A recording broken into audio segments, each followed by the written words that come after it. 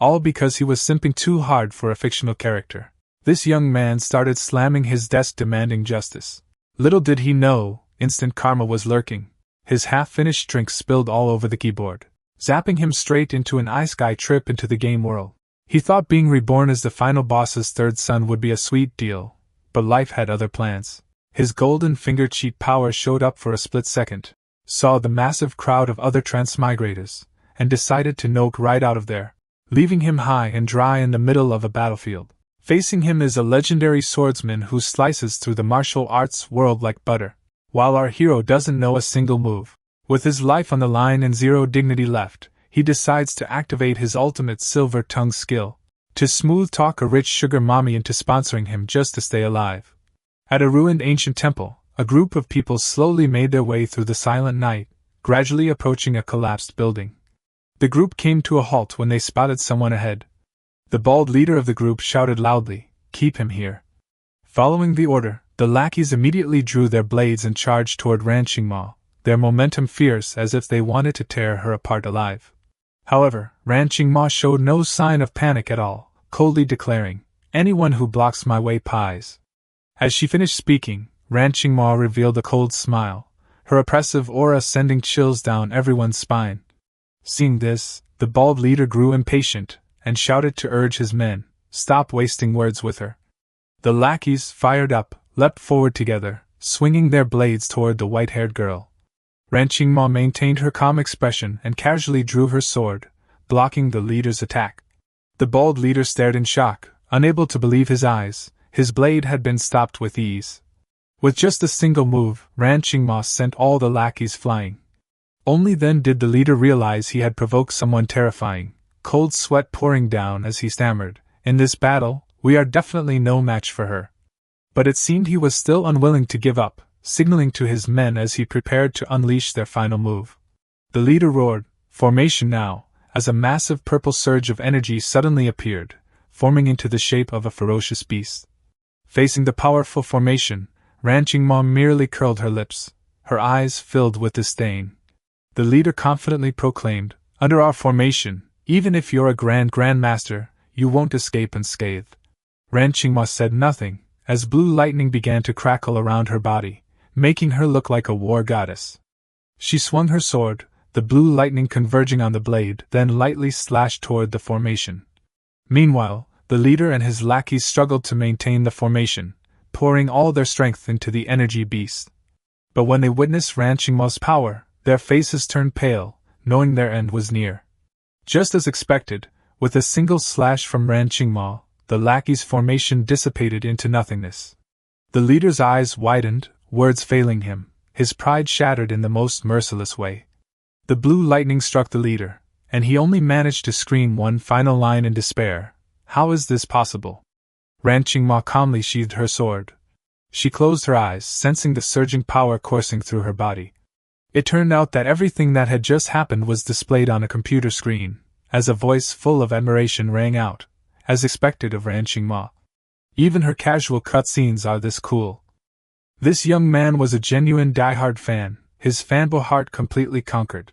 He introduced himself. "My name is Yuan, I'm a hardcore gaming otaku, and right now I'm challenging the game Cangyuan with the goal of unlocking all achievements." Just looking at the waifu posters plastered all over the wall was enough to understand how far gone he was. However, Yuan suddenly grew gloomy, rubbing his chin and muttering, "Why does such a wonderful girl like Ran Qingmo have to die in?" In a moment of desperation, Yuan slammed the desk and shouted, "Is there really no way to save her except by cheating?" The ill-fated slam knocked a cup of water straight onto the keyboard. The keyboard short-circuited, sparks flying, before Yuan could even understand what was happening. A powerful current surged through his body, and Yuan only had time to let out a shrill scream. The electric shock not only sent Yuan flying, but also created a strange energy vortex on the computer screen. And thus, just like in every transmigration story, Yuan was transported to an unfamiliar place. When he woke up, Yuan found himself in a desolate, ruined environment, still dazed and unsure of what had just happened. A splitting headache struck. Yuan clutched his head and muttered, "My head, it hurts 5 much, wasn't I just playing games in my room a moment ago?" While still confused, Su Yuan suddenly noticed something strange beside him, a human leg drenched in blood. Su Yuan turned around and froze when he saw the scene around him. A corpse? Utterly panicked, Su Yuan hurriedly fled the area, stammering, "Am I dreaming, or what? What the hell is even happening right now?" In his panic, Su Yuan bumped into someone. The scene felt eerily familiar. His face instantly flushed red. What is this? It's so big and so soft. Looking up, Su Yuan froze when he realized the person he had bumped into was none other than the goddess Ran Qingmo, who coldly stated, "You're blocking my way." With death looming so close, Su Yuan's innate weakness for beautiful women surfaced, and he stared blankly. "Ah, so beautiful, she looks just like a celestial fairy. No, this isn't the time to be fawning over her." Su Yuan hurriedly waved his hands to explain, sweat pouring down. "Listen, I can explain. I had no intention of blocking your path. I don't know anything about what's happening here. Did you see?" Before he could finish speaking, a streak of blue light flashed past Su Yuan's hair. Su Yuan still didn't understand what had happened, his shocked gaze turning toward the back. Right behind him, a gigantic Buddha statue had been split cleanly in two by an extremely powerful sword aura.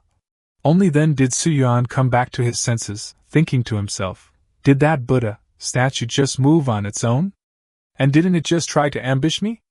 Just when he thought he had escaped danger, a sinister voice echoed from within the shattered statue, "Young master, run." As soon as the words ended, it collapsed into a lifeless stone statue.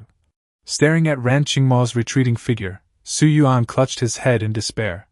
This is exactly the same as the scene in Cangyuan where the Prime Minister's third son gets kidnapped by Ran Qingmo. Which means I've transmigrated into the game, and I've become the third son of the final boss villain.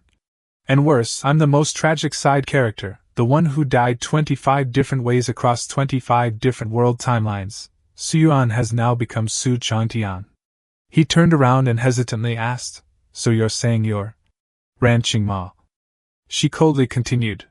Su Changtian's face immediately twisted. "Bingo, everything checks out, damn it, I've transmigrated into the body of a worthless side character?" But drawing on years of gaming experience, Su Changtian calmed himself. "Don't panic, I've played through tons of games, I know the transmigration trope inside and out. Every transmigrator gets a golden finger, a system, something like that." And just as he thought, a notification panel appeared. "Congratulations, player 114514, transmigration successful, now binding you to." Su Changtian was overjoyed. "Awesome, I knew it had to be like this." System loading, calculating transmigrator priority. Su Changtian eagerly awaited the cheat code of his life. But reality was cruel, as the system delivered a blunt verdict. "We apologize, due to the recent surge in transmigrators, player 114514 failed to qualify for a system assignment. Thank you for your support." Su Changtian exploded in rage and shouted, "Thank your grandmother, who gives out a system and then just takes it back halfway." The system continued. "As a token of appreciation for player 114514's brave transmigration attempt, we're gifting you the All Achievements preview feature." Su Changtian asked blankly, "What good is an All Achievements preview?" The system explained, "Not much, but you can anytime view all the achievement scenarios you've previously completed." Hearing this, Su Changtian boiled with anger. "What the heck am I supposed to do with this?" The system coldly bid farewell and wished him better luck next time, ignoring Su Changtian's frantic screams demanding it come back. The surroundings fell into silence, as Su Changtian gloomily turned to look at Ran Qingmo. She said coldly, "Follow me." With no other choice, Su Changtian could only trudge along behind Ran Qingmo into a gloomy forest. As he walked, Su Changtian thought to himself, "If I let this woman kidnap me, it's a dead end for sure. I need to find a way out of this." Thanks to the achievements preview, he found the information he needed. This giant ice block's goal is to capture me to persuade my father, the final boss, who's about to start a war. Having grasped her weakness, Su Changtian spoke confidently, "Miss Ran, I know what your goal is." He stated bluntly, "You want to use me as leverage to make my father spare the 40,000 disciples of the Sword Sect." Hearing her plan exposed, Ran Qingmo halted. Her beautiful eyes filled not only with shock but also a flicker of suspicion. She turned around, killing intent surging as her icy gaze pierced straight into Su Changtian, enunciating every word. How did you know? The invisible pressure sent chills down his spine.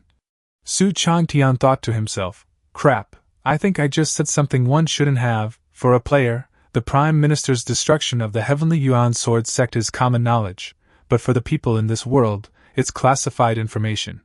At this point in time, the Sword Sect's leader is still the respected national preceptor of the Great Yuan dynasty. My father, the Prime Minister, has been close friends with him for decades. If the Prime Minister wanted to destroy the Sword Sect, nobody would even believe it, not even the sect leader himself. But hearing this from me, a worthless second-generation rich kid who only knows how to eat, drink, and gamble? My character's reputation just completely shattered. Anyway, I need to calm Ran Qingmo down first. Acting on the thought, Su Changtian immediately put on a fake friendly smile. Don't be so tense, never mind how I know. I just want to have a good talk with you about this. But Ran Qingmo was no pushover. Without a word she immediately drew her sword. A sharp sword aura shot toward Su Changtian in an instant, before he could even react. Su Changtian felt a piercing pain, with only one thought left in his mind. I died just like that. The end? Before his eyes was nothing but pitch black, his consciousness gradually fading. The space was deathly silent, with only the sound of dripping water. Su Changtian suddenly jolted awake, drenched in sweat, still shaken by what he had just experienced. He swallowed hard and stammered, I'm still alive. Only then did Su Changtian realize, that must have been an illusion technique that Ran Qingmo used on me, so that was a warning? In a flash, Ran Qingmo closed in on Su Changtian again, pressing her sword to his neck once more as she repeated the question, how did you know? Were you involved in this too? Su Changtian's mind raced. I have to find a way out of this, otherwise I'm really going to die. Su Changtian decided to go all in, raising his hand to block the blade as he asked back with a mysterious air, Miss Ran, you seem quite surprised? He started yapping, well, that makes sense. How would my father let a worthless person like me know such classified information? Then he abruptly changed direction. But here's the thing, Miss Ran, compared to me, the Prime Minister's third son, I'm actually more curious. How does a Sword Sect disciple like you know such secrets? A cold wind swept through, and the atmosphere became unbearably tense. Ran Qingmo froze at Su Changtian's question, stammering, what are you imlying? Seeing his plan working, Su Changtian thought to himself, this is working, except gong. He curled his lips and asked, what do you mean? Su Changtian began throwing out information he knew from the game. On an official level, the Great Yuan dynasty has stood for over 1,300 years. The Heavenly Yuan Sword Sect was founded alongside the Great Yuan. And every generation of sect leaders has served as the national preceptor. The current leader even serves as the Crown Prince's martial arts master. The Sword Sect rises and falls with the Great Yuan as one. He continued, on a personal level, my father and your master have been close friends for decades. Finishing his words, Su Changtian stared straight into Ran Qingmo's eyes and delivered the final psychological blow. As the disciple of the Sword Sect's leader, Miss Ran, what would make you believe my father would move against the Sword Sect? Don't you find that suspicious? Su Changtian's words struck Ran Qingmo like a hammer to the mind, causing her to freeze. Since he woke up, he's become a completely different person. His heartbeat is racing. He's not nearly as calm as he appears. Seeing Ran Qingmo waver, Su Changtian gently pushed her sword aside and said, Miss Ran, threats that can't be carried out are just jokes. Let's talk, I can help you. Ran Qingmo also realized, he's nothing like the useless person the rumors describe. His heartbeat is gradually calming down. She thought to herself, just how much does he know, and what cards does he have? After some hesitation, Ran Qingmo decided to sheath her sword. It seemed Su Changtian's yapping had been a success. Su Changtian was secretly overjoyed, yet still couldn't help simping for his goddess. Incredible, she looks even cooler in real life than on the computer screen. But while he was still admiring her, Ran Qingmo silently picked up a dry branch nearby, and Su Changtian asked blankly, Miss Ran? Before he could finish speaking, Su Changtian took a full blow to the head. He collapsed to the ground, completely unconscious. Ran Qingmo coldly declared, enough talk. Then she grabbed Su Changtian by the collar and dragged him to a shabby cave. ignoring the pouring rain outside. After a while, Su Changtian woke up, his entire body aching, his head pounding like it was being split open. He groaned, my head hurts so much. He saw Ran Qingmo sitting at the cave entrance, soaked from head to toe, the cold air inside making Su Changtian shiver. He muttered, "It's so cold." Looking at Ran Qingmo, Su Changtian couldn't help sighing, this woman. Her temperament changes faster than turning pages in a book. He was still resentful about being hit with a stick.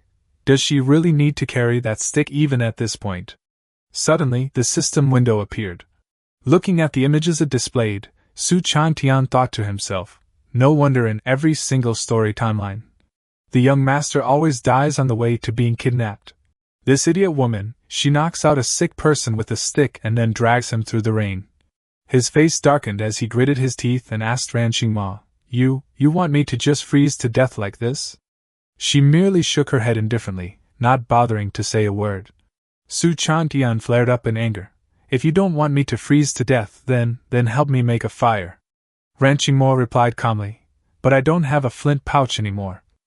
Hearing this, Su Changtian immediately shouted, then use your qi.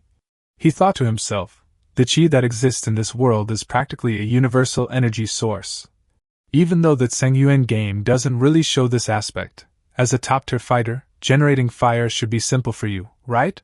Ran Qingmo tried circulating her qi, but what she produced was a block of ice. She held the ice block in front of Su Changtian, leaving him speechless. Ran Qingmo handed him the ice and asked innocently, My qi only produces ice, will that work? He completely broke down and screamed in despair, I'm sick, I need a bonfire, hot water, and food. Faced with his rambling, Ran Qingmo merely turned her face away in silence, clearly annoyed. Su Changtian cursed inwardly, damn it, he felt his body was about to give out. The cold and fever tormented him until he grew weak. He helplessly toppled forward. His face accidentally pressed against Ran Qingmo's chest, and in a daze he thought, my body feels so light and so soft, am I hallucinating from the fever?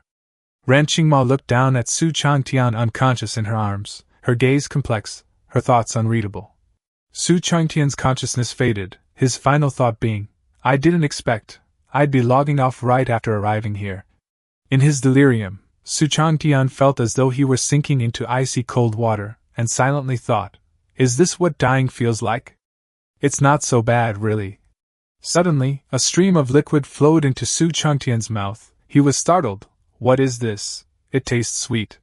Su Changtian opened his eyes and realized he was still alive. Standing before him was Ran Qingmo. He could hardly believe it. Was Ran Qingmo saving him?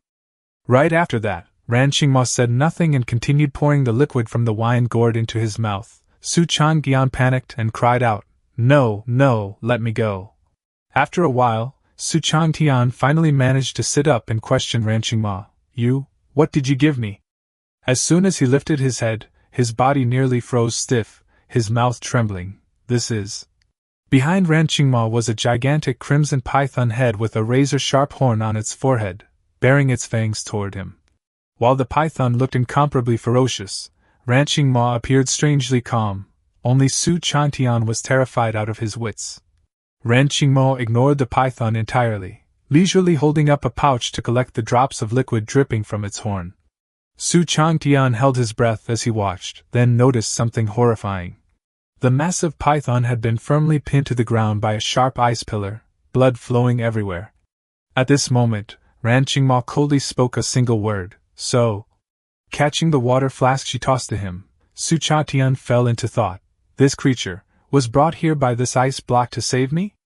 Ran Qingmo snapped her fingers, and a pile of dry firewood flew in from somewhere and stacked itself in front of them. Watching Ran Qingmo slowly arranging the wood into a pile, Su Changtian thought to himself, how am I supposed to light such damp wood? While Su Changtian was still scratching his head in confusion, Ran Qingmo turned, grabbed the leash, and ordered the python, breathe fire for me. Su Changtian gaped in shock. The python obediently spewed out a stream of flames, igniting the wet firewood in an instant. Su Changtian rubbed his chin and analyzed, while the 5D pixel art transitioning to first-person perspective is a pretty big change. If I'm not mistaken, this should be a flame spirit python. It's a rare elite fire attribute material beast with some intelligence. Once defeated, you can tame it as a companion and cultivate it into a flame spirit jiao. The flame spirit fluid has multiple uses. It can be used as an auxiliary ingredient in alchemy pills. And since it's a lustful, fearful beast demon, it even has a slight aphrodisiac effect. Su Changdian suddenly stiffened, recalling the liquid he had just swallowed. Plus, this thing seems to be one of the ingredients for passion fodder, the supreme treasure from the corrupt world timeline. Thinking of this, Su Changdian turned his head to look behind him.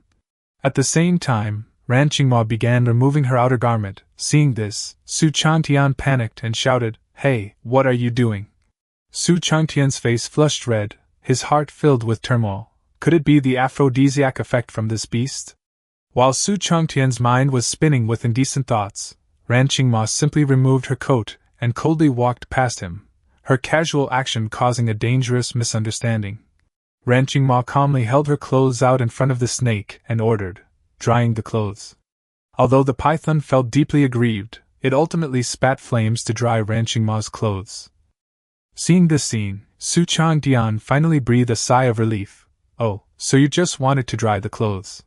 After a while, Ran Qingmo silently entered meditation, while Su Changdian touched his own clothes and thought, "Damn it, I want to dry my clothes quickly too." Thus, Su Changdian removed his outer garment and tiptoed toward the resting flame python in the cave, hoping to get his clothes dried, but the python refused. With an arrogant expression, Su Changtian pointed toward Ran Qingmo meditating behind him. Cold sweat poured from the python's head like rain. In the end, it reluctantly spat fire, while Su Changtian squinted and smiled in satisfaction. "Ha, you beast, you still have to help me dry my clothes anyway." Su Changtian's provocative behavior enraged the python, its eyes blazing with bloodlust. Immediately, the python let out a furious roar and shot a fireball towards Su Changtian. Su Changtian froze in shock, unable to react to the sudden attack, only able to stare wide-eyed as the fireball rushed toward him. Right then, the flames were intercepted by a chilling stream of sword chi. At the critical moment, Ran Qingmo appeared and used her sword to save Su Changtian's life. He stood behind her still in a daze. Ran Qingmo coldly swung her sword. A lightning-fast slash instantly ended the python's life. The head of the unfortunate flame spirit python crashed heavily to the ground, ending its miserable existence. Ran Qingmo turned to look at Su Changtian and coldly asked, "You, what are you doing?" A flood of memories surged back. In the storyline of Cangyuan, the Su family's third young master dies 9 different times on the road while being kidnapped by Ran Qingmo, each death unique. Freezing to death is just one of them. Drowned in a creek, fell to death from a cliff, beaten to death with a wooden stick. Now that I think about it carefully, these bizarre deaths weren't accidents. Someone wants me dead in the Wanqing mountain range. Thinking this, Su Changtian became serious, stepped in front of Ran Qingmo, and said, "Miss Ran, we need to talk." Ran Qingmo slowly sheathed her sword and nodded. "All right, go ahead." Su Changtian silently sighed in relief. "Good, at least she's willing to listen. I was really afraid she'd hit me with that stick again." Su Changtian went straight to the point. "Miss Ran, what I want to say is simple. For the sake of my life, and your life, we'd better cooperate." He began analyzing. "I know that because of my father, many people want me dead, but a demonic beast from the Wanqing mountain range shouldn't be influenced by him. Yet the flame spirit python, a creature that fears death more than anything, still tried desperately to kill me even after you pierced through its vital spot. Miss Ran, don't you find that strange?" He presented his conclusion, his tone dangerous. "Someone wants me dead on the road while you're taking me away, if I really die. Your goal of using me to threaten my father into stopping would become impossible to achieve." Ran Qingmo coldly replied, "However, but you don't have any qi." Hearing this, Su Changtian was speechless, thinking, "That's right, to Ran Qingmo, an ordinary person without qi is no different from an ant." Su Changtian hurriedly waved his hands, explaining, "Don't misunderstand. When I say cooperation, I don't mean fighting. You should have a map of the Wanqing mountain range, right?" "Yes. As long as we can figure out where we are now, I can provide us with a hiding place." Holding the map in one hand and opening the system with the other, Su Changtian felt relieved. Thankfully, the achievement system still includes map functionality. Though some details differ, it's mostly accurate. He pointed to a location on the map and said, "This location, when I was young, my father brought me and my two brothers to the Wanqing mountain range." Su Changdian revealed further, "He has a cave dwelling here with many cultivation resources enough for both of us to survive for quite some time." Ran Qingmo asked, "Your father knows about it too?" Su Changtian laughed and flattered her. "What else do you have to worry about? In front of a cultivator like you, everything I do is transparent anyway." Ran Qingmo seemed convinced and coldly said, "All right, let's go." Outside, the rain continued to pour endlessly. Su Changtian, with the frail body of a mortal, had to support himself with a stick and move with great difficulty, while Ran Qingmo walked leisurely ahead. He panted heavily, doing his best not to fall too far behind Ran Qingmo in the torrential rain. An hour later, Su Changtian was nearly exhausted and gasping for breath, while Ran Qingmo remained unaffected, only slightly impatient. Finally, Su Changtian could no longer endure it and shouted, "If you can't navigate, stop leading the way." Then he slapped his own face and muttered, "I'm such an idiot, I actually expected this moron who could freeze a hostage to death to be able to find her way in the wilderness." Regaining his composure, Su Changtian turned to Ran Qingmo and said, "Take me to the highest point nearby first, maybe I can roughly figure out where we are." Ran Qingmo obediently agreed. Ran Qingmo waved her hand and circulated her qi. She grabbed Su Changtian and pulled him up to fly with her. He screamed in terror. Only then did she extend her hand to grip his shoulder. Ran Qingmo formed a solid ice platform and an ice umbrella to shield them both from the rain. She glanced at Su Changtian and coldly asked, "Can you see clearly from this height?" Although still slightly dizzy, Su Changtian quickly confirmed that he could see the scenery below. Suspended in midair, Su Changtian began comparing the surroundings with his map to determine their exact position. After observing for a while, he spoke, "That over there is Tianen Mountain?" "Yes." Ran Qingmo asked, "The cave dwelling you mentioned is up there?" He nodded in response, "Correct." In Su Changtian's mind, certain information resurfaced. That cave dwelling is a hidden map location in the Cangyuan world timelines. The trigger condition is pretty close. Jump off Tianen Mountain with a fortune stat over 80, and you'll enter it. This third young master's fortune is only 3. He could jump 100 times and never get in. But now I have Ran Qingmo. With this ice block strength, she can definitely protect me and get me down safely. With the plan set, Su Changtian proposed, "Let's go to Tianen Mountain right now." Ran Qingmo nodded in agreement.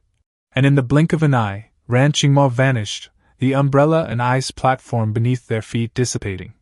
Su Changtian, lacking qi, immediately fell, his miserable scream echoing throughout the mountains and forests, as Ran Qingmo stared in stunned confusion.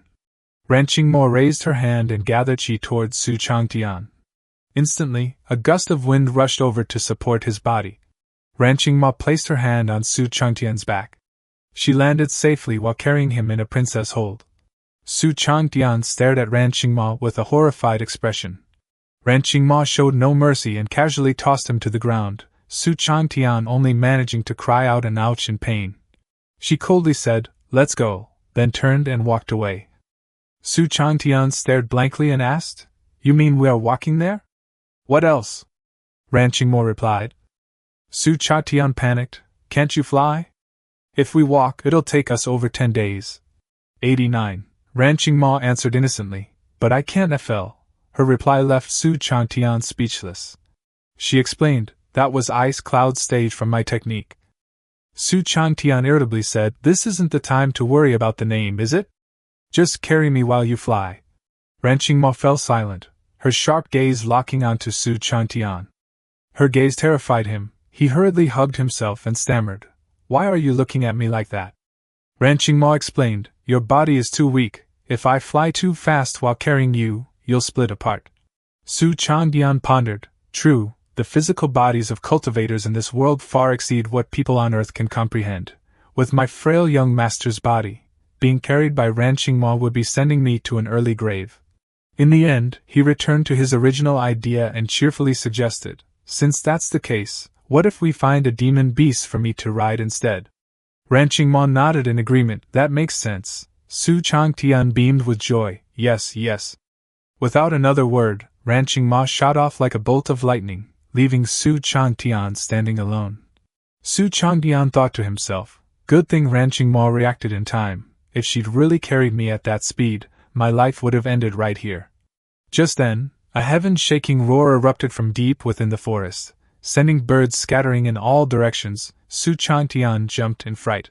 Countless demon beasts fled in terror. Su Changtian was astonished and wondered. Just one roar causes 100 beasts to scatter. What kind of demon beast is Ran Qingmo catching anyway? Roars, collisions, and screams echoed throughout the forest. A brutally intense battle was underway. Su Changtian listened for a while and muttered, "This demon beast's voice is getting weaker and weaker." The bushes in front of him rustled with the sound of approaching footsteps. Ran Qingmo let out a demon beast with a swollen head and calmly asked, "It will work?" Looking at the demon beast's furious, murderous expression, Su Changtian swallowed and replied, well, it doesn't seem very cooperative." Unexpectedly, when Ran Qingmo turned to look at it, the ferocious lion instantly turned into an adorable kitten, rubbing against her hand and meowing. She picked up the wooden stick and said, "Wait a moment." Immediately after, the forest once again echoed with collisions and the demon beast's miserable cries. At the same time, back at the abandoned house from before, corpses lay scattered across the ground. Two mysterious figures, one male and one female, appeared amid the scene of death. The red-haired man squatted down, surveyed the area, and clicked his tongue. "How tragic! Looks like whoever kidnapped the young master is no ordinary person." The brown-haired woman turned and asked, "Can you tell who did this?" The red-haired man shook his head. "How would I know? All ordinary sword energy slashes. They didn't even use any sword techniques." Hearing this, a thought flashed through her mind. They had formed a formation. The man nodded, set but still killed the opponent in one strike. The woman asked, "Could you do that?" The red-haired man hesitated. "Well, Standing amid the ruins, he admitted, "At least this spirit Buddha, I couldn't slash it in one strike without using origin chi." Afterward, he delivered a chilling conclusion, "That person might be stronger than me." The red-haired man let out a sigh and continued, "The eldest young master has already rushed from the imperial capital to Jingjiang City because of what happened to the third young master. Quite a few people in the city have already died. You go back first and report to him that whoever made this move is most likely a grandmaster." Hearing this, the girl immediately asked, "What about you?" He replied in a low voice, "Of course I'll keep pursuing them, carrying the third young master. Even a grandmaster can't run fast. I'll leave you markers along the way. Make sure to go and return quickly, otherwise by the time you all catch up, I might already be a corpse." Having said that, the man quickly set off. The female companion merely stood there silently, watching his retreating figure without saying a word. Returning to the forest, where Su Changtian, Ran Qingmo, and the large cat were moving forward. Several additional lumps had appeared on the large cat's head from being beaten. It was on the verge of tears, obediently carrying the two of them on its back as it trudged ahead. While riding the large cat, Su Changtian anxiously asked Ran Qingmo, "Are you sure this tiger won't suddenly bite me?" She raised the wooden stick in her hand and coldly replied, "It wouldn't dare." Although he still felt far from safe, Su Changtian could only console himself that this was still much better than having to walk on his own. Suddenly an intense pain surged through him, causing Su Changtian's vision to darken. Su Changtian spat out a mouthful of fresh blood, his body racked with unbearable pain. Seeing this, Ran Qingmo asked, "What's wrong with you?" He could only scream inwardly, "Damn it, the game never mentioned that the third young master had this kind of problem. What the hell is wrong with this trash body?" The pain became too much for Su Changtian to endure. He tumbled off the tiger's back, his consciousness gradually fading. Ran Qingmo anxiously called out, "Su Changtian?" In his hazy state, he could only hear Ran Qingmo shouting his name loudly, "Su Changtian." Some time later, Su Changtian suddenly woke up, his eyes still unfocused. He found himself once again sitting on the tiger's back, and heard a familiar voice by his ear, "You're awake?" Su Changtian looked over to see Ran Qingmo standing alone by a nearby tree. Jumping down onto the white snow, Su Changtian hesitantly asked, How long was I unconscious?" Ran Qingmo replied indifferently, 4 days. He quickly opened the system window, his mind filled with countless questions. What kind of illness is this? I never saw anything like this when I was playing the game. This doesn't look like a poisoning reaction either. With my father around, No one would dare risk their entire clan's lives as a joke. Could it be that I've awakened some kind of special constitution? Something like a sword embryo spirit body, Tao soul divine bones, or the like? Maybe my golden finger is only just arriving now. His rosy fantasy was instantly shattered by Ran Qingmo's question. Your rejection syndrome has ended? Su Changtian gaped, rendered speechless.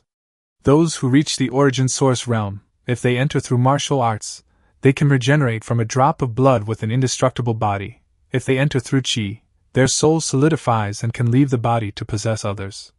That's right, this world does have the concept of possession. I didn't expect that this kind of cross-world transmigration would actually trigger rejection syndrome in him. Understanding the issue, yet facing Ran Qingmo's blade-sharp gaze, Su Changtian could only force himself to act like an amnesiac, awkwardly smiling as he asked, Miss Ran, what do you mean by this? He hoped to fool her. Ran Qingmo paid no attention to his performance. She stared straight into Su Changtian's eyes and stated decisively, You're not Su Changtian. Exposed, Su Changtian frantically calculated in his mind, right now I only have two options: admit it or deny it. If I deny it, what reason should I use to fool her? Su Changtian fell silent, his long hair concealing his expression, but his mind was undoubtedly running at full speed.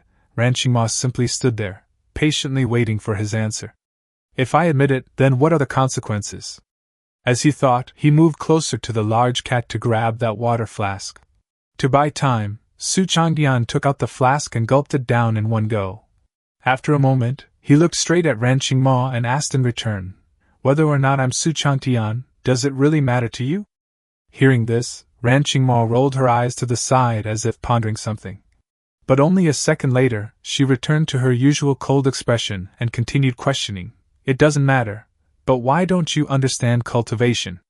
Su Changtian immediately played the ultimate card of every transmigrated male lead. Because I've lost a lot of my memories, many things are just fragments. Her voice sank. Including the cave dwelling you mentioned? Su Changtian nodded, naturally. Ran Qingmo hesitantly asked, Then, how did you find out about the Sword Sect matter? Hearing this, Su Changtian gave an awkward smile to dodge the issue and hurriedly reminded her of their agreement. Miss Ran, didn't we agree not to pry into each other's secrets on this matter? And besides, that person would never waver in their decision because of me, or rather, because of Su Changtian. Seeing that he was still being stubborn, Ran Qingmo raised the wooden stick to threaten him. Su Changtian immediately jumped in fright and explained, I'm not trying to run away, so please put down your stick. He hurriedly made a proposal. If you really want to prevent the Sword Sect's destruction, there's a better way. If you change your mind, I can help you anytime. But Ran Qingmo coldly refused. I don't need it. At that moment, the ground suddenly began to shake violently. Su Changtian jumped up and hugged the large cat tightly, panicking as he asked, What's going on, an earthquake? Ran Qingmo remained calm and answered succinctly, No. Beneath the white snow, something enormous was rising, carrying an overwhelming presence. Ran Qingmo warned, It's coming. Su Changtian was still confused and asked back, What coming?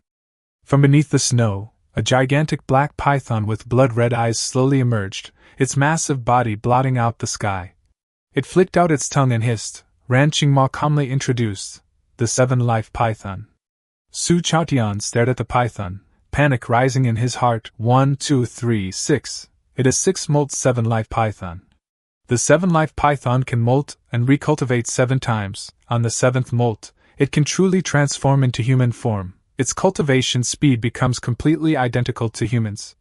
And most importantly, this giant python will become one of the female leads in the future. After transforming into human form on the 7th molt, she will head to the Great Yuan dynasty, becoming a legal lowly bear demon. Using the alias Ji Qingwei, she will meet the plot protagonist in Xinjiang City.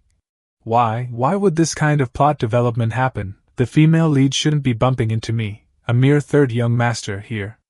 While he was still reeling, the gigantic python had already swung its spiked tail upward, preparing a devastating attack. The gigantic python gave Su Changtian no time to think. It lashed out with its spiked tail, striking down like a thunderbolt at the spot where he stood. Seeing that he was still stunned, Ran Qingmo moved swiftly, grabbed him by the collar, and said, Why are you still standing there? Saying this, she hugged Su Chatian and leapt aside, narrowly dodging a fatal strike from the seven-life python. Not only that, she also casually hurled him straight toward the tiger that was about to flee.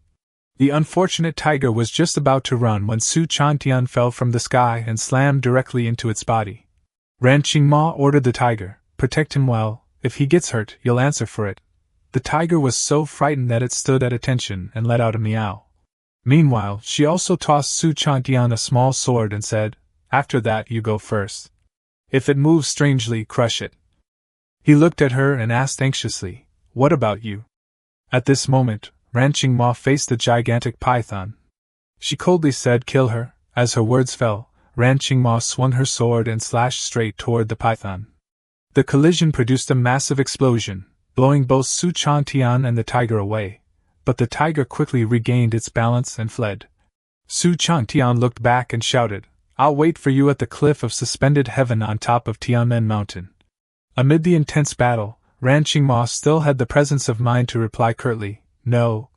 Su Changtian's eyes shone with determination as he continued to shout, "I said I'll wait for you at the cliff of suspended heaven." His words involuntarily caused Ran Qingmo to pause for a moment. In the end, she agreed decisively, "All right." The battle resumed, Ran Qingmo nimbly dodging the python's attacks while searching for an opportunity to counterattack. Suddenly, the python fired a purple energy sphere, but it seemed its target was not Ran Qingmo. The energy sphere shot straight towards Su Changtian and his tiger, who were trying to flee. Su Changtian panicked, grabbing the tiger tightly and shouting, "Quick, think of something, or I'll drag you down with me." The tiger was also scared pale. In the moment of crisis, the tiger unexpectedly displayed courage, turning back and letting out a roar, using its body to block the attack. The python opened its mouth again, preparing another strike, and Su Changtian looked on in horror as an energy sphere began forming within its jaws.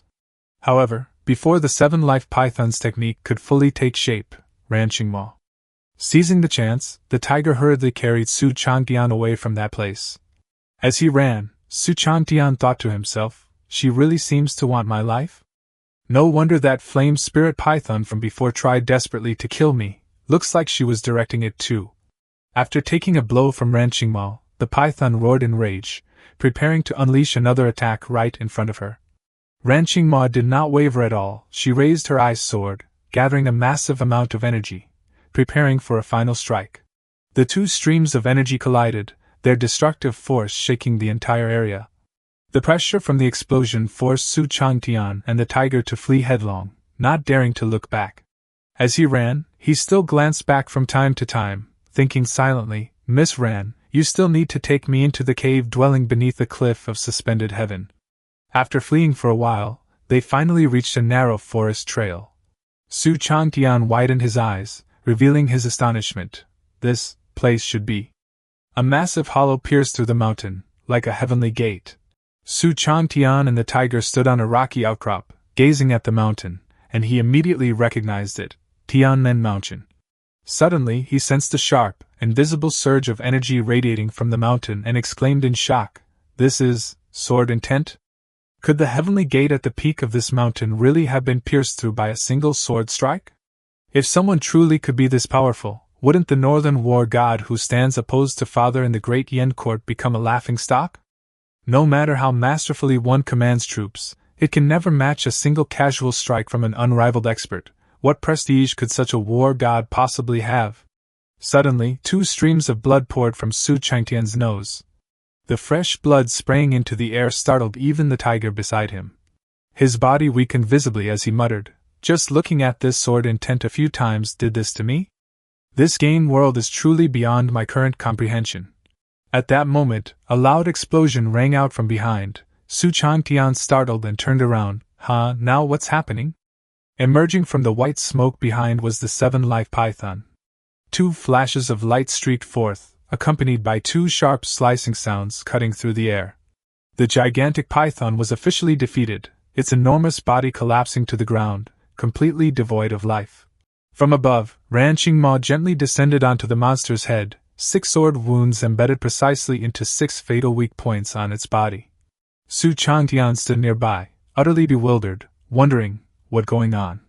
He stared in shock at Ran Qingmo standing atop the python, unable to believe his eyes. After the fierce battle, Ran Qingmo was panting heavily, clearly having expended a great deal of strength. She stood on the monster's corpse, her gaze icy cold, her sword still stained with blood. Seeing Ran Qingmo injured, her clothes torn and tattered, Su Changtian anxiously called out, "Miss Ran." However, Ran Qingmo did not respond. She used the edge of her sword to cut a single line across the top of the python's head. Blood gushed out like a waterfall, and along with it, a red blossom flew forth. Su Changtian exclaimed in shock, "This is Snake Heart Lotus." To be precise, a 6-molt snake heart lotus. Priceless, one of the top-tier alchemy materials in Cangyuan. It can be used to refine the Golden Scale Pill, or the Blood Spirit Rebirth Pill. The Blood Spirit Rebirth Pill has the effect of calming the soul and fusing it with the body. As long as I have it, I can overcome the effects of rejection syndrome, fusing my body and soul as one without any flaws. Most importantly, Ji Qingwei, one of the female leads of the game, actually just died like that. The familiar plot I once knew has already changed because of my arrival. Will my knowledge of the game still be useful going forward? As Su Changtian sank into thought, he suddenly paused and looked up to see Ran Qingmo staggering forward. Ran Qingmo was completely exhausted and collapsed. Su Changtian shouted in alarm, "Miss Ran?"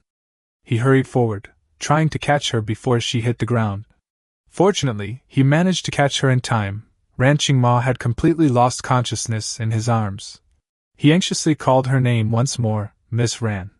At the same time, elsewhere, 2 figures descended from the sky onto the site where the fierce battle had just taken place. Both stared at the scene before them in horror. The man clicked his tongue. "Good thing I didn't chase after them alone. By the time you report back and return, I'd probably already be frozen inside that giant ice block." The girls seriously analyzed the situation. A 6-molt 7-life python, one more rebirth, and it could fully stabilize its human form. Must be some important figure from the snake demon clan of the foreign demon nation. Hearing this, the white-haired man lowered his head and said in a deep voice, "The only person who could battle such a great demon and use this type of technique is Ran Qingmo of the Sword Sect." The female companion asked, "You mean, the 3rd young master was captured by Ran Qingmo?" He replied, "Not certain, but at least Ran Qingmo wanted to protect the 3rd young master. Notify the eldest young master and the other search parties that we've found the 3rd young master's whereabouts." The girl frowned, "But we still haven't." He interrupted her, "We've been tracking them this whole way, and whoever kidnapped the 3rd young master hasn't taken a single detour." He looked toward the mountain range ahead and said, "There." Heading to Tianmen Mountain.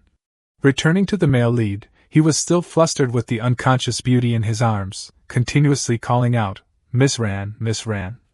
On a desolate cliff, with fierce winds howling, Ran Qingmo slowly opened her eyes. Discovering that she was being carried in Su Changtian's arms, she weakly asked, Your cave dwelling, where is it?" He was startled and replied, "It's below the cliff of suspended heaven." The two stood at the edge of the cliff, looking down into the bottomless abyss below. Su Changtian suggested, "You're so badly injured, shouldn't you rest more before we continue?" Ran Qingmo hesitated, but Su Changtian's father's men will arrive soon. Upon hearing this, Su Changtian's expression changed drastically, and he cried out in shock with a what? Su Changtian recalled how the original body had been tortured in the past, and he felt extreme fear. "We're doomed. If the original body's father discovers I've possessed his son, at the very least I'll be skinned alive and have my tendons ripped out." Seeing Su Changtian panic, Ran Qingmo spoke to calm him. "You seem uneasy? Calm down, I won't reveal your secret." Su Changtian immediately asked, "Don't you know that possession can be?" She shook her head blankly. Regaining his composure, Su Changtian asked, "Can your current body withstand flight?" Ran Qingmo replied weakly, I'm badly injured." Caught in a dilemma, Su Changtian paced back and forth anxiously, thinking to himself, "Staying here is a dead end. I must think of a way." Suddenly, a bold idea flashed through Su Changtian's mind, his eyes lighting up. "I've got it." Su Changtian turned around, his gaze resolute as he looked at Ran Qingmo. Without saying a word, Su Changtian stepped forward and once again scooped Ran Qingmo up into his arms. Suddenly lifted, Ran Qingmo was startled and asked, "What are you doing?" Su Changtian revealed a meaningful smile and proposed, Miss Ran, how about we make a bet? Ran Qingmo nodded. You speak. He looked straight into her eyes and set the condition. If we can survive, you'll owe me a favor and have to do one thing for me. Looking at the abyss before them, Ran Qingmo fell silent, seemingly weighing Su Changtian's proposal. Then she spoke, but we won't survive. Su Changtian hurriedly corrected, I mean if we do survive. He continued persuading her, if we can survive, it will certainly be because my cave dwelling saved us. I saved your life, so shouldn't you owe me a favor? Ran Qingmo fell silent once more, her expression complicated. Finally, Ran Qingmo agreed, fine, if we survive, I'll owe you a favor. Su Changtian smiled, it's a deal. The moment the agreement was made, Su Changtian did not hesitate, tightly holding Ran Qingmo as he jumped straight down into the unfathomable abyss. Left behind on the cliff, the tiger stared blankly as the two plunged downward, only managing to let out a confused and panicked meow. While falling freely at a terrifying speed, Su Changtian maintained an extremely focused expression, thinking to himself, if I remember correctly, Ran Qingmo's fortune is, it seems to be 93. Just as expected, when he looked at Ran Qingmo, an information panel appeared, fortune, 93. And just like that, the two of them continued falling freely into the bottomless abyss. At the same time, inside a forest not far away, a group of people leapt out from within the woods. Once again, it was the red-haired man with a masculine beard, carrying a massive saber on his back. He turned back and asked a man in front of him, You're all here early, did you find the third young master? That man curled his lips and replied, Zhou, the third young master was taken down the cliff by a woman. The mist below the cliff of suspended heaven can block soul detection. Zhou rushed over, patted his shoulder, and said, Long time no see, weren't you accompanying the crown prince on his diplomatic mission to the northern barbarians? When did you return? Once this matter is settled, when we return to Jingjiang City, I'll treat you to drinks at Drunken Immortal Tower. However, the man suddenly brushed Zhou Chen's hand aside and coldly said, The eldest young master has already descended into the cliff of suspended heaven, show some restraint, his face stern and severe. Zhou Chen pursed his lips, Fine, we'll talk about drinking privately later, but since you all arrived first, did you figure out who kidnapped the third young master? The man replied succinctly, Ran Qingmo, and we also left tracking marks, but she ignored them all. Zhou Chen's face darkened as he ground his teeth inwardly. As expected, it's Ran Qingmo. Even when Sima Yu left marks, Ran Qingmo still escaped with the third young master. Could the national preceptor and the prime minister have had some unknown conflict? Several more figures appeared in the sky, moving as swiftly as the wind, and Zhou Chen turned around. The two figures who landed were a man and a woman, both exuding a cold and arrogant demeanor. Zhou Chen and Sima Yu immediately clasped their hands respectfully, appears before eldest young master. The man said in a deep voice, Origin illusion Mr. A. Humph, this was clearly premeditated. Ran Qingmo actually knew there was such a maze here. This man was the Prime Minister's eldest son, the eldest young master, Su Chunga. Su Chunga deduced, this array was built alongside Tianan Mountain and cannot be broken. However, after 1 month when its origin energy is exhausted, the mist will naturally dissipate. During this time, I'll have to trouble you gentlemen to guard this place. After that, he turned to the masked girl and said, Shadow 7, you don't need to follow me either, just wait here. Shadow 7 asked in surprise, Eldest young master, where are you going? Without answering, Su Chunga leapt into the air and departed on the wind, leaving Shadow 7 standing there in shock. He hovered in midair, turned back to look at everyone, with the head of the 7-life python beside him, still fierce and imposing. Su Chunga coldly instructed, Gentlemen, I must temporarily leave for it's a long journey, and I may not be able to return within a month. Ran Qingmo is in your hands, gentlemen, no need to hold back. As for Changtian, although Changtian is quite stupid, and he's indeed an absolute piece of trash, but no matter how trashy he is, it's not outsiders' place to discipline him. So I must ask you gentlemen to ensure Changtian's safety. The people below immediately accepted the order, yes. After Su Chunga left, worry surfaced on his face. 3 years ago, elder brother Chang'an was already stolen away. Now if Changtian has another incident, what father will do, even I, his son, cannot predict. The scene shifted back to the bottom of the abyss, inside a cave halfway up a towering mountain. A drop of water condensed above fell directly onto the center of Su Changtian's forehead. He held his head and slowly sat up. Seeing him move, Ran Qingmo spoke. You're awake. Can you let go of my hand now? Su Changtian cried out in surprise and realized he was still tightly holding the beauty's hand from the fall, his face flushing red with embarrassment. Su Changtian chuckled awkwardly, thinking to himself, with the original body's fortune stat as high as 3, if I'd let go of her hand, I'd probably be smashed to pieces by now. Ran Qingmo slightly leaned to the side, leaving Su Changtian puzzled.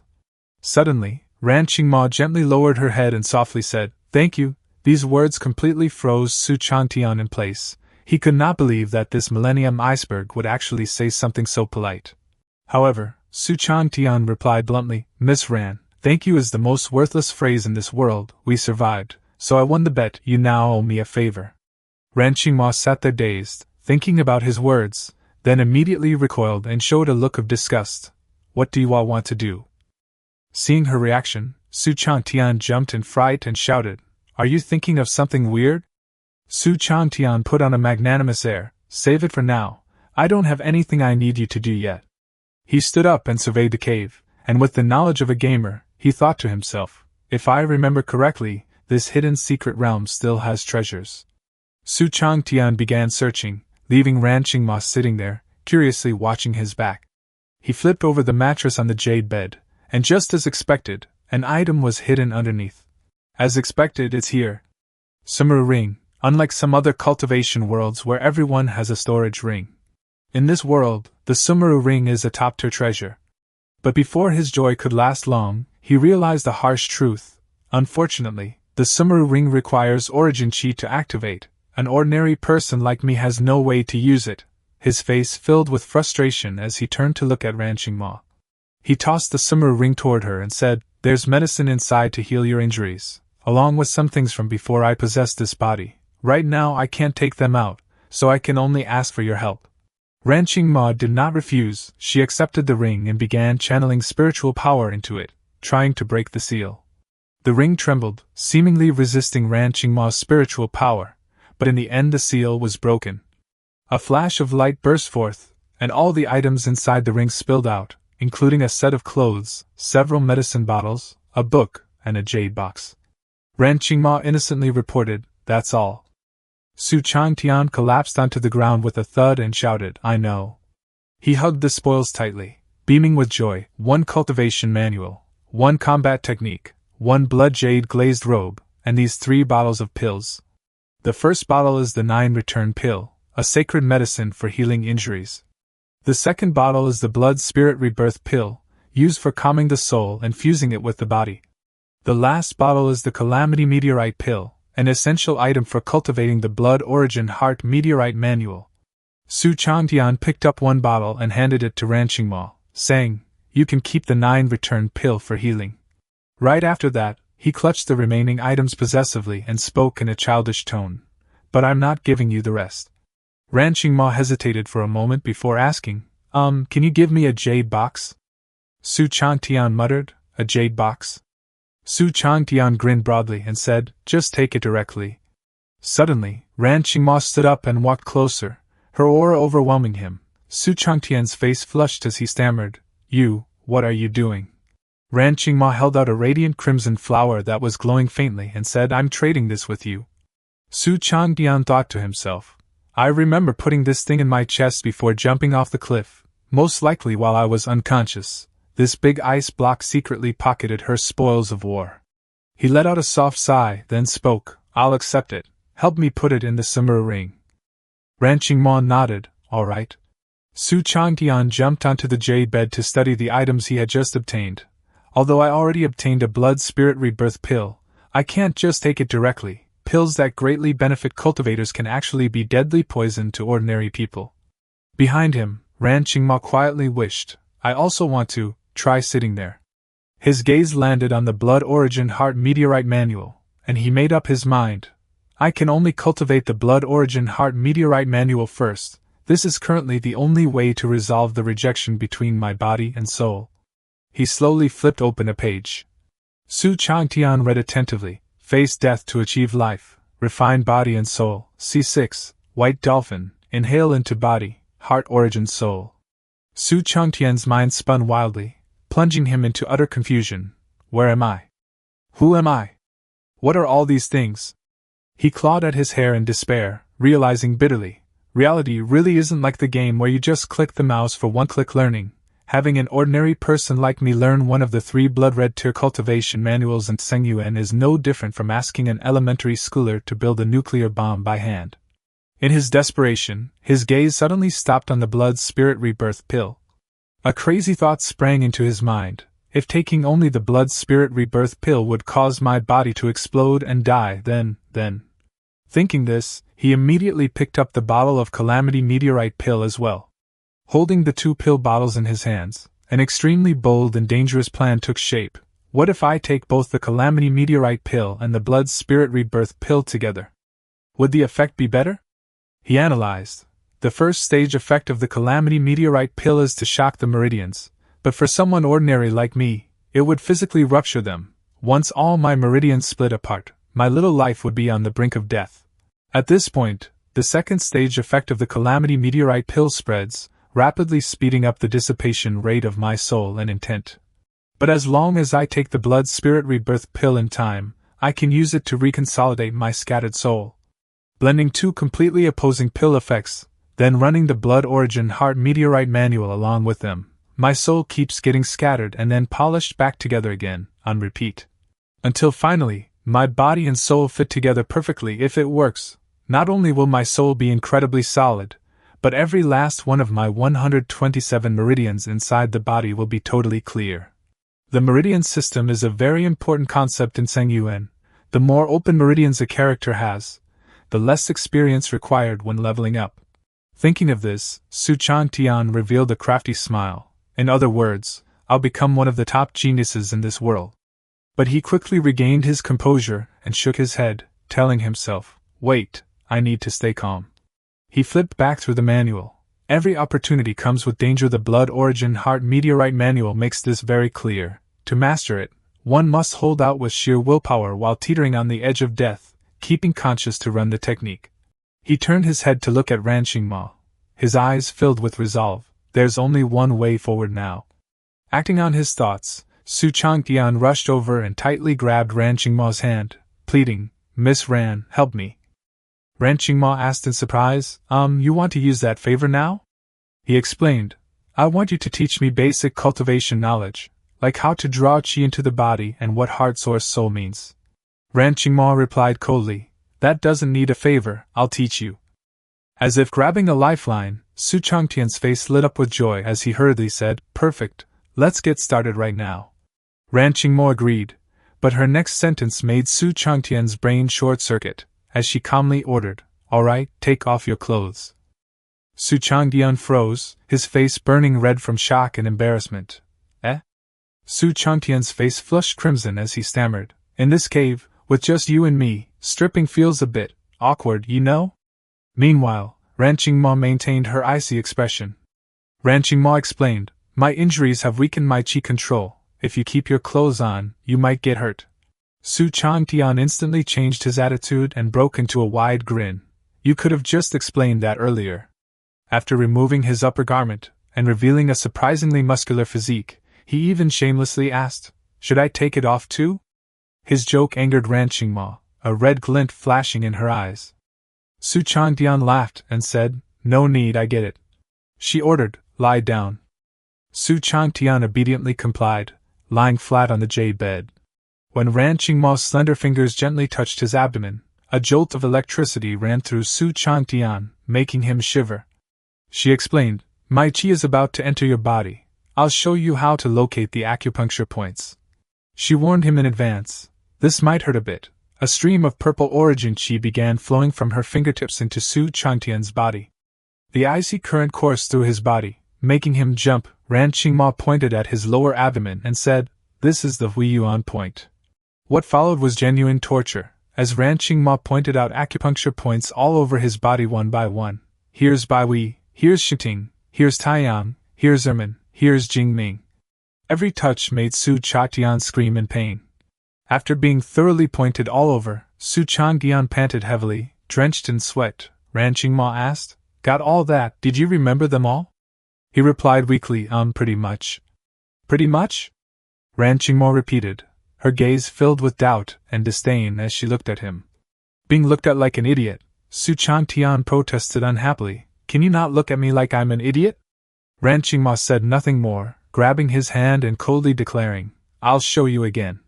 And so, the acupuncture torture began once more, Su Changtian's piercing screams echoing through the cave yet again. The screams repeated over and over as time slipped by, and before long, a month had passed. On the cliff wall, the marks tallying the days were densely carved. After a month of grueling training, Su Changtian was now able to execute the sword technique taught by Ran Qingmo with great proficiency. He lightly sheathed his sword and said to Ran Qingmo, I've mastered the lotus sword technique you taught me. I know the meridians inside and out now. Su Changtian raised his hand, a small and feeble flame of origin chi appearing, as he thought to himself, after practicing for a whole month, I should be able to try the blood origin. Suddenly, a loud rumbling sound echoed from outside. Su Changtian asked in alarm, What's that noise? Ran Qingmo replied, Something's up with the formation outside. Ran Qingmo's expression became extremely grave, as she knew their time in hiding was about to end.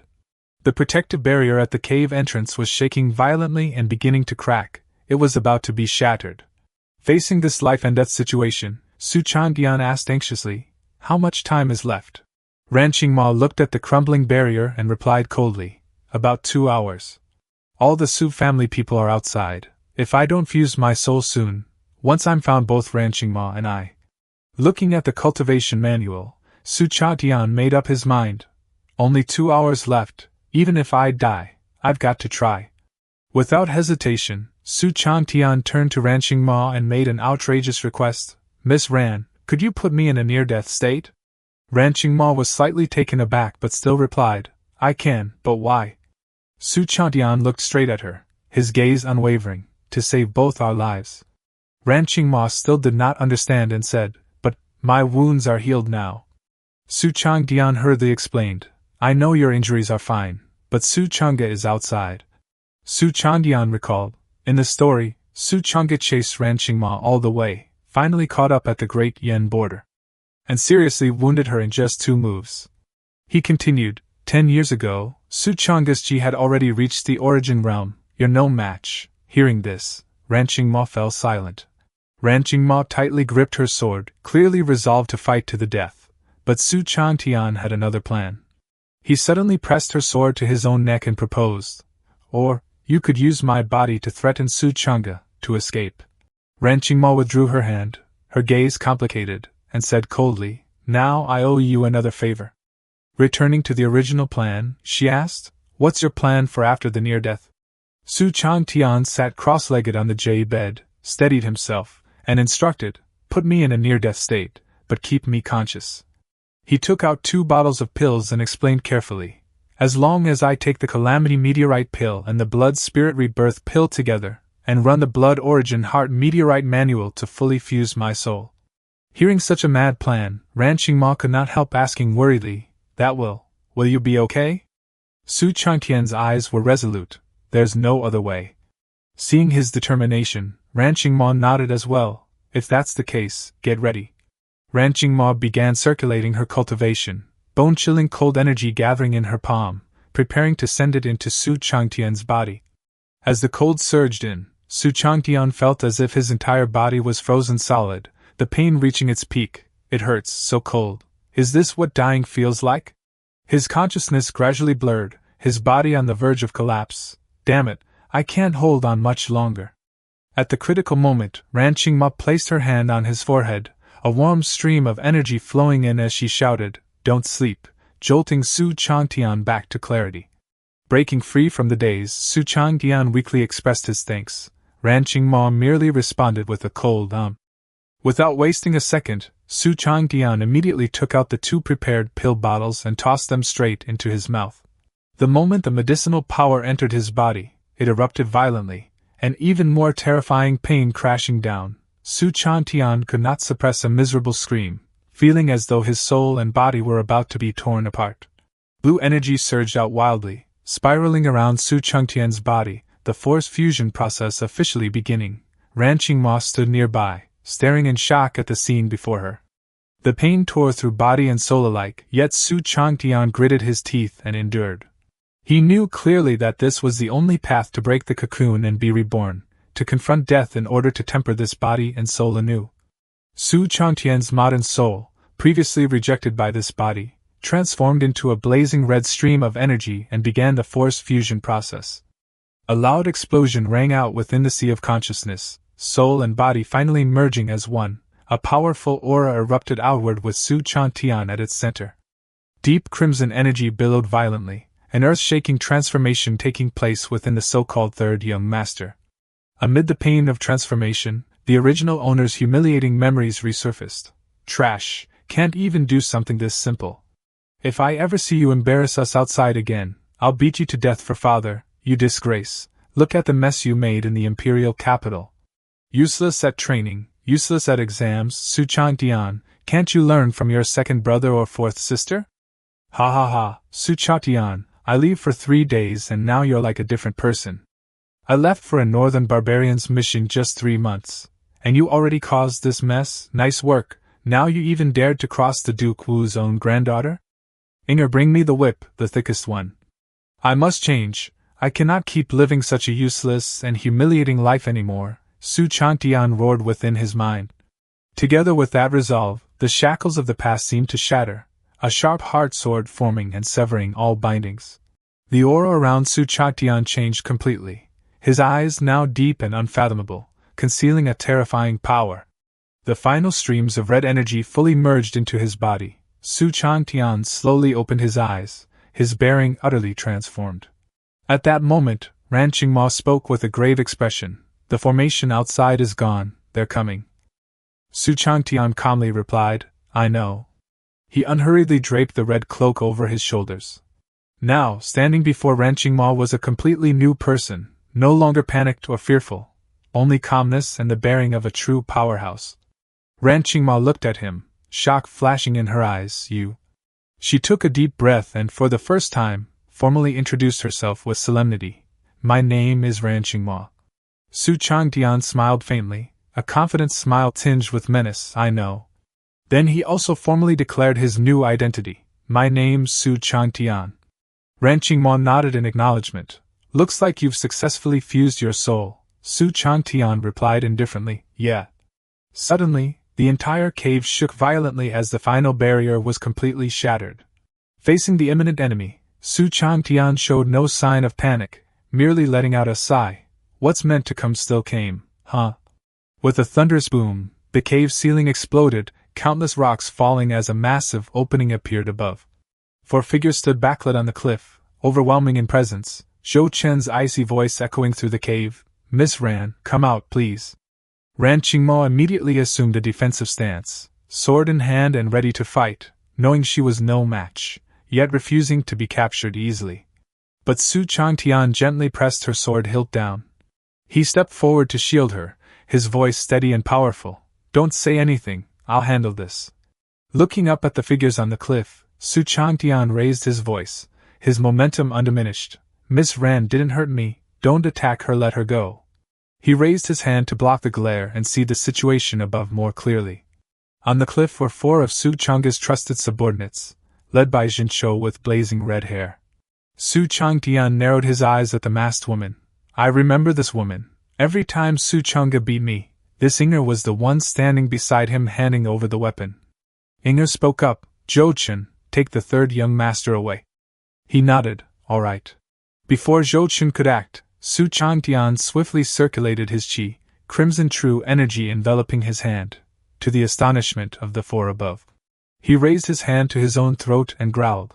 I said, let Miss Ran leave. Ran Qingmo stood behind him, completely shaken by Su Changtian's actions. She remained silent, choosing to trust the man before her. Inger frowned. Third young master, we're here to save you. What do you mean by this? Su Changtian sneered. Saving me and letting Miss Ran go don't conflict at all.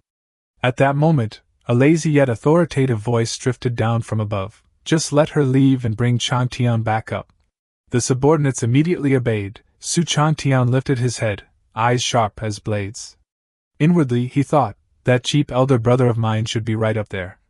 He turned back, looked at Ran Qingmo, and said, "You can go now, Miss Ran."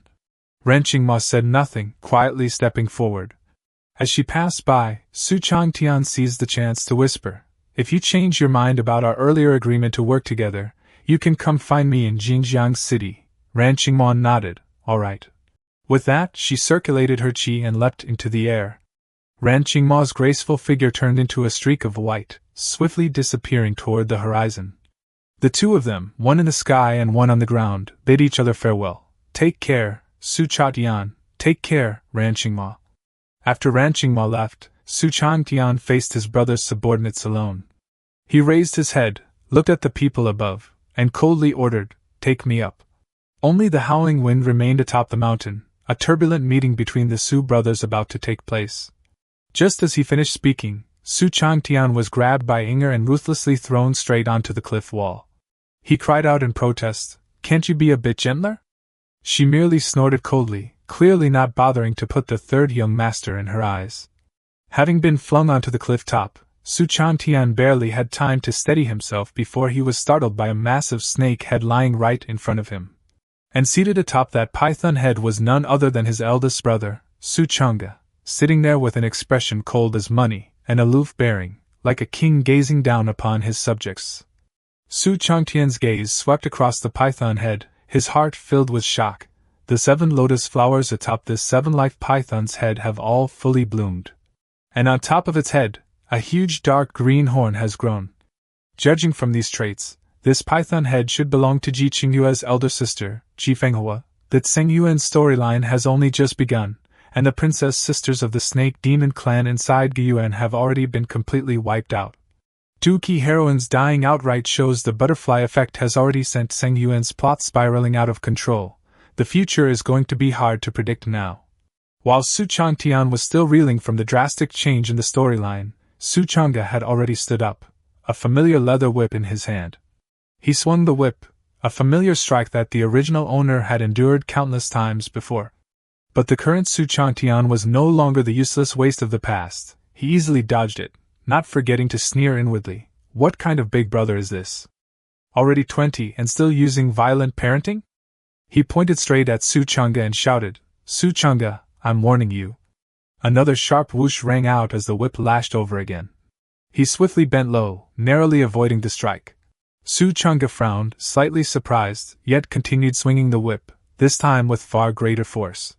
The whip hissed through the air, snapping straight towards Su Changtian's face. Smack! A crisp sound rang out as Su Changtian caught Su Changga's whip barehanded. He lifted his head, eyes full of provocation. "Su Changga, right? You come here." Su Changga remained silent, his cold gaze sweeping over his younger brother. Suddenly, Su Changga offered praise. "This technique is pretty good." A dense stream of green true qi gathered in Su Changga's palm. He swung his hand, the true qi transforming into a whirlwind that surged straight towards Su Changtian. Su Changtian immediately felt an overwhelming pressure. "Damn it, this gust is pressing me so hard I can't move." Su Changga merely clenched his fist, and the gale grew ever stronger, like an invisible hand tightening around Su Changtian. Crushed by the pressure, Su Changtian roared, "Su Changga, what exactly are you trying to do?" But the only response was his elder brother's silence. Suddenly, a thought flashed through Su Changtian's mind. Wait a second, did he notice something? Sure enough, Su Changga gave an order, "Master Jueshing, please help check Changtian's body." The master clasped his hands in acknowledgement. "All right." Seeing the master approach, panic surged in Su Changtian's heart. Seems like this Jueshing monk has a way to test whether a soul belongs to a body. Su Changga really is suspicious of me. A strange purple energy enveloped Su Changtian, the sensation like tens of thousands of needles stabbing into his soul, causing him to scream in agony. Amid the pain, he told himself, "The more it's like this, the more I have to stay calm and think about what Su Changtian would do." Su Changtian made a huge fuss, cursing like a spoiled young master throwing a tantrum. "You bastard, let me go right now." Su Changga coldly asked, "Master Jueshing, if you find anything on Changtian, just say it." Master Jueshing hesitated slightly. "Eldest young master, the third young master's body is fine, it's just that." Su Changga frowned. "Just what?" At that moment, Su Changtian angrily shouted, If you don't let me go, I'll complain to father when I get back. Finally, Master Juisheng spoke the shocking discovery. Right now, the third young master seems to have become an innate Dao body. Upon hearing those 4 words, Su Chang'e was stunned. Innate Dao body? Su Chang'e suddenly released Su Changtian, sending him crashing heavily to the ground. Ouch. Immediately afterward, Su Chang'e abruptly appeared right in front of him. Su Changtian angrily pointed at his brother's face and hurled a childish threat. Su Chang'e, just you wait. Once my cultivation catches up to yours, you're dead. Hearing that threat, Su Chang'e merely curled his lips into a faint smile. He said disdainfully, with you, a useless waste? With that, he tossed a pouch towards Su Changtian. Get a tiny bit of good luck and your tail's already in the sky. Once we're back in Jinjiang City, I'll deal with you properly. Su Changtian looked up at his elder brother with a puzzled expression. At that moment, a gigantic bird descended from the sky, carrying a pavilion on its back. The bird landed on the ground, causing a slight tremor. This was Su Chang'e's mount, an extremely rare flying avian beast. Su Chang'e urged, why are you still spacing out? Do you need me to tie you on? Su Changtian was still dazed, even though he had seen it in the game. Witnessing this flying chicken in real life was still extremely shocking. The sharp eyes of the flying beast swept over Su Changtian, making him shiver involuntarily. The giant bird flapped its wings, carrying the entire pavilion soaring into the sky, heading straight toward Jinjiang City. Inside, Su Changtian kept staring at Su Chang'e, prompting him to ask, why do you keep staring at me? Su Changtian jolted and hurriedly replied, nothing. Su Changtian opened the system interface and thought to himself, if I remember right, in one of Cangyuan's later timelines, Ji Fenghua fought Su Chang'e once. Su Chang'e lost by a hair's breadth and was swallowed whole by Ji Fenghua, who turned into a sky-piercing giant python, his body and Dao both destroyed, body gone, Dao gone. But now Su Chang'e went straight to Ji Fenghua's home turf and chopped her head off. Did Ji Fenghua just get suddenly stronger in the later plot? Or did this cheap big brother of mine get weaker? His train of thought was interrupted by Inger's voice. Eldest young master, we've arrived at Jinjiang City. Su Chang'e merely responded with an Su Changtian glanced out the window. Since coming to this world, this is my first time actually entering the city. No idea what the real Jinjiang City will be like. An ancient yet bustling city came into view, Jinjiang City. The giant bird landed in a vast courtyard within the city. As soon as they landed, Su Changtian was kicked straight into a room by Su Chang'e, accompanied by a warning, reflect on your mistakes in there, properly. Once again, he complained about his elder brother's roughness. Hey, can't you be a bit gentler? Sprawled on the ground, Su Changtian noticed the pouch Su Chang'e had tossed to him earlier, his heart filled with questions.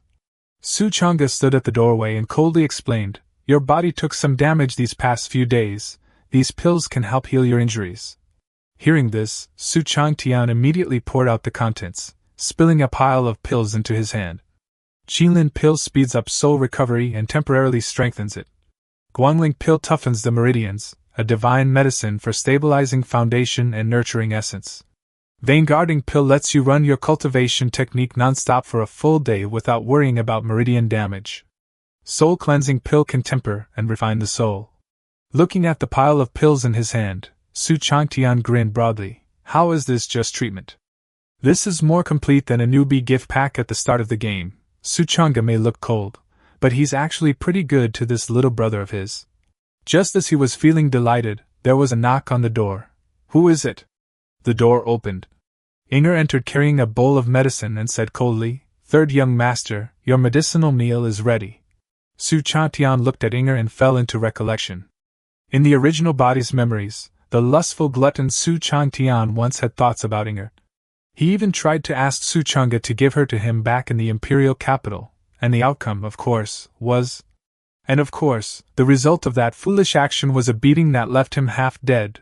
The current Su Changtian finally understood. Su Chang'e still hasn't cleared his suspicions about me, so sending Inger to protect me is also to keep an eye on me. Even knowing this, Su Changtian still felt a bit smug, yet in the end, Su Chang'e still handed you over to me. After saying that, Su Changtian eagerly waited for Inger's reaction, but the only response he received was silence. She completely ignored him, turned around, and walked straight to the tea table. Being ignored by a beauty, Su Changtian felt utterly humiliated. His impulsive hot blood surged, and he decided he had to teach this woman a lesson, to see whether she was truly as formidable as the rumors claimed. Acting on impulse, he immediately made a move, intending to lightly pat Inger to test her reaction. Strangely, Inger showed no reaction at all, leaving him bewildered. She's not dodging? In the past, every time the original body tried to take advantage, this woman would dodge him. Thus, Su Changtian decided to increase the force. A muffled ripping sound rang out, fresh blood splattered everywhere. Su Changtian could only helplessly watch as his arm fell to the ground just like that. Overwhelmed by pain and shock, he could only scream in despair, My hand. Jolting awake, Su Changtian realized that it had all been an illusion. Inger turned back, her cold gaze looking at Su Changtian as though she were staring at an annoying nuisance that had just been punished. Su Changtian retreated in fear, stammering, What is that supposed to mean? Inger did not say a word, turning around and leaving Su Changtian alone with a twisted expression. Su Changtian angrily kicked the teacup to the ground. He shouted out furious threats. I'll kill you! How dare you treat me like this? I'll have father kill you, you bastard! Once my cultivation catches up, I'll cripple your meridians and lock you in the dungeon. Zhou Chen sat on the rooftop laughing loudly, ha ha. You even dare touch that woman's butt, truly worthy of the third young master, your courage is astounding. Sima Yu beside him showed no surprise and added, when it comes to things like this, the third young master's guts have always been out of the ordinary. Back then he even kidnapped the Marquis Wu's legitimate granddaughter and dragged her back to the Prime Minister's estate. Zhou Chun was astonished. There was something like that. I remember that county princess only came to the capital to acknowledge her kin a year ago, didn't she? That's the granddaughter of the northern war god of the court, and he still dared to kidnap her. The third young master really has quite the personality. Sima Yu replied calmly. Otherwise, why do you think the third young master would have come to Jingjiang City from the capital a year ago? Zhou Chen stroked his chin and asked, So, did it work out? Sima Yu shot him a disdainful sideways glance. You're actually interested in that kind of thing? Seeing this, Zhou Chen hurriedly tried to save face. If you can't say, then forget it. Sima Yu continued, Almost. At the time I was responsible for the third young master's safety. The Marquis Wu's eldest son led people to storm the Prime Minister's estate and rescued her. Hearing that, Zhou Chen was surprised. I remember his temper isn't exactly good. The third young master wasn't beaten to death? Sima Yu explained, the eldest young master happened to be home, but he didn't know that girl was the Marquis Wu's granddaughter either. Hearing this, Zhou Chen could not help but feel suspicious. You mean the moment that little county princess entered the city, before she'd even acknowledged her kin, she was already kidnapped by the third young master? Could it really be that much of a coincidence? Sima Yu went on, Of course it wouldn't be that coincidental. The third young master said he'd been egged on. As for who egged him on, he can't remember. Can't remember? Zhou Chen began analyzing in his mind. Someone used some kind of memory interference method on the third young master? The Marquis Wu and the Prime Minister have never gotten along. After this, their conflict is bound to intensify even more. No, something's off, he doesn't remember. But you, a Grand Master, also don't remember? Faced with old Zhou's surprise, Su Chang'e admitted that he also did not remember anything about the incident. Zhou Chen asked, Someone at the Origin Realm? Sima Yu shook his head, not sure. The Prime Minister has already had shadow guards investigating for over a year, but they've found nothing. Finally, Sima Yu reminded him, Anyway, don't forget the task the eldest young master gave us. Zhou Chen replied indifferently, Relax, isn't it just teaching the third young master how to cultivate? At a tavern, a man slammed the table and stood up. Absurd. Utterly absurd. Su Chang'e goes to Yuan, kills a mere snake demon, and the Crown Prince personally welcomes him back to the capital with full state ceremony. The person opposite him advised softly, Brother Li, you're drunk, stop spouting nonsense. The scholar surnamed Li grew even more intoxicated. I'm not drunk. His Majesty stays in the palace and rarely appears. Now the Crown Prince rides out to welcome him. Clearly it's that Prime Minister's faction building momentum for his eldest son, that Su Xinhe sits as Prime Minister with wild ambitions written all over him. Never mind his factionalism and private dealings. There are even rumors he already holds a private army in his hands, and that third son Su Changtian is worse than a beast, seizing women by force and trampling the common folk as he pleases.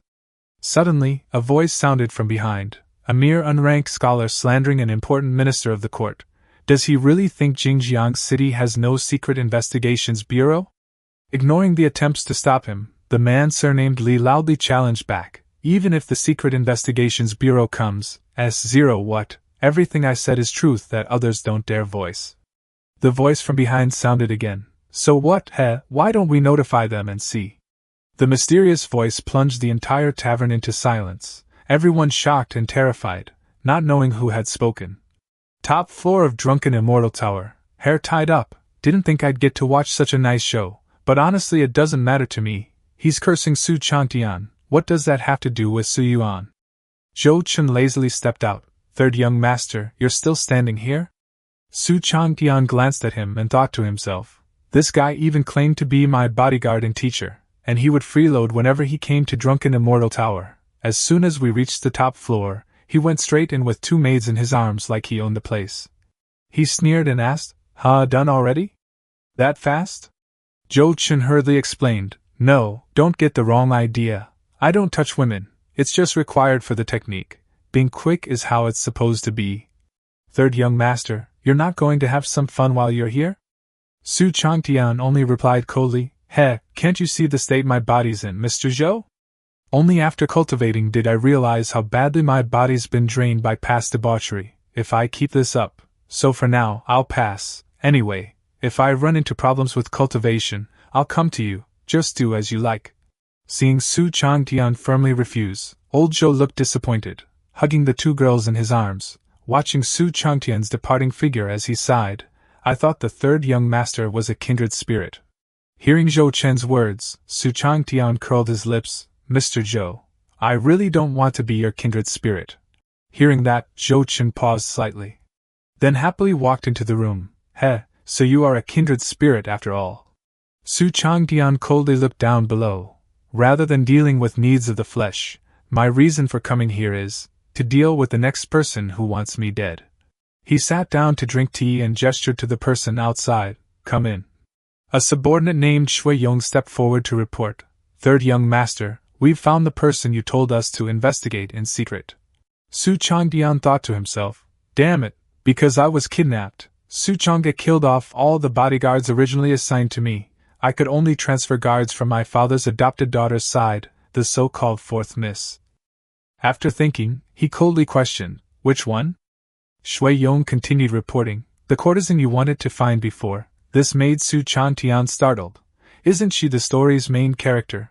He pressed further, is that woman at Xiaoxiang Pavilion in the south of the city? Shui Yong shook his head, no, she's right here in drunken immortal tower. Tomorrow is the day she's bought out of the house. Su Changtian was shaken and cursed inwardly. Damn it, the plot has gone off the rails again. After returning to Jingjiang City, several of the original body's death routes were all because of this courtesan. The reason is simple, competing with the protagonist over a woman, and in the end being killed by him. Only, that plot originally happens at Xiaoxiang Pavilion in the south of the city, so I deliberately stayed in drunken immortal tower in the north for a whole month. And what do you know, this woman actually followed over here. It's like, she came here specifically to trigger a conflict between me and the protagonist. Su Changtian continued asking, how long has she been here? Shui Yong replied, more than half a month already. Upon hearing this answer, he roared in rage, Shui Yong, I told you 2 10-day periods ago to start investigating this woman, and you only bring me this news right before she's bought out? Knowing he had made a grave mistake, Shui Yong calmly admitted fault. I was incompetent, please punish me, young master. The atmosphere in the room became tense. Su Changtian remained silent, saying nothing, making Shui Yong even more fearful. Su Changtian clenched his hand and crushed the teacup, thinking inwardly, now I finally get why the original Su Changtian was so touchy and loved raging at useless people. Everyone in the Prime Minister's estate knows the fourth miss looks down on the third young master, didn't think the servants were the same. The gap in cultivation is right there. Hitting him would only hurt my hand, and even drawing a sword wouldn't scratch him. Su Changtian stood up. Shui Yong, 22 years old, peak 6th grade iron body. Stepping into 5th grade is just a matter of time. Little sis seems to value you quite a bit, a young talent like you. Since you're asking for punishment. Su Changtian clenched his fist, calculating inwardly. I may have only just reached 9th grade, but if I attack suddenly, I should be able to injure him. I have to establish some authority. Just as Su Changtian was about to strike, Zhou Chen suddenly appeared beside Shui Yong, causing him to be extremely shocked. Zhou Chen? When did he get there? Zhou Chen shook his head at Su Changtian, signaling him to stop. Su Changtian remained silent, carefully observing Zhou Chen's actions. Suddenly, a beam of light slashed from behind Shui Yong, leaving him no time to react. A terrified scream echoed throughout drunken Immortal Tower. Zhou Chen leisurely drank his wine and criticized. A mere guard dares show disrespect to the third young master. Are all of 4th Mrs. people this insolent? Third young master, should this man be crippled, or killed on the spot? Su Changtian remained silent, inwardly calculating something. Then he voiced his doubt. Zhou Sir is actually willing to make a move to help me. Zhou Chen explained, Hey, third young master, you've let me enjoy myself at drunken Immortal Tower for so long, I should at least do something. Su Changtian only sneered, Oh? Is that so? He thought to himself, that does count as a reason. This guy really has eaten, drunk, and played to his heart's content this past month. Zhou Chen asked again, Third young master. So is he getting crippled, or killed? Su Changtian cursed inwardly. Damn, this Zhou Chen is testing me too. Looks like my being kidnapped and returning with a new cultivation base is still way too suspicious. With how sensitive and violent the original was. He coldly walked past old Zhou, went to the door, and issued an order, Mr. Zhou, I don't want to see this person again. Shui Yong screamed in panic. No, worshipped Zhou, I know I was wrong, you can't kill me. If you kill me, according to the Prime Minister's rules you'll be punished too. Zhou Chen burst out laughing. Ha ha ha, you're right. But if it's the third young master who kills you, what does that have to do with me? A blade slashed down, only his scream was heard, no. Zhou Chen stepped out to announce. It's done, though there might be some trouble with the 4th miss. After all, she valued Shui Yong a lot. Su Changtian growled, Valued? So what if she did? If mother hadn't taken that slut in as a foster daughter back then, who knows which brothel she'd be selling smiles in now, she's just a stray wild brat. Zhou Chen merely listened in silence, his sharp gaze never leaving Su Changtian. At that moment an introduction rang out, Now, please welcome the Zai and Zihua sisters to the stage. The crowd below erupted in excitement. Oh ho, finally, awesome. Zhou Chen hurriedly boasted, Third young master, these 2 sisters really are something. I watch them dance here every day. The elder sister's waist, the younger sister's legs, they're pricey, but absolutely worth every coin. So, third young master, how about you call them up? Su Changtian thought to himself, this top expert really has no shame. He reiterated, Mr. Zhou, like I said, I don't want to be a kindred spirit with you. Zhou Chen looked aggrieved. If you don't want to be my kindred spirit, I can just use the back door, can I? Su Changtian decided not to bother with this old man any further. He needed to focus on the real matter at hand. Seeing that Su Changtian had no interest in beauties, Zhou Chen shifted the topic. Third young master, are you heading off to cultivate? I'm free these days, I can assist you with your cultivation. This proposal caught Su Changtian's attention. Assist with cultivation? Old Zhou explained, it's an innate trait of my technique. I can use my soul to refine the surrounding origin chi and gather it around you. All you have to do is keep absorbing and refining it. Su Changtian was surprised. There's something like that? He replied enthusiastically, of course, does the third young master want it? Faced with the tempting offer, Su Changtian unexpectedly refused. Not for now. Zhou Chen was puzzled. Then, third young master, you're... Su Changtian replied coldly, I'm going downstairs to find the madam.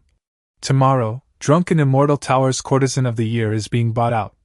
Upon reaching the main hall, a crisp voice rang out. Oh my, third young master, you're here so early, I haven't even finished dressing yet. Third young master, what brings you here today? If it's just the 3 of us, this poor little body of mine. Yunyang.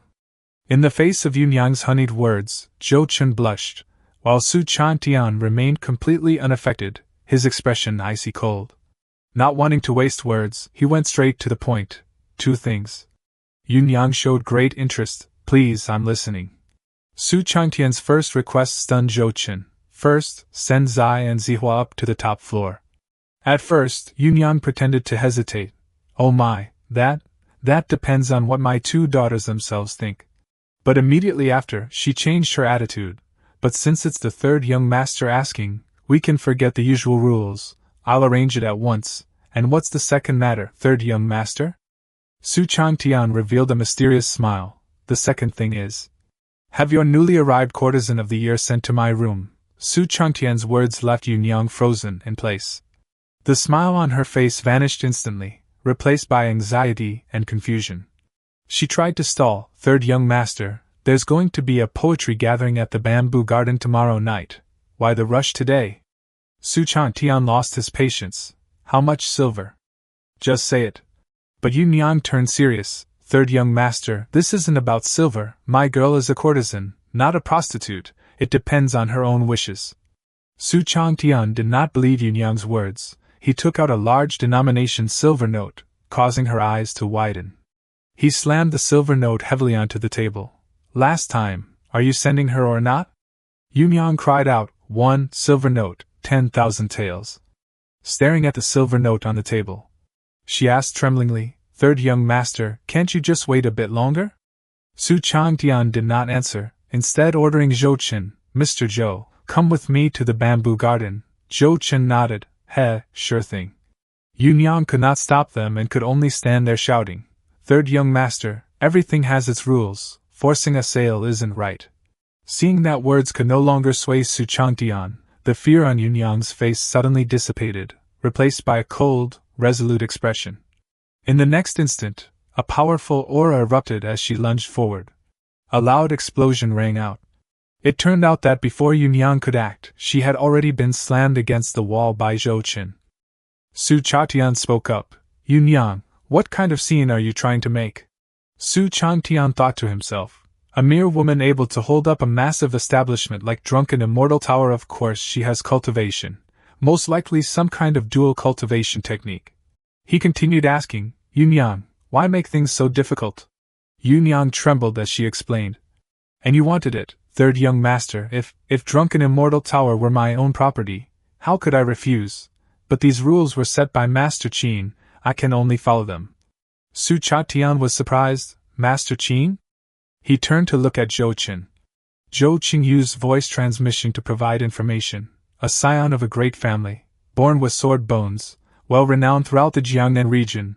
There were even rumors he could stand shoulder to shoulder with the eldest young master. After hearing this, Su Changtian thought to himself, I see, strange, if this Master Qin is really as Zhou Chen described, why have I never seen him in the plot? Yuan continued pleading, 3rd young master, this new girl of mine was personally brought here by Master Qin, and he gave explicit instructions about the arrangements. Please don't make things difficult for me, 3rd young master. Su Changtian's expression grew serious. That woman was sent here by this Master Qin.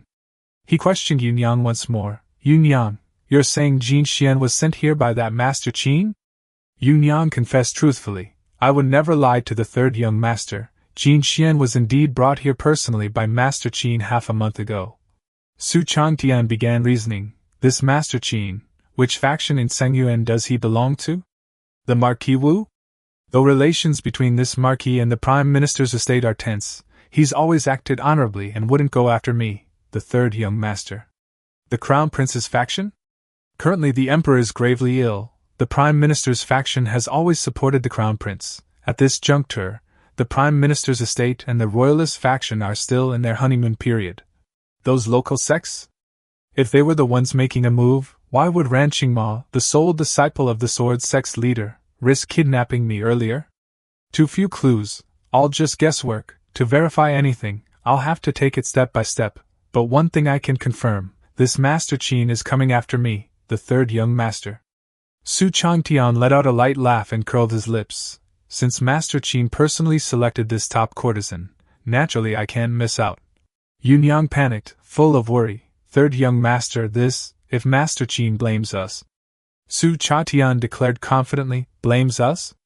If Master Qin wants to blame anyone, Yun Yang, just have him come find me. I'd like to see just what kind of genius this Master Qin, rumored to be on par with my elder brother, really is. At this moment, in some room, the sound of a zither rang out melodiously, breaking the stillness of the late night. Su Changtian turned to subtly send Zhou Chen away. Mr. Zhou, there are 2 beauties waiting for you upstairs on the top floor. Aren't you going back to take a look? He understood the hint and quickly clasped his hands. Well then, I'll go ahead and wish the 3rd young master great success in martial cultivation. Then suddenly, the 2 of them said nothing, only gazing at each other with deep meaning. Su Changtian walked up to a room. A woman's voice drifted out from inside. Since you're here, why stand outside the door? 3rd young master. Su Changtian pushed the door open and stepped inside. Within, a pink-haired beauty was seated, plucking the strings of a zither. Su Changtian looked at the beauty before him and could not help but be momentarily dazed. He thought to himself, no wonder the original womanizing Su Changtian was so obsessed with her, even getting tricked into becoming her obedient simp, born to be seductive. The girl named Su Jinxian saw this and asked, so the 3rd young master is interested in music as well? Su Changtian sneered in reply, I don't know a thing about music. Compared to music, I much prefer the most natural human body. Miss Jinxian, you should know why I came to find you, right? At the same time, outside, as Zhou Chen was strolling about, he suddenly ran into Sima Yu, who spoke up, Oh? You actually came out? Seeing that Zhou Chen looked somewhat strange, Sima Yu stepped forward to ask, You look weird, so I came to ask, what's with you, planning to stick by the 3rd young master from now on? Zhou Chen hurriedly slung an arm around Sima Yu's shoulder and said, I never said that. Doing these things for him is my way of making up for the messes I caused before. Besides, it costs me nothing, and it gives the 3rd young master face, why not? And if I keep the 3rd young master happy, there'll be returns. Gotta look long term. Right now the 3rd young master has an innate Tao body. If this wastrel really turns over a new leaf, I'll be his first trusted aide, and if he doesn't change, I'll at least never lack for pleasures in food, drink, and fun. After hearing this, Sima Yu merely disdainfully tossed out a single remark, so mercenary.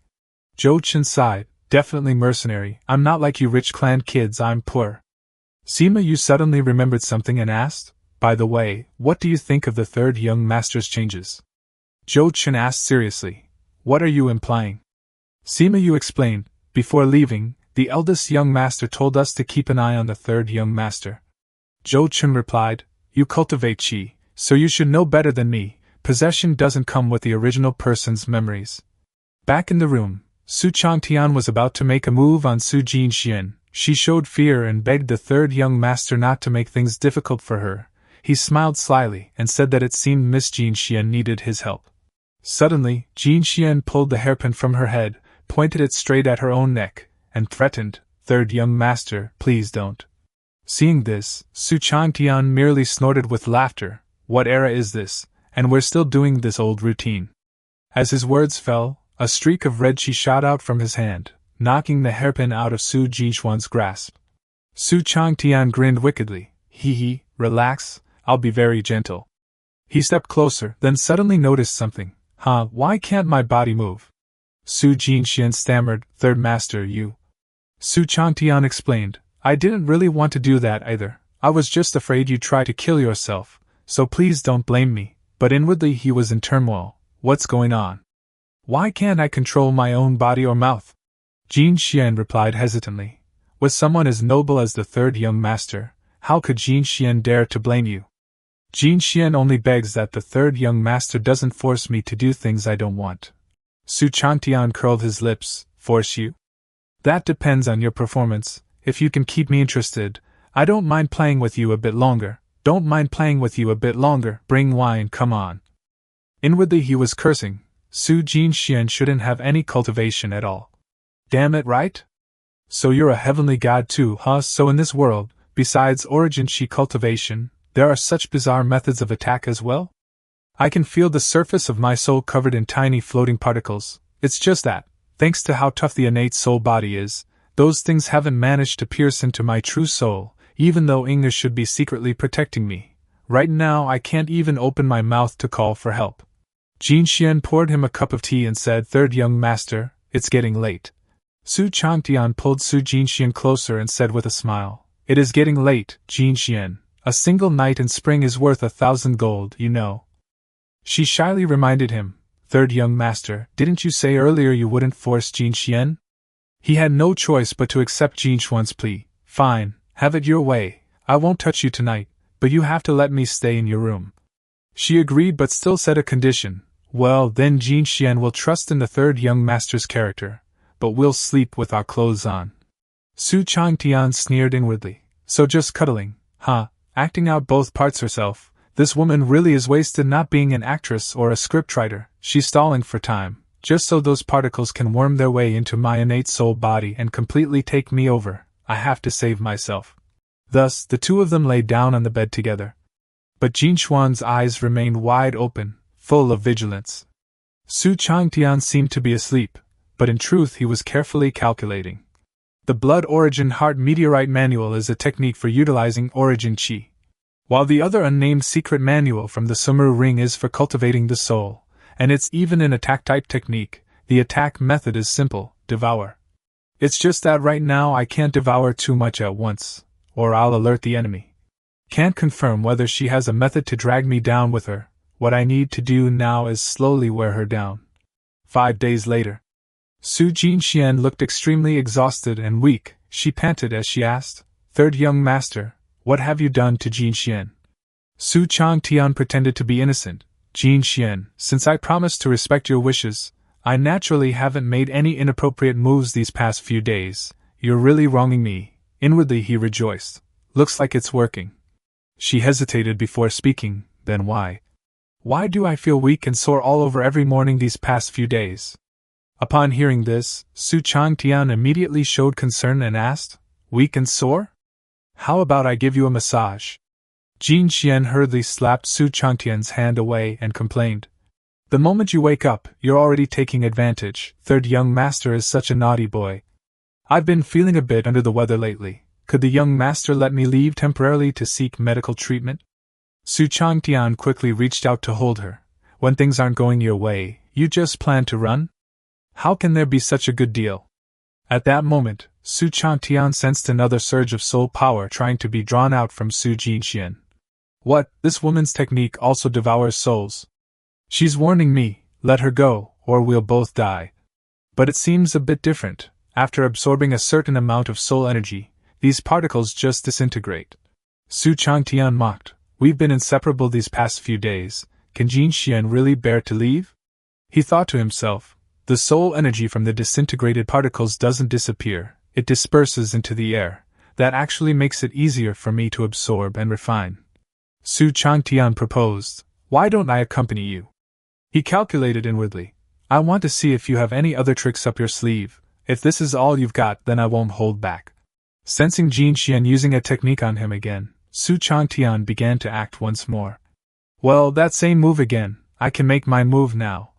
Then he extended his hand toward Jinxian. But his arm was still trembling weakly. Suddenly, she forcefully knocked his hand away. Then she sat astride Changtian and asked, "Third young master, you really want to come with me?" He thought to himself, "Since we've both shown our cards, there's no need for me to hold back anymore." Saying so, he released all of his soul power. Su Jinxian was somewhat panicked. She stammered, "If the third young master truly wants to go, it's not impossible." The two streams of soul power collided violently, forming an invisible battle. Su Changtian was somewhat angry, still trying to resist, but you never would have thought that the third young master everyone calls a waste has already reached 9th grade, would you? Not only do I have an innate soul body, I've also cultivated a secret soul attack technique. Plus, after these past few days wearing you down, there's no way you're a match for me. Suddenly, Jinxian let out a few moans. "No. Don't." In the end, she could no longer resist and fainted. Su Changtian let out a long breath of relief. He sat up and shouted loudly, "Inga, come out." He called again, sounding irritated, "Inga, come out," but no one paid him any attention. Su Changtian could no longer hold back and roared, "Come out, didn't you see me being controlled by this woman for a full 5 days? He glared irritably toward the door, and then the door slowly opened. Only then did Inga step out. "Third young master, she has no cultivation." It's the soul. At that moment, Su Changtian suddenly noticed Sima Yu's presence. When did he get here? No. He came out together with Inger, but before he spoke, I didn't notice his presence at all. Altering how others perceive you. Sima Yu clasped his hands in greeting. Sima Yu pays respects to the third young master. Then Sima Yu turned to Inger and said the third young master was indeed attacked. There are traces of soul aura remaining here. She replied, but I've checked this woman, she is not someone who cultivates the soul path. Sima Yu concluded, yes, this woman is just an ordinary person. Upon hearing this, Su Changtian immediately flew into a rage. An ordinary person? If I didn't have an innate soul body, I'd already have been brainwashed into a full-on simp, you call that ordinary? From outside the door, Jin Chao's voice rang out, come on, no soul power, no origin chi, that just means a special physique, what's there to guess about? He pushed the door open and walked in, carrying another unconscious woman in his arms. He tossed Yunyang aside and explained, third young master, I figured you'd have me capture this woman afterward, so I went ahead and grabbed her in advance. I'm a bit late, please forgive me. Su Changtian nodded, you were thoughtful. Zhou Chen puffed out his chest and shouted smugly, the third young master is truly wise. Sima Yu and Inger immediately looked at him with disdain. What a bootlicker. Su Changtian asked seriously, alright, Mr. Zhou, what did you mean just now by special physique? He continued, third young master, do you still remember that 6-molt 7-life python you killed together with Ran Qingmo? Su Changtian replied, I remember. Zhou Chen explained, those 7 molts and rebirths of the 7-life python were its innate physique talent. That kind of physique has nothing to do with cultivation level, just like your innate Tao body, where your soul could leave your body before you even reached the first realm. I see. Su Changtian asked further, then do you know what kind of innate physique can control another's body? Zhou Chen guessed, third young master, this woman should have a charm demon soul physique. Su Changtian was startled, charm demon soul physique? Su Changtian pondered. The charm demon soul physique is best matched with the Grand Huan Yin Yang, one of the 3 blood red grade techniques, and the cultivation method the protagonist uses on the corrupt route. Paired together, they can silently siphon away someone's cultivation, strongly control another's body, and even slowly develop feelings. So you're never afraid they won't fall in love with you, it's a perfect match. Su Changtian ordered Mr. Zhou, report this to Su Chang'e. Zhou Chen bowed his head, understood. He glanced at the woman lying on the ground and thought, as for Yunyang, dragging her in directly would just alert the snake in the grass. After thinking it over, he asked again, Mr. Zhou, when you knocked Yunyang out, did she see you? Zhou Chen replied, she did not. Su Changtian issued another order, good, throw her onto the bed in my top floor room and feed her a fascination pill before you leave, you know how to set the scene. Zhou Chen understood immediately, fascination pill, a little aphrodisiac, so the third young master doesn't plan on alarming that Master Qin. He hurriedly admitted fault, third young master, I was rash. Su Changtian reassured him, it's fine, you couldn't have known she had a charm demon soul physique beforehand, your judgment is understandable, go on, and make it look realistic, Yunyang's a veteran of the pleasure houses. Zhou Chen's gaze became resolute. Before leaving, he warned, third young master, even though things are clear now, you still shouldn't have too much physical contact with Su Jinxian. Su Changtian asked in surprise, why not? Zhou Chen explained, the deeper the contact with someone who has a charm demon soul physique, the easier it is for your mind to be controlled. Hearing this, Su Changtian sighed, then cursed inwardly, damn it. Realizing the danger, Su Changtian immediately ordered, Inger, go wake Su Jinxian. Inger obeyed, holding a medicine bottle as she slowly approached Su Jinxian. Just as she brought the medicine in front of her, suddenly, a slap sound rang out. Su Changtian had not hesitated at all as he slapped Inger's butt. Sima Yu standing to the side could only cover his face. It really is the third young master, even after last time's lesson, he still dares to touch this woman's butt. Su Changtian's hand turned red and swollen. He was in so much pain that his teeth ground audibly. Sima Yu struggled to hold back his laughter, while Su Changtian was so embarrassed he did not know where to hide his face. At this moment, Su Jinxian had already woken up. She opened her eyes, her expression still exhausted. She sat up and faced Su Changtian. Su Changtian said, Jin Xian, I've already found a doctor for you. He continued, come on, return to the estate with me. Su Jin Xian looked at him with eyes full of suspicion. The scene shifted to a bustling street. Zhou Chen was riding a horse as he passed through. Along the road, a young man named Qingmo asked his companion, Brother Li, why are all these people talking so much along the road? The other explained, Brother Qin, you're new here so you might not know, that's the Prime Minister's carriage. Qingmo showed interest. The Prime Minister's estate?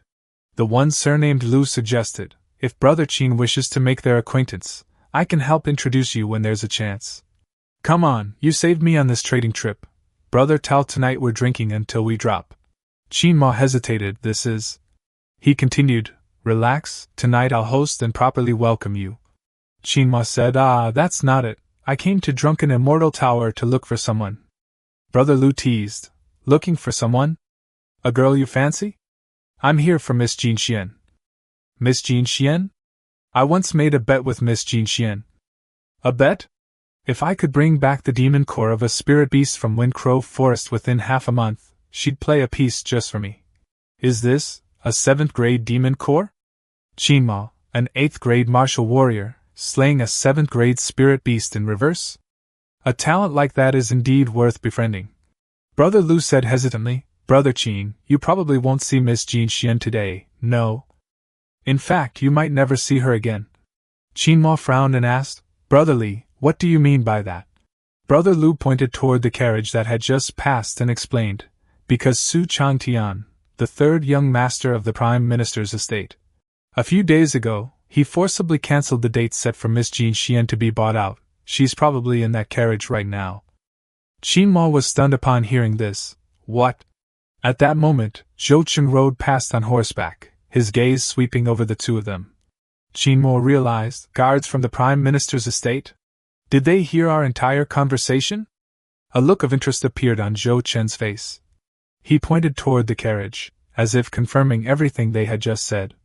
Qingmo clenched his fist, his gaze turning sharp. Jin Xian really is inside. Zhou Chen laughed loudly in delight, then spurred his horse and rode away. Inside the carriage, Su Changtian asked, Mr. Zhou, what's so funny? Zhou Chen replied, nothing, I just overheard 2 people talking about Miss Su and the 3rd young master, probably admirers of Miss Su. I just found it amusing and messed with them a bit. Su Changtian was reading a newspaper and said indifferently, is that so? Jin Xian really is popular. He felt that something was off. According to this official bulletin, the Great Yuan dynasty looks peaceful and prosperous. That's very different from the Cangyuan setting I'm familiar with. It's only in the corner that there's a small section about the Northern War. From the original body's memories, Hanbei City is a massive military stronghold on the northern border of Great Yuan. Hanbei City is the gateway to the northern provinces. Once it falls, there will be no natural defenses left. The barbarians could spread like locusts, with unimaginable consequences. That place absolutely cannot be lost. Yet such a crucial stronghold has already been brought to the brink by the barbarian forces. Su Changtian asked, Mr. Zhou, about the Northern War, do you know anything? Zhou Chen was surprised. Did you see our Great Yuan's battles with the barbarians in the bulletin, 3rd young master? Su Changtian replied, yes, now that I've seen it, I can't help but care. Zhou Chen commented, the 3rd young master worries for the nation and the people. I see. I've never been to the northern frontier, so I don't know the details very well. If you truly care, once we return you can ask the steward to bring the internal bulletins from the Prime Minister's estate, those are far more detailed. Su Changtian was surprised. Internal bulletins? Zhou Chen explained, the public bulletins are heavily filtered by the court news office. Lots of things are missing. Changtian crumpled the newspaper, feeling somewhat displeased. So that's how it is. Zhou Chen curled his lips. That lot at the court news office only ever report good news and not the bad. Don't they have any idea how chaotic it is outside? Chaotic?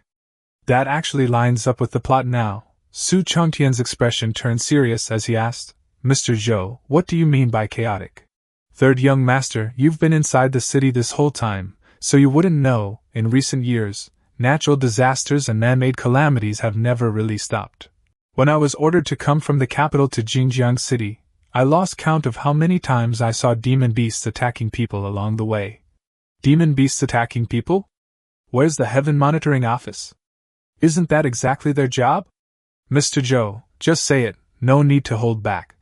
Because the court has run out of money. The court has no money? Continuing from the previous chapter, Su Changtian spoke up and asked Zhou Chen, Mr. Zhou, could you explain the reason behind all this? Corrupt officials? Zhou Chen merely replied thoughtfully, that's only one part of it. Su Changtian immediately became interested, what else is there? Zhou Chen did not beat around the bush and went straight to the point. Third young master, do you know how many sect-owned businesses there are in Jinjiang City? First is Drunken Immortal Tower, one of the most luxurious taverns. Next is Xiaoxiang Pavilion, another famous pleasure venue in the city. Not only that, there is also the Beast Market on the east side of the city. And even vast farming estates outside the city. Zhou Chen summed it up bluntly, all of these belong to the sects. He further explained, the silver needed to feed all those sect disciples who don't produce anything is several times more than the yearly military budget for the border armies, yet these sects don't pay taxes. They only offer tribute to the court, and how much they send each year is entirely up to them. Hearing this, Su Changtian could not help but feel shocked.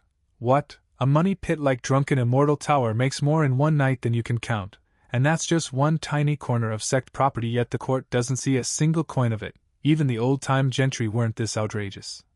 Zhou Chen continued to reveal, the Prime Minister has repeatedly memorialized the Crown Prince, wanting to fix this problem, but the Prince always rejects him, saying ancestral rules can't be changed lightly. My guess is that Master Qin targeted you mostly because of this matter. Su Changtian fell into deep thought. As the Prime Minister's son and a transmigrator who knew the plot in advance, he clearly understood the undercurrents surging beneath this affair. At that moment, just as the secret conversation ended, Su Changtian suddenly felt that something was off. He abruptly turned around, his gaze sharp as he asked, You heard all that just now? It turned out the eavesdropper was none other than Su Jinxian. She was sitting casually atop a sheepskin rug in an extremely alluring posture, her slender legs faintly visible beneath white stockings, as a voice sounded, You didn't avoid talking in front of me, young master. Of course Jinxian heard it. Su Changtian flushed slightly as he thought to himself, this world really, if she'd used this trick on me right at the start, I very likely would have lost everything from one single wrong choice. But now that her charmed demon soul physique has been exposed, the deeper the physical contact. Thinking this far, he shuddered. The idea of personally testing it with his own body was completely off the table. Joking aside, his life mattered more. After steadying himself, he turned and asked, Jinxian, I heard from Yunyang that you were personally brought here by Master Qin. How did you first meet this Master Qin? Can you tell me? She began recounting her story with a sorrowful expression. Over 10 years ago, my family declined, and our enemies came for us. When we were fleeing, Master Qin saved me and has raised me ever since. After hearing this, Su Changtian sneered inwardly. Fleeing? Taken in? And you just happen to have the one-of-a-kind charmed demon soul physique. Such a classic backstory. However, on the surface he still showed sympathy. Sorry for bringing up something so painful. Su Jinxian politely replied, Thank you for your concern, young master. I was still very young back then, it's long in the past. Su Changtian decided to cast a bait and asked, Do you still remember who those enemies were? If they're still alive, I can help you take revenge. She was momentarily startled and replied, Your kindness terrifies me, young master. He pressed further, So you don't need it? She answered firmly, My revenge has already been taken. All of it? Jinxian nodded in confirmation. That was all he needed. He curled his lips into a smile. So that Master Qin has already secretly silenced all your enemies. Her pupils constricted. Clearly Su Changtian's words had struck a point she had never considered, or dared not consider. She hurriedly denied it. Third young master, please don't make wild guesses. But her tone had already lost its earlier composure. Su Changtian smiled with satisfaction, certain in his heart, hooked. Even if I can't convince Su Jinxian outright, planting a seed of doubt in her heart is a big win. Not giving her time to recover, he launched the decisive psychological blow. Jinxian, just answer yes or no. Master Qin never let you see a single one of your enemies alive, did he? The questioning was sharp as a blade, seemingly a baseless guess, yet it struck true, leaving her dizzy and speechless.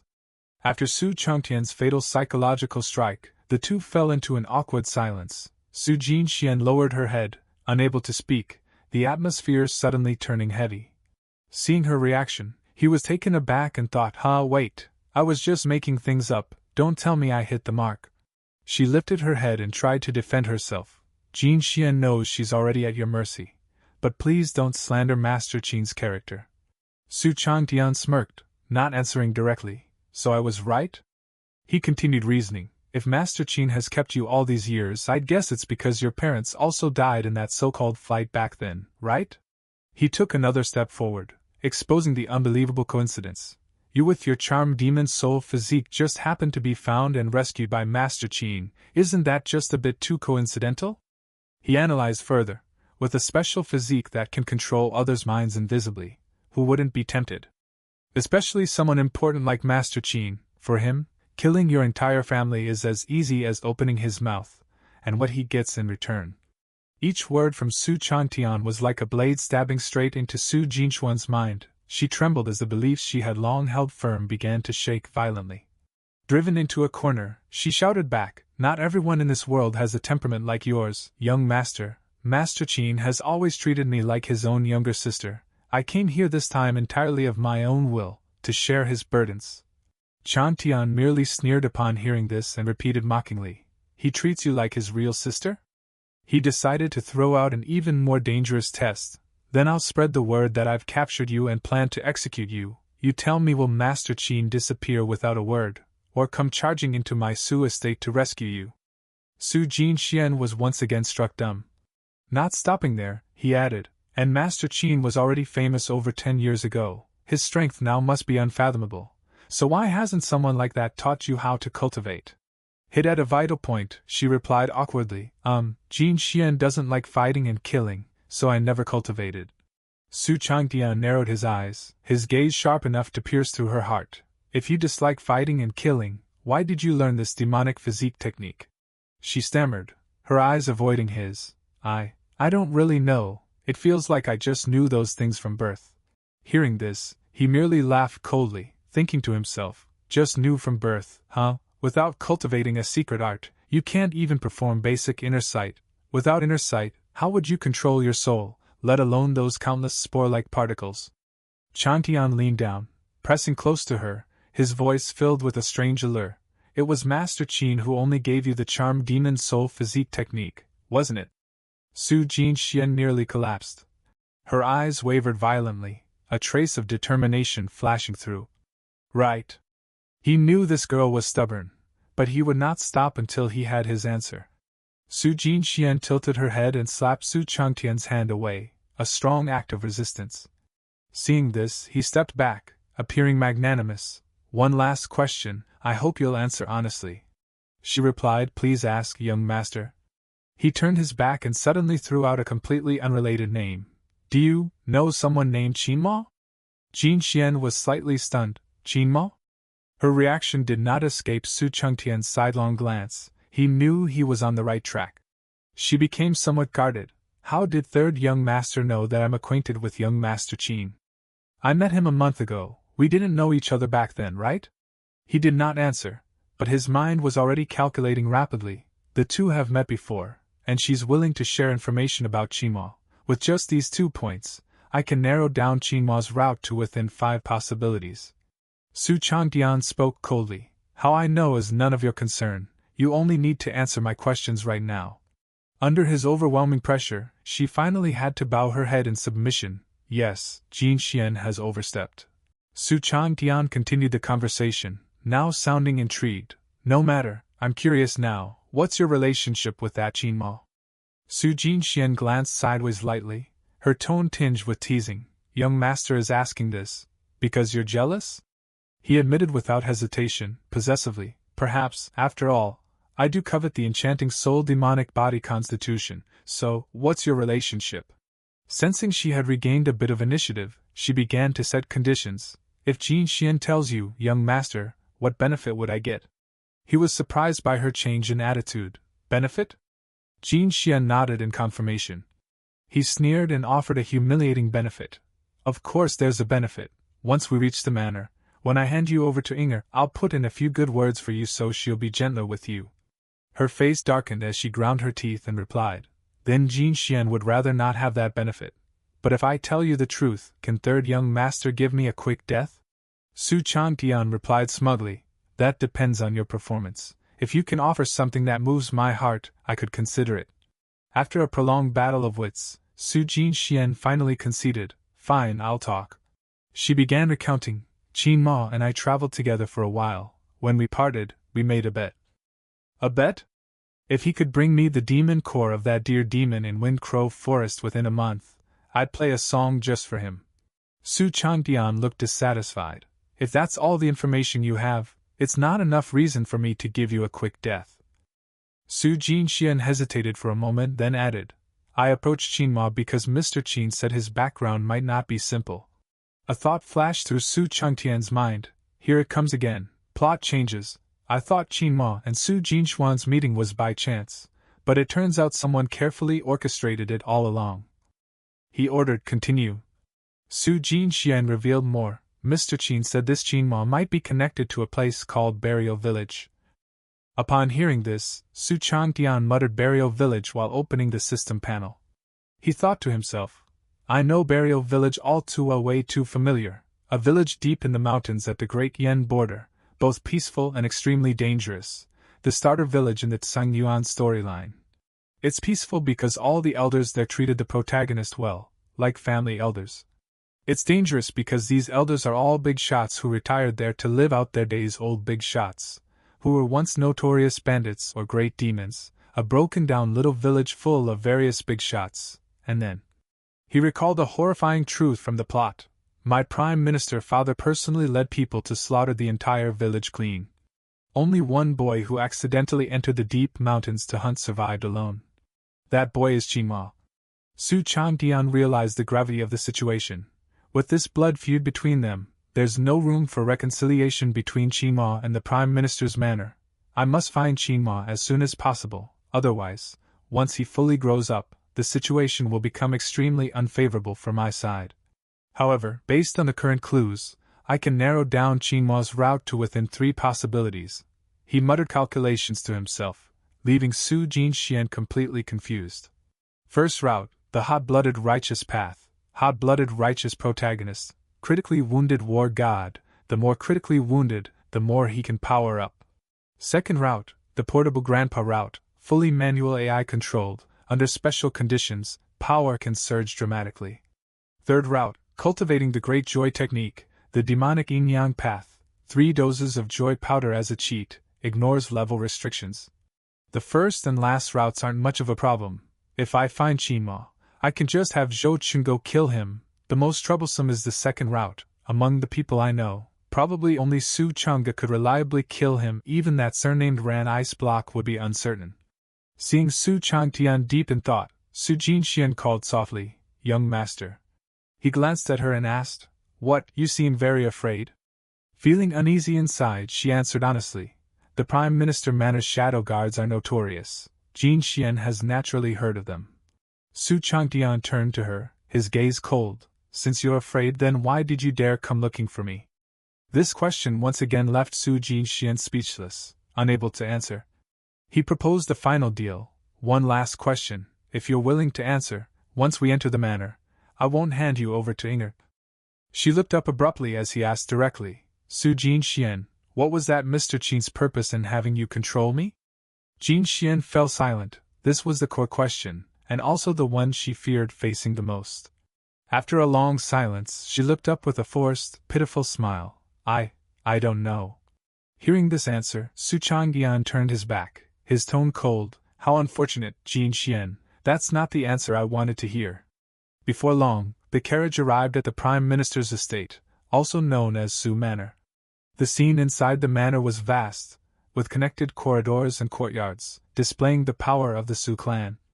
After disembarking, Su Jinxian was led away by Inger. Su Changtian sat down and called Zhou Chen over. Mr. Zhou, could you help me with something? Zhou Chen, who had been about to take a sip of wine, immediately turned serious and replied respectfully, Third young master, just give your orders. He ordered, help me investigate this matter of Su Jinxuan's family being wiped out.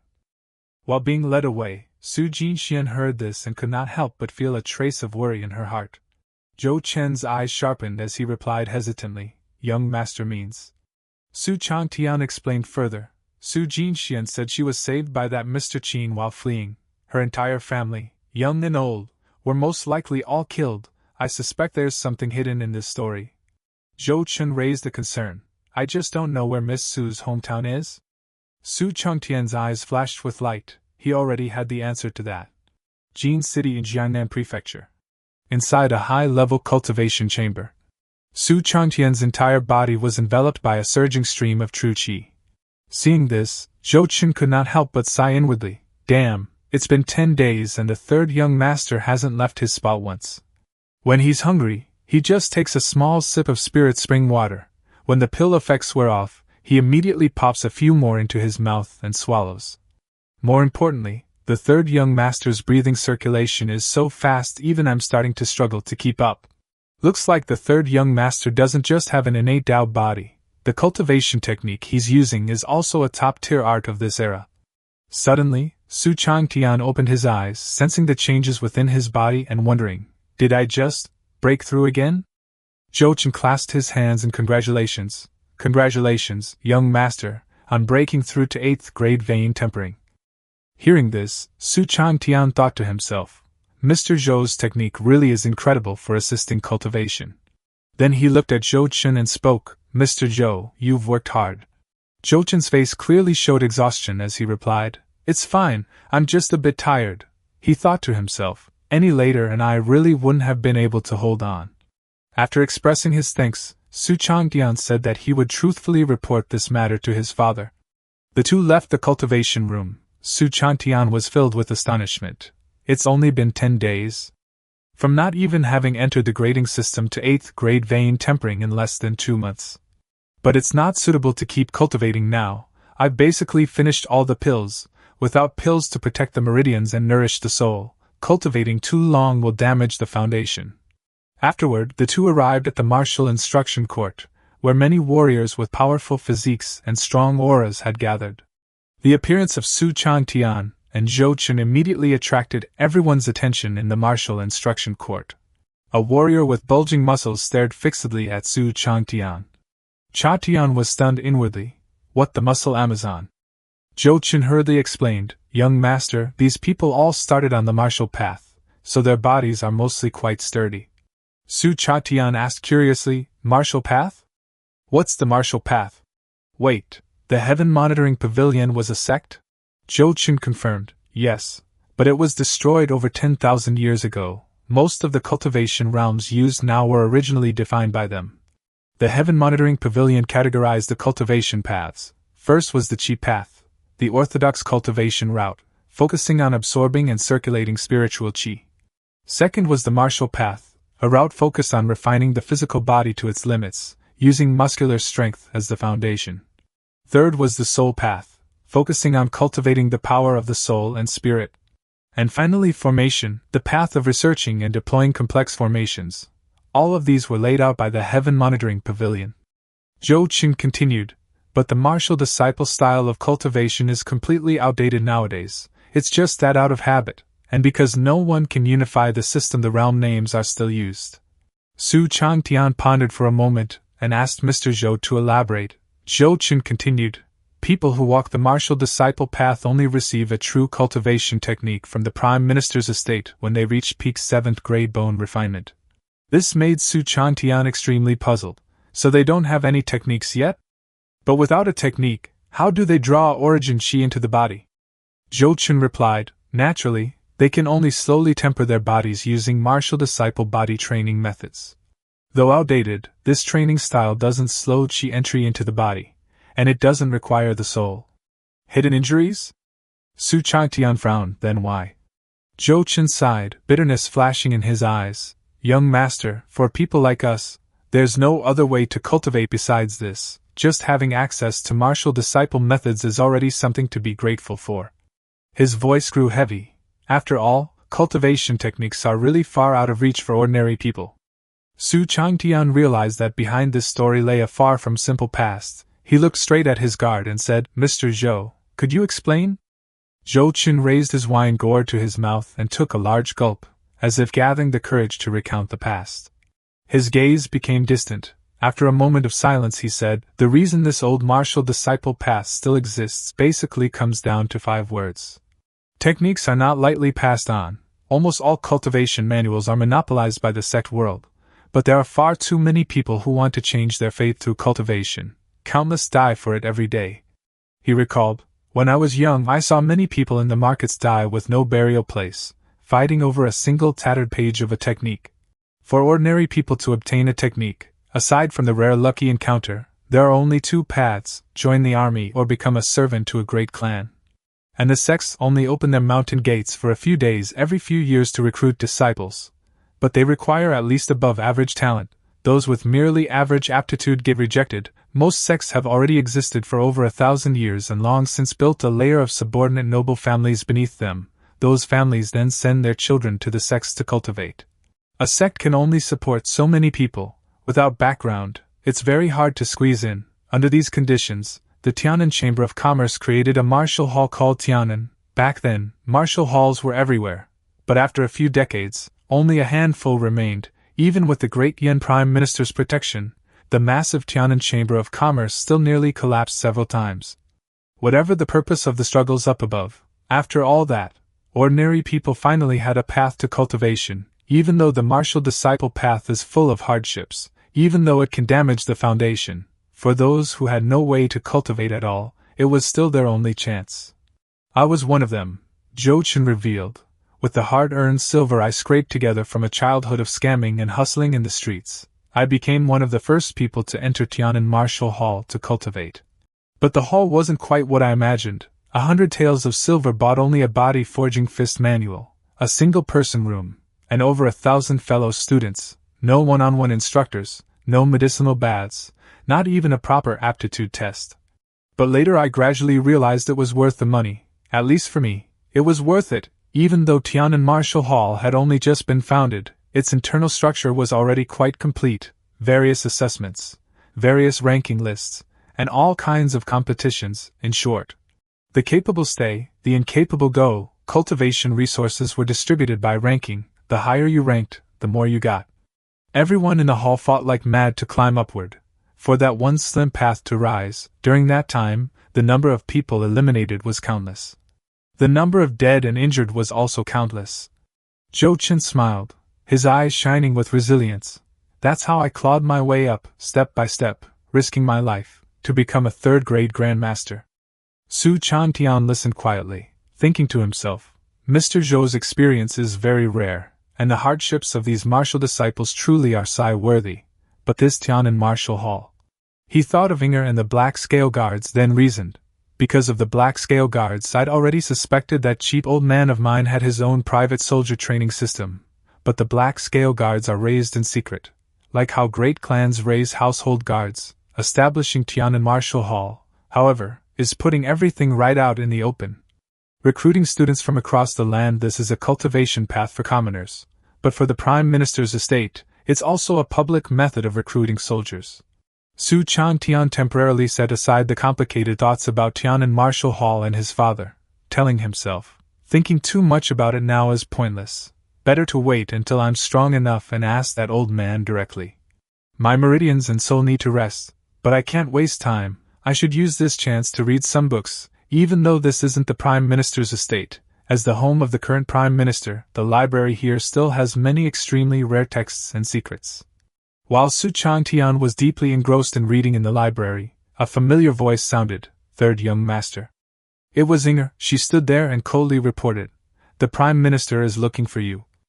Su Changtian remained seated, continuing to read, silent and unresponsive.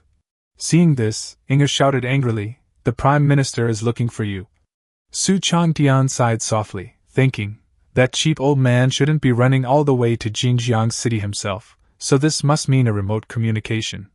He calmly stood up, closed the book, and said to Inger, "Let's go." Su Changtian suddenly asked, "Right, did that woman Su Jixian talk?"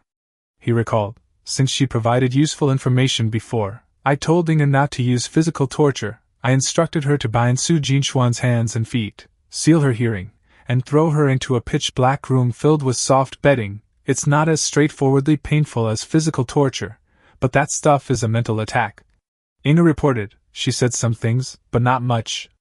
Su Changtian thought to himself, not expecting that fox spirit woman to be so tight-lipped. Su Changtian asked again. Su Jinxian only said a little? He thought, didn't think that foxy vixen would be that tough. Inga confirmed succinctly, yes, she only said a little. Then she continued, 10 days ago when I left the estate to handle some matters, she said a bit. I only just got back today and was planning to question her again. Hearing this, Su Changtian shouted in shock, what? Seeing Inga's expression, he asked in alarm, you used the punishment method I described? She simply replied with a sound Su Changtian broke out in a cold sweat. My God, she's been trapped in that state in a dark room for a full 10 days? Is Su Jinxuan's mind really still holding up? Trying to hide his fluster, he hurriedly changed the subject. Ahem, you just said you left the estate. Why? Inga replied curtly, to investigate Qin Weijio. That Qin Weijio is that Master Qin? Su Changtian asked further, any progress? Inga did not answer, she simply walked past him in silence. He thought irritably, damn it, if it were Zhou Qin, he definitely would have told me. Looks like Inga still needs some training. In the northwest of the manor there's a cluster of courtyards with extremely tight security. It's the only area in the Su estate I'm not allowed to enter, except when that old man and Su Changge call me. And that phone is located underground in that section. Su Changtian spoke first. Father, you wanted me? From within the sphere came a voice. How have you been lately? Not bad. He waited in silence, knowing that his father had not summoned him merely to exchange a few simple pleasantries. After a while, Su Changtian spoke hesitantly. I reached 8th grade. The Prime Minister replied coldly, Then, he gave a rare compliment, very good. Su Changtian's expression showed a hint of disappointment. The Prime Minister continued, I heard from Changge that your physique is quite good now? It's all right, Su Changtian replied with a smug smile. Just an innate Dao body, at most only a little better than him. The Prime Minister seemed to suppress a laugh, then said, Ahem, being able to cultivate is a good thing. Raise your strength as quickly as you can. If you run out of pills, go to the steward and ask for more. Su Changtian seized the opportunity to recommend someone. Also the reason I can cultivate so fast actually has a lot to do with Mr. Zhou. His technique can assist my cultivation. Zhou Chen? The Prime Minister confirmed. His technique does have that effect. Very good, I'll make arrangements regarding Zhou Chen. Seeing that his goal had been achieved, Su Changtian immediately changed the subject and went straight to the main point. Father, what's the background of this Qin Weijio? The Prime Minister smiled and asked, You're interested? Of course I care, Su Changtian said. If not for my innate soul body and naturally condensed soul, that foxy woman would have taken control of me by now. He thought to himself, Qin Weijio even knows about Burial Village, his background can't be simple. Fine, the Prime Minister agreed, then gave an order. Changge, you explain Qin Weijio to your little brother. Only then did Su Changtian realize, figures, no wonder that old man was chuckling at the start. So Su Changge had been listening in the whole time, no sense of honor. The Prime Minister's estate, imperial capital. Before the energy sphere floating in midair stood two men. One was Su Changge, the other was the great Yen Prime Minister, Su Yinhe. An old man with a long beard and a scar over his eye, exuding an aura of authority and ruthlessness. Su Changge began explaining, Qin Weijio is quite an unusual man. Over 10 years ago, I traveled with him in Jiangnan Prefecture. At first, Su Changtian immediately cut him off. I know about that. Su Changge continued, at the Tianyuan conference 13 years ago, I know that too. Su Changtian interrupted once again, showing impatience. Su Changge suppressed his anger and continued, Qin Weijio is from the sect world, born into 1,000. Su Changtian interrupted yet again. Sigh, Su Changge, can you just get to the point? Su Changge clenched his fists and shouted, Su Changtian. Shut your mouth. Su Changtian made a funny face and said teasingly, did I say something wrong? Isn't all of this common knowledge by now? Su Changge ignored him and said, in a while, I need to go to Jiuyuan City. Hearing this, Su Changtian was startled. Jiuyuan City is only 40 li from Xinjiang Prefecture. Su Changge continued explaining, anyway, on the surface the Tianyuan Conference is held to inspire the younger generation of the world, but in truth it gives the sect leaders and elders a chance to gather, meet, and discuss various matters, headed by the world's #1 sect, the Tianyuan Sword Sect. It's basically a collective meeting of a bunch of warlord leaders. Previously, Zhou Qing mentioned that our destination on this trip is that Tianyuan Conference in Tianyuan City. Qin Weijio is one of the very few who survived Su Changge's sword arts. Su Changtian immediately understood. The son of Great Yan's prime minister going to a grand tournament used by local warlord leaders as a conference, and then using lethal force on sect disciples in the arena, their relationship is pretty obvious. After obtaining information about Qin Weijio, Su Changtian looked straight at the sphere of light, his voice becoming more serious than ever. Father, do you know a place called Burial Village? The atmosphere fell into silence. The Prime Minister spoke in a deep voice. Of course I know Burial Village. His sharp gaze seemed to see through everything. But Changtian, how did you learn about that place? Su Changtian put on an innocent look and blamed everything on Su Jinxian. That vixen was the one who said it. Hearing this, the Prime Minister and Su Changge exchanged glances, showing surprise. Since the charm soul demonic body said it, it's as good as coming from Qin Weijio himself. The Prime Minister continued pressing. Then how did she tell you? Su Changtian cleared his throat. Ahem, I know she has a lover. Is it that brat named Qingmo? The Prime Minister immediately guessed. This name had clearly been on his radar for a long time. Dad, are you spying on me? Haha, they reported it to me of their own volition, you can't blame me for that. If you didn't give the order, how would they know to report it to you? I was the one who gave the order. Changtian, do you have a problem with that? Fine, I'll talk, alright? Someone named Fan Wenqing told me once that this Su Jinxian was as beautiful as a goddess, but that she seemed to have a lover named Qingmo over at Jiulongjiang.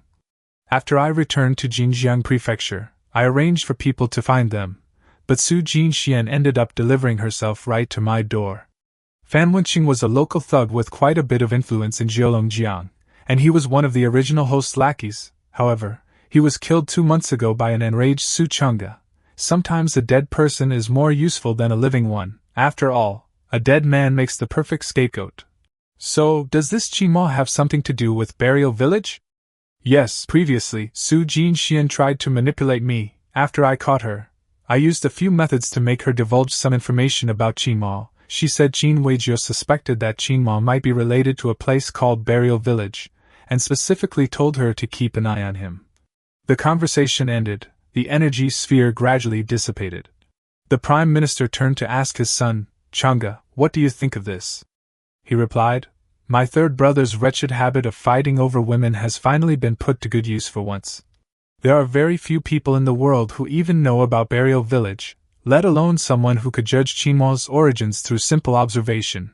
I fear that Qin Weijio knows quite a lot about Burial Village. I just don't know if he knows its specific location, or if he is aware that it has already been destroyed, but considering he was willing to use a once-in-a-century charm soul demonic body as bait to control Changtian, it seems his ambitions are anything but small. It's a pity I couldn't kill him with a single strike at the Tianyuan Assembly. If we want to move against him now, I'm afraid Inger and the other two won't be enough. We need to send more people. Hearing this, the Prime Minister fell silent, saying nothing. After a while, he spoke. It really isn't enough, Changge. You must go to Xinjiang Prefecture personally. Father, but as for the imperial capital? No matter, since you killed that 7-life python, the ancient abyss has been much quieter. The key priority now is the war in the north. Although Yuan has already headed north, the previous battle situation was too chaotic. It will take some time for the war with the barbarians to conclude. This period should be enough for you to make a round trip from the imperial capital. The matters on Changtian's side must be handled properly first. Su Changge lowered his head, fully understanding his father's meaning. It's true that many things have reached the point of no return. Every unstable factor must be eliminated in advance. Very well, I will leave for Xinjiang Prefecture this very day. Su Changge decisively accepted the order. The Prime Minister added, also, if you find that brat named Qingmo on the way, remember to handle him yourself. He explained, this Qingmo was most likely raised by that bunch of calamities. There were even several primals in Burial Village. Qingmo's cultivation is abnormal. He might be practicing a secret art of slow accumulation, and he could cause trouble once he matures. Moreover, he might be holding a secret treasure from Burial Village. A secret treasure? Su Chang'e shouted in shock. The soul-nurturing ring. The Prime Minister explained further. This ring can house divinity and nurture souls. If that ancient book was correct, it should be hosting the will soul of a saint. Even someone as arrogant as Su Chang'e could not help but be shocked. A saint? The Prime Minister said disdainfully. There is no need to worry too much. Even a saint cannot defeat time, let alone in the form of a remnant soul, lingering on in that soul-nurturing ring until now. He's nothing more than a mangy dog clinging to a pathetic life. If you give it your all, killing him will be as easy as flipping your hand. All right, you may leave, by the way. Before you go, remember to take some medicinal pills from the manor. Yes, father. Returning to the underground chamber in Jingjian, Su Changtian watched the energy sphere fade away and thought to himself, it's already been several minutes. This thing doesn't even have a call notification. I have no idea if the other side hung up or not. He was immersed in the satisfaction of his plan when Inger's voice pulled him back to reality. Third young master, he was startled. Inger reported, the Prime Minister has already disconnected. Do you have anything else to say to him? Su Changtian complained inwardly. As expected, he hung up again without saying a word. He turned and snapped at Inger, next time you appear, remember to make some noise, don't be like a ghost. Inger only replied coldly with a single sound, oh. Su Changtian thought to himself, by drawing the protagonist and Qin Weijiu into this old man boss's sight, given his personality, he'll definitely take it seriously. My goal has been achieved, what happens next has nothing to do with me. Having thought this, he turned his back and left. I'm going back. Just then, an aged voice rang out, third young master, third young master. Manager Li, his strength is low, but his authority is great, a typical case of high power despite low status. In my memories, this old man has always known his place. Manager Li, what do you need me for? Manager Li bowed and reported, third young master, as you previously instructed, the internal reports from the last 10 days have been delivered to your wing. Su Changtian replied calmly, yes, I know. Then Manager Li took out a scroll from his sleeve and presented it. This is a secret report sent from Jincheng in Jiangnan Prefecture the day before yesterday. Please take a look, third young master. Su Changtian looked at the scroll, his eyes revealing surprise at this unexpected information. This is a combination lock? Third young master, if this confidential report is opened directly or forced open, it will automatically disintegrate. It requires a special method to open. Can you unlock it? Formations can be used like this?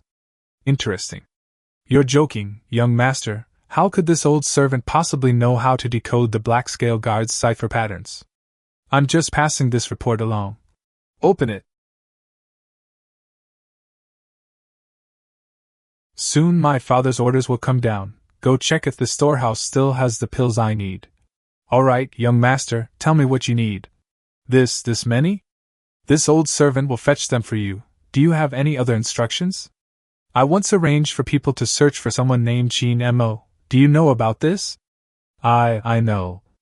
That genius Shuiyong at Peak Iron Body was killed. How could I, as the steward, not know? Any progress? Yes, we found him, but… Damn it. You made a move? That person was quite alert. When he realized he was being followed, he tried to escape. We had no choice but to act. And then? You made your move and still let him get away? Yes. Tell me the details carefully. When you first gave the order, I immediately made arrangements. During the days you were in seclusion, we found this person in the east of the city. But this person was quite troublesome. Several vein-tempering darlings were completely outmatched. By the time the other guards from the estate arrived, he had already disappeared. No word of him after that. There was once. We tracked him to Changhong Valley, over 20 li outside the West City. But his strength was formidable. Despite only having 8th grade vein-tempering cultivation, 2 7th grade bone refinement experts leading the team were still no match for him. All wiped out? One escaped back. Why not send 6th grade cultivators? I remember among my guards there are quite a few at peak 6th grade, and the estate should also have 5th-grade soul condensation realm practitioners. This old servant has no authority to directly deploy guards above bone refinement realm. By the rules, your guards cannot be too far from you, and besides, who could have thought this beast could kill above his grade? But don't worry, young master, Changhong Valley only has one exit. I've already reported this to the main estate. After receiving approval, I've dispatched 3 Iron Body Realm experts to wait for him at the valley entrance. Wait! Wait for what? Wait for the protagonist to come out of the Changhong Valley dungeon and kill you all? But since it's Changhong Valley, I can confirm Qingmo is taking the portable grandpa route. Murphy's Law really doesn't lie. Inside Changhong Valley is a hidden secret realm, and within that realm is a spiritual medicine that can help the old grandpa recover his soul power. Besides helping his companion old expert, following the principle that protagonists never leave dungeons empty-handed. After grinding monsters, taking pills, and leveling up in that secret realm, when Qingmo emerges, his own strength will have increased dramatically, and in this storyline, the original body would bring Su Jinxian and his subordinates to block the protagonist at the Changhong Valley entrance. And then, he gets counter-killed. Death. Have those people guarding the place come back? Humph? I said, have those people come back, are you deaf? Yes, third young master. This old servant will handle it right away. I'll take my leave for now. This is rather vexing, even though I have Yinger and 2 other Grand Masters with me now. Trying to ambush and kill him isn't very realistic. I might even get counter-killed. Unless Ran Qingmo comes looking for me at this time. Use up one favor, and I can go straight to block the entrance to Changhong Valley. But right now that's just wishful thinking. Yinger, did you go see that vixen earlier? I haven't seen her yet, but I've questioned the maid watching over her. How is the situation? Her mind seems to have some problems. Even after removing her restraints, she just curls up in the corner of the bed and won't speak. Is that so? As expected, a normal person kept in solitary confinement in a dark room for 3 days can be driven mad, let alone with hands and feet trapped deep in soft bedding, unable to move. That kind of deathly silence like eternal isolation, it's no surprise it drives people insane.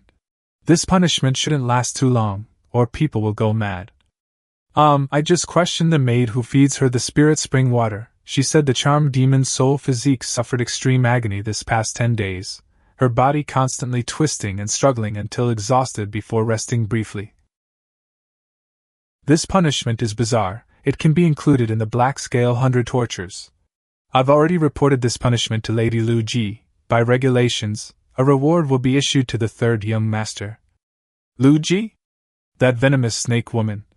One of my old man's most loyal confidants, overseeing all the Black Scale guards. But seriously, I never thought just coming up with a torture method would earn a reward from the Black Scale guards. Ahem, what's the reward? Lady Lu Ji said when you return to the imperial capital, she'll give it to you personally. That brings up some unpleasant memories. Tell that old auntie for me that this young master doesn't care for her rewards. I will inform Lady Lu Ji. Alright, enough about that. Where is that vixen now? In the North Garden area. Such a peaceful and quiet environment. Has Miss Su been sleeping well these past days? Su Chatian, you're a devil. If you have the guts, just kill me directly. I'm a devil? Then why won't Miss Su shake off my hand? Is her reaction exaggerated? No, not at all. That kind of silence all around, trapped deep in softness, unable to struggle, as if it's definitely something that would make people despair. After enduring 10 days, the fact that Sagina hasn't gone completely mad is already quite admirable. Why am I being made to look like a villain? Clearly this woman made the first move on me. Sigh. Miss Su, please stop being stubborn, okay? Holding on to me, let's go out. Changhong Valley, Secret Realm. Old man. What is it? You didn't say there'd be these monsters here. What the hell are these things? Making such a fuss, they're just demon beasts corrupted by strange ghosts. They contain magic crystals. These things are great supplements for the technique you're cultivating. Supplement my ass, I'd be thanking the heavens if I don't get trampled to death by these things. Hee hee. Don't worry, there should have been some mortals living here once. with your current strength, killing these corrupted mortals should be sufficient. Besides, if you want to borrow my power to save your sweetheart, you have to take some risks.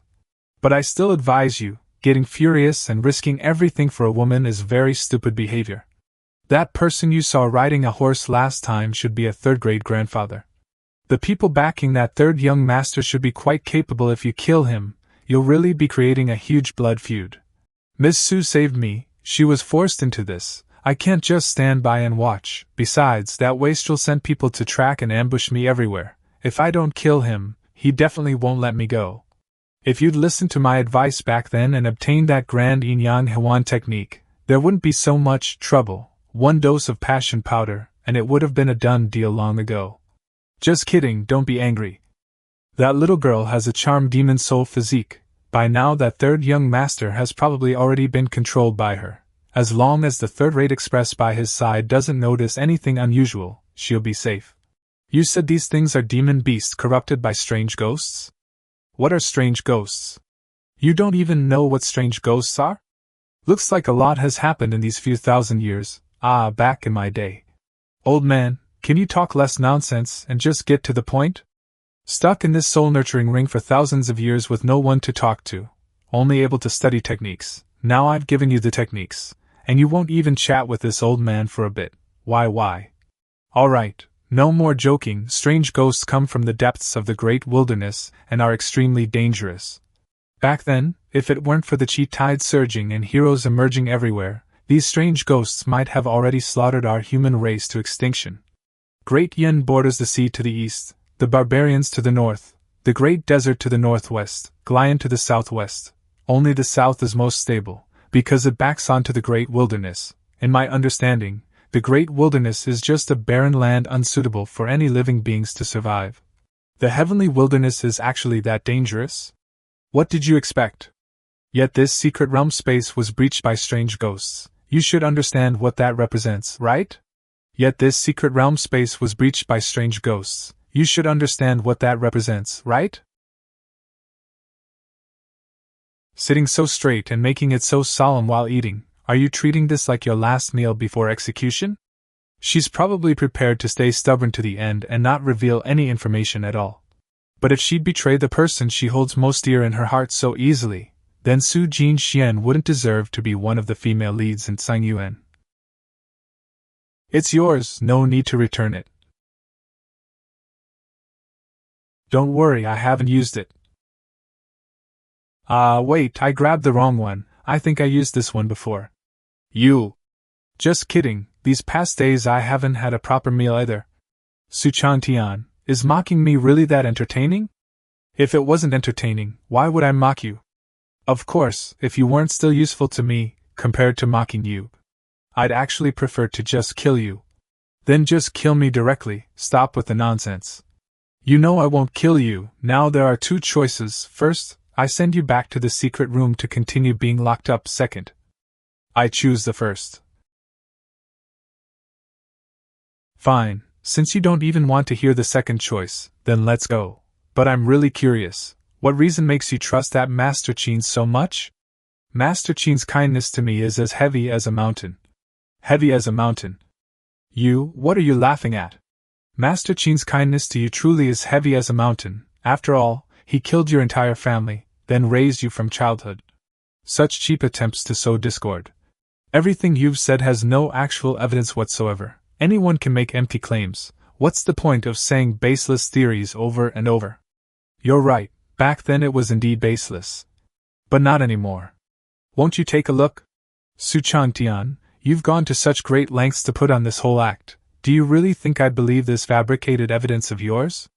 Whether it's real or not, you'll know with one glance. Su Jinxian, you think too highly of yourself. Qin Weijio won't even pass on cultivation techniques to you. You're just a tool to him. Everything I'm doing is just to escape this fate, to save myself, save you, save all of you. Do you know why Qin Weijio refuses to teach you techniques? Because he doesn't dare. The charmed demon soul physique is too unpredictable. Qin Weijio's own cultivation is profound enough to resist your influence. But his subordinates aren't. Even one of his subordinates falls in love with you because of your physique. They might let you learn the truth about back then. This is a book about the charmed demon soul physique. You can check if it's accurate, then decide whether to look at the intelligence the black scale guards dig up in Jincheng. I'm giving you half an hour, after that I'll come back. If you still decide to be this way, then I won't say anything more. Su Jinchuan's enemies came in two groups, one that paid, one that did the dirty work. When her parents were alive, they ran a medium-sized merchant guild in the Jiangmen Prefecture and Jincheng area. Suqin Cloth Company. The ones who paid were 3 merchant guilds from the Jiangnan cloth trade. The ones who did the work were a group of mountain bandits outside the prefecture capital. After it was done, they were all wiped out cleanly by those 3 merchant guilds. In the end, the 3 guilds acquired the Su family's assets through auction at low prices. Now reinvestigating this matter, the black scale guards thoroughly checked those 3 cloth companies but found nothing. Because everyone related to this matter is dead. Qin Weizhou handled this very professionally, but he couldn't prevent his subordinates from being idiots. Over a dozen years have passed, and the Su family's assets have changed hands several times, eventually all ending up under the name of someone called Shizang. He's the second brother of the Konghua Merchant Guild president's son-in-law, and behind this Konghua Merchant Guild is Konghua Merchant Guild, the sect that Qin Weizhou's family belongs to. Half an hour later.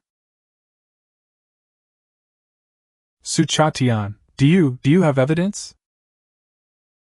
This is the account ledgers of Konghua Merchant Guild from the past dozen years. Every month they have large amounts of silver, medicinal materials, finished pills and other resources flowing out to Tianyu sect. You can check for yourself. Even if this is fabricated evidence, it's just too much. Konghua Merchant Guild is a medium-sized regional merchant association. Over a dozen years, the accumulated ledgers must be piled up like mountains. This kind of thing can't just be fabricated based on imagination. Every incoming must have an outgoing, and they must balance. Income and expenses can be audited. If you need the fake ledgers from Konghua Merchant Guild for comparison, I can also have the black scale guards in the imperial capital transmit them over. Fake ledgers for comparison? If all these are forgeries, then Su Chantian would have to fabricate another set of fake ledgers in equal quantity. That kind of workload is massive. There's absolutely no way to finish it in 10 days. Is this real? Of course it's real, but you believe it just like that? I thought you'd continue to be stubborn and say these ledgers from the Prime Minister's estate were just processed and modified. Su Chatian, why are you leaning so close? What do you want? What do I want? Of course I want to eliminate all doubts in your heart. Wasn't that what you were thinking just now? Like I said, the business partners, locations, and times in these ledgers, you can check them yourself. Look through them and judge for yourself. The decision is yours.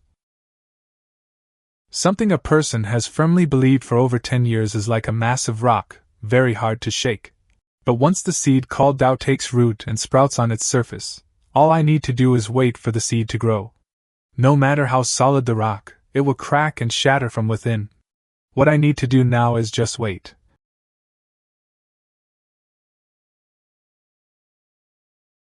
I give up, I surrender. Well fought, beautiful. 8th grade vein tempering strength is truly impressive. Qingmo is also 8th grade right now, but he alone can take on a whole group of my 8th grade vein tempering guards. From when I transmigrated until now, I still haven't truly fought. I'll be the ring master this round. Who wants to come up?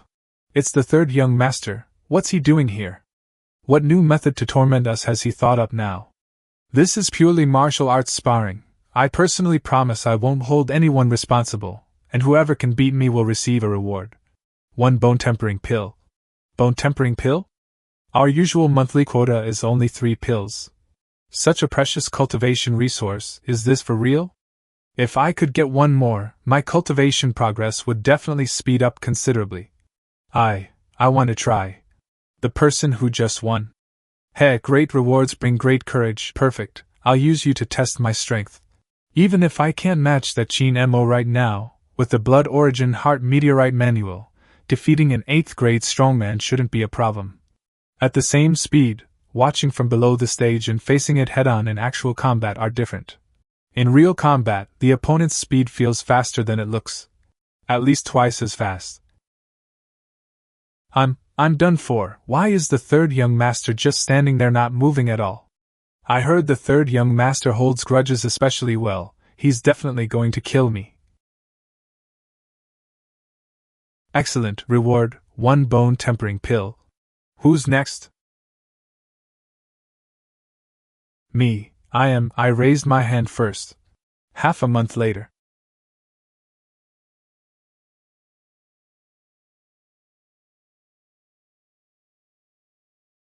Third young master, I lost. After half a month, this is the first time I've won.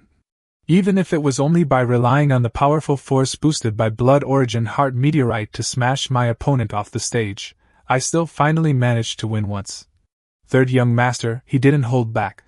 Give him 1 bone tempering pill, that's it for today, we're leaving, got it? These guards are getting bolder and bolder. Young master, your combat strength keeps rising. If these guards don't go all out, they won't get their daily bone tempering pill. Even though my actual combat has improved rapidly, it's really just attribute crushing from Blood Origin Heart Meteorite. My speed and burst clearly outstrip those vain tempering martial disciples, yet I can only barely fight them to a draw. And more importantly, Blood Origin Heart Meteorite is a Chi-Path technique, a caster's art. It's about injuring the enemy from a distance. In the end, I'm just not skilled enough with Blood Origin Heart Meteorite. In this world, you can't just shout a move name and have the skill fire, you have to circulate the art through specific meridians. Every time I start circulating the art to cast the skill, the opponent's attacks and my own dogging and movement interrupted halfway. According to Blood Origin Heart Meteor's description, if I master all its techniques, I should be invincible among those of the same realm. Looks like there's still a lot I need to learn, not just about cultivation. Third young master. What is it? Miss Su said she wants to see you.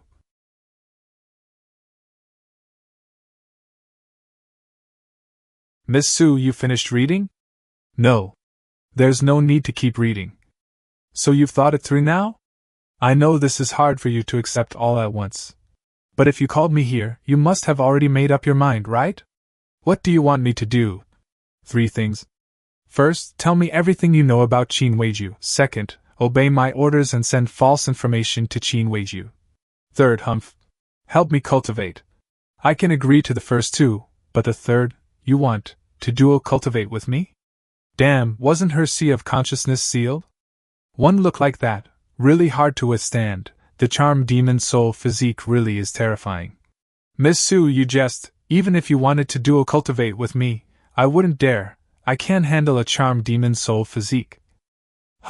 As if you'd have the guts. This girl only knows how to talk tough. Su Chatian. You want to use my bewitching soul seeds to cultivate your demonic art? Smart. Ordinary people's souls are hard to recover once you devour them, but my bewitching soul seeds are different. As long as I have enough rest and resources, my sea of consciousness will regenerate on its own. You know that too? Of course. It's written clearly in those manuals. You want to use me as a cauldron? Su Jinxian, that sounds a bit harsh. I've helped you this much. Don't you feel any urge to repay me? You tried to control my mind, that's a death feud. Yet despite this, I helped you uncover the truth of that year. Next, my Prime Minister's estate is going to help you kill Qin Weijio. Shouldn't Miss Su take some concrete action to make up for your mistake and for the kindness I'd shown you? What a smooth little switch of concepts, Su Changtian. I've never seen anyone as shameless as you. Thanks for the compliment. Even if it's a concept switch, is anything I said actually wrong? So, I never planned to refuse you. Take it, this pill is great for nourishing the soul. This is a soul-purifying pill? Are you sure you want to give this to me? I, Su Changtian, have never been stingy with my own people. I count as your own too? My prisoner is naturally one of my people. Inga will come help unblock your sea of consciousness. As for Qin Weijui, just tell her everything directly. And about cultivation. Come to my room tonight. Professional matters should be handled by professionals. As a black scale guard, Inga should be able to extract some key intel. Qin Weijio probably wouldn't let Su Jinxian near any core secrets. But she's lived in his estate for over 10 years, she might have stumbled on some important information by chance. Still, that kind of thing is unpredictable. Compared to that, using Su Jinxian to feed false information to Qin Weijio is the real key. If this card is played well, we can drag Qin Weijio straight down to the 18th level of the abyss.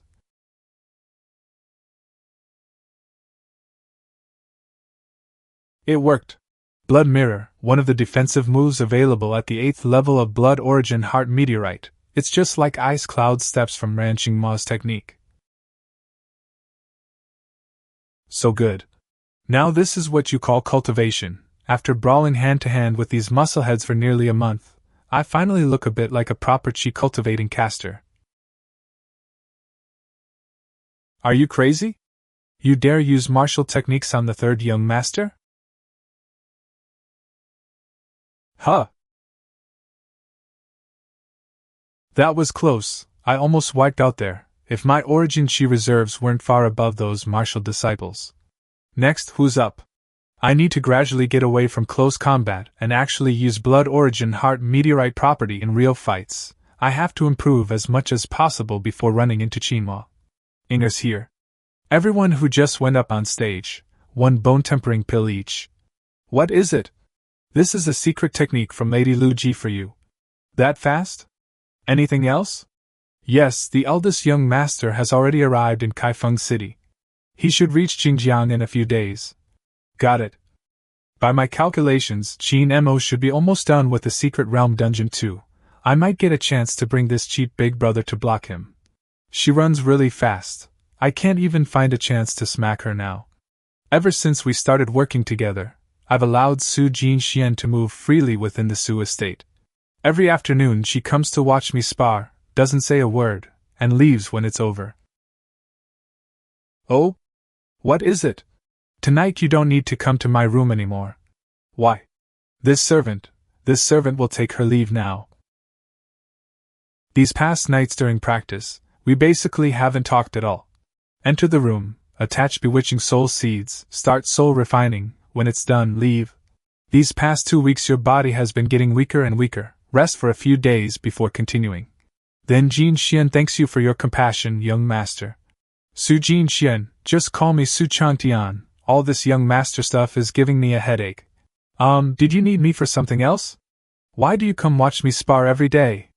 I have nothing to do, just wandering around. So how do you think my strength compares to that Qingmo now? Su Changtian, are you jealous? Think whatever you want, maybe I am. Humph, I don't know if he can kill across grades to 7th, but among the same realm he should be invincible. If you faced him now, you'd probably die in a single exchange. Even though I knew my current strength definitely couldn't beat the story's protagonist, I didn't expect this girl's conclusion to be that I'd be instantly killed. But thinking about it, that makes sense. If Qingmo could really be caught up to in just 1 month, there wouldn't be so many noble young masters getting face-slapped by him in the later plot. You don't seem surprised? Qingmo killed 2 of my family's 7th-grade bone refinement experts. In a life-or-death battle, it's normal he could instantly kill me. When I parted with him, he had just entered 8th grade not long ago. You mean at that time he could already instantly kill the current me? Why? You can't handle one of his killing moves. What killing move? It should be considered a type of sword technique. Sword technique? At the 8th grade stage, does this Qingmo have an ultimate move? Like this? What low-level sword technique doesn't slash people like that? When charging forward, his speed is very fast. A forward slash, just a small dash skill. So fast my naked eye can't see it clearly, in an instant he can cover over 10 meters. Only grandmasters have speed so fast people can't see clearly. Why can a mere 8th grade make his speed invisible? Really? Believe it or not. Can you describe it in more detail? His starting stance and landing stance are normal 8th grade speed, but the middle section of the distance seems to disappear. It is strange to describe it this way, but that's how it feels to me. J plus W plus R? This move is way too familiar to me. J plus W plus R, then press forward slash at the right timing. The normally short dash can be glitched into a long-distance charge, one of the essential techniques for fighting higher-level bosses. But damn, can you exploit invincibility frames in the real world too? The game became reality. Qingmo couldn't be using this move as a bug exploit. This kind of technique was most likely learned through some cross-realm enlightenment. It should be considered a secret art. This boy must not be allowed to live. I understand. You really believe me? What would you gain from lying to me? Besides, you're one of my own now. His technique seems to have drawbacks too. Back then, every time he used it once, he'd be weak for a period. That's probably the cost. This kind of powerful move that requires exploiting game mechanics. If there were no cost in reality, that would be too unreasonable. By the way, why do you care so much about this Qingmo? Didn't you say I was jealous? Let's just say that's it. But if you really care about him that much, you'll be able to see him soon. What do you mean? Today Qingmo sent me a message saying Qingmo has already come out of Chanhong Valley. Qingmo seems like he wants to come rescue me. Qingmo told me to try my best to goad you into leaving the city to kill him. So it seems the reason the original me went to block the exit at Chanhong Valley in the story was probably Qingmo pulling strings behind the scenes. But what was his goal in doing that? Su Jinxian said Qingmo sent her here to plant a hidden agent inside the Prime Minister's estate, and with the third young master's status and personality, whatever I do will naturally never be questioned. Now that the operation is done, Qingmo's first order is actually to have me kill Qingmo? Going by story logic, Qingmo doing this shouldn't be because he wants Qingmo dead, it's because he wants me, the third young master, to be killed by Qingmo. So here's the question, what's Qingmo's purpose in having Qingmo kill the third young master? Is it to tie Qingmo and the Prime Minister's estate into a blood feud? No, Qingmo already has a massacre of his village blood feud with the Prime Minister's estate. Doing this is completely redundant. Wait, redundant. Su Jinxian, when you were traveling with Qingmo, did Qingmo ever tell you to probe into information about Qingmo's village? Humph? He did. And what did you find out? Qingmo said the elders in that village all treated him like their own child. Did he ever say anything more than that? More? For example, when he talked about those elders, was there anything that felt unnatural? Yes, whenever he talked about them his mood didn't seem very good. Even when he got to a happy part, his mood would immediately sink again afterward. Other than that, nothing. Did you report any of this to Qingmo? No, I only told him about Qingmo's relationships in the village. Qingmo knows about Burial Village, and he knows Qingmo comes from there. But he doesn't know that all those great demons and great bandits from Burial Village have already been slaughtered by my old man. At this point, the situation is already clear. Qingmo wants Burial Village to become enemies with the Prime Minister's estate. Even if the people of Burial Village hid there just to retire in peace, their web of relationships still exists. In Tsengyan's story, the protagonist meets those elders' old flames or close friends more than once, and they all help him add in the experts of Burial Village itself, and that's already a massive force. It completely outweighs the benefits of planting a single seer in the Prime Minister's estate. So Qingmo, will you want to pull this other hidden force, Burial Village, over to his side? That would have been a brilliant move, but unfortunately, the village is already gone, Burial Village is dead. Sometimes, when you overestimate the enemy, you're really just playing mind games with thin air. This is the secret manual for cultivating bewitching soul seeds. Take it. What, you don't want it? You're giving this to me? Why couldn't I? But if you give this to me, aren't you afraid I'll turn on you? You've been almost drained dry by me every night lately. If you cultivate this manual, your bewitching soul seeds will recover faster, which also helps my cultivation. Just take it. Qingmo was afraid I'd bite back, so he deliberately erased the soul refining parts from the manual. Yet Su Changtian is actually willing to hand me the complete secret art. Fine, to put it plainly, you can think of this as an investment in you. The world is about to fall into chaos. I have high hopes for the future power of your charm demon soul physique, and I trust your character, so investing in you shouldn't leave me at a loss. And even if it does, at least I don't think I'll be raising an ingrate. I'll repay this favor. Alright, I'll keep that in mind and wait for you to pay me back someday. Our Changtian actually took the initiative to call this big sister. Aunt Lu. Call me big sister. Alright, Aunt Lu. Changtian really is naughty. Looks like I'll have to teach you a lesson when you get back to the capital. I've already handed the Charm Demon Soul Physique secret art over to Su Jinxian. I know, you had Inga come to me and ask for that thing just so you could give it to that little vixen. A manual worth 50,000 taels at market price. And you just hand it over like that. Because of this, that old man Hua Hong has been nagging at me all day. saying my black scale guards have to reimburse Tianan Chamber of Commerce at full price. Hua Hong, president of Tianan Chamber of Commerce, one of my old man's confidants. So did you pay? Pay? Pay what? Every coin my black scale guards have is earned with our lives. Why should we pay him? We help him sort intelligence and dig up secrets all day long. His Tianan Chamber doesn't even give us a cut, and still owes us for intel. Yet now he wants money from me. Humph. Bought for 1,000 taels and wants me to pay 50,000. That old geezer sure has the nerve. Tian, big sister's right, isn't she? Right, that's way too greedy. Hee, good boy you are. Tian is the best. You must have something else you want from big sister, right? Want pills or intel? Or if you want someone dead, you can tell big sister too. No need, I just want to ask how the black scale guards plan to deal with Qin Weijio. Ah, that? Call me big sister, and I'll tell you. Okay, if you don't want to say it, fine, no need to go quiet on me, honestly, even if you hadn't brought this up, I was going to come find you about it soon. Oh right, let me ask you something. Go ahead, Auntie. Can you really bear to part with that charm demon soul physique girl? Auntie, why do you say that?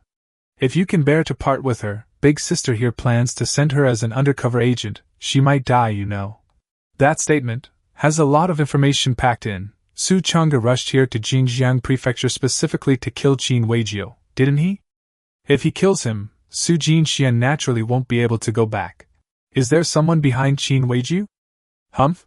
Looks like our Tian has gotten smarter. Over this past month, the Black Scale Guards have uncovered some clues. Qin Weijio might not be the final person.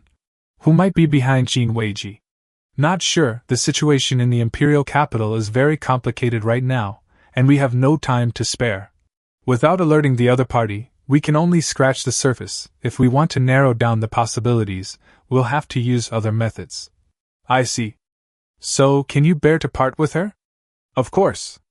I didn't invest in this girl to do charity work. I just didn't expect my investment to be put to use so soon after making it. However, it's still best to check Su Jinxuan's own wishes. Don't worry, I already asked her through Inger before. She said she's willing. Aunt Lu, Su Jinxuan's personality doesn't seem very suitable for being an inside agent. Not suitable to be an inside agent? This little charm demon miss doesn't seem very bright. She'll be caught easily as a mole. Don't worry, personality and speaking techniques can be trained. Trained? If you're interested, I can have Inger take you to try it, then you'll finally call me big sister. I'll pass. Professional matters should be left to professionals. By the way, even though Su Jinxian has already agreed, you should still go ask her yourself. Why? Tian, you really don't understand a woman's heart. If you don't go ask, that little vixen will be heartbroken, and then she might just become my Black Scale Guards person instead. This old auntie is telling me to cultivate my own loyal faction. Thank you? Don't thank me, call me big sister. Big sister. Good, such a good boy. Tian, is there anything else you want to ask? Do you know about Qin Weijio wanting me to ambush and kill that Qin Mo? Of course I know that little beast left over from Burial Village. I originally wanted to go along with the plan, kill that Qin Mo, then take the opportunity to send So Jinxian back to Qin Weijio's side. But your brother vetoed it, saying it might put you in danger. Everything can wait until he arrives. Good thing Su Change didn't agree, or I'd have to find excuses to stall. I really don't want to walk into that death trap according to the story plot. But if we refuse, how do we explain it to Qin Weijio's side? Don't worry, we've already sent the excuse to his side. We said you have a secret treasure protecting your soul, so you can't be completely controlled yet. Why are you being so careful? Even if that Qinmo broke though, he's only 7th grade. Head careful? I actually think I'm being pretty bold already. That Qinmo left this place 2 days ago, and he's only 7th grade anyway. Indeed not worth paying attention to. But Yuan, guess why this little fellow found his way straight here as soon as he entered Changhong Valley? You mean, he has a soul ring? I suspect the soul ring is in his hands. Normally, even with a map, he wouldn't be so direct and single-minded rushing straight here. Most likely someone was giving him real-time directions. I saw in the ancient texts that if it really is the soul ring, there's a saint living inside it. Precisely because I know this, that's why I'm being so cautious. Then this Qinmo. He can't die. I originally planned to help neither side, whether Qingmo or Qin 11 to Changdi deigned. It would ignite a blood feud between the Prime Minister's estate and burial village. But now it seems I need to secretly help that Qingmo. After all, he has a saint with him. But that charmed demon soul physique already sent word saying she haven't soused yet. Su Changtian most likely won't leave the city. If Qingmo wants to rescue her, he wouldn't try to enter the city, would he? Jingjiang City has a grand formation set up inside. Even the two of us would be in danger. Now that Jinxian can move freely within the Su estate, let's find a chance to get her out. Qingmo is more important than that Su Changtian. I'm counting on you, Humph.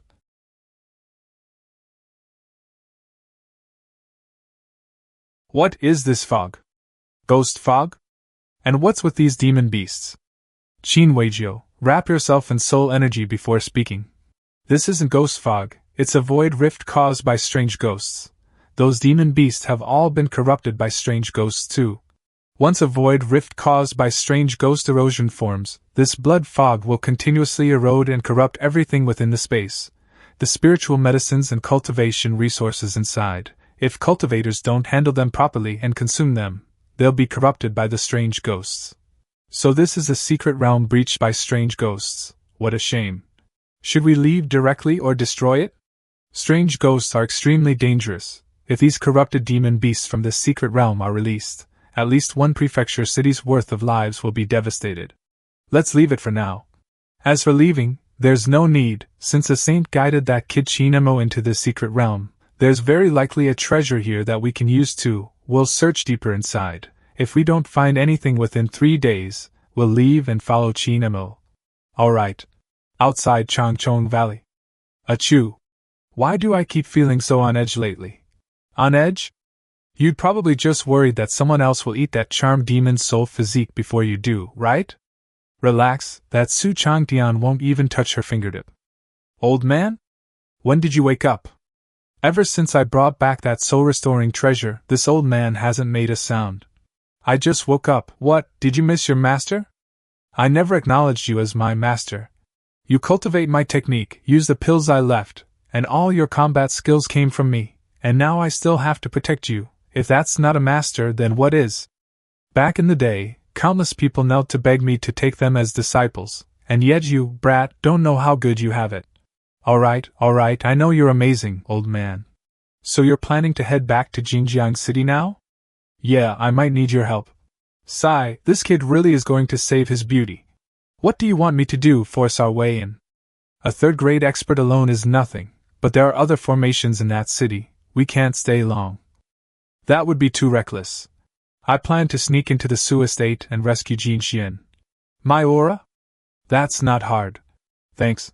No need to thank me. If you really want to, then call me master. Someone's coming. Whatever happens, don't talk to me. Humph?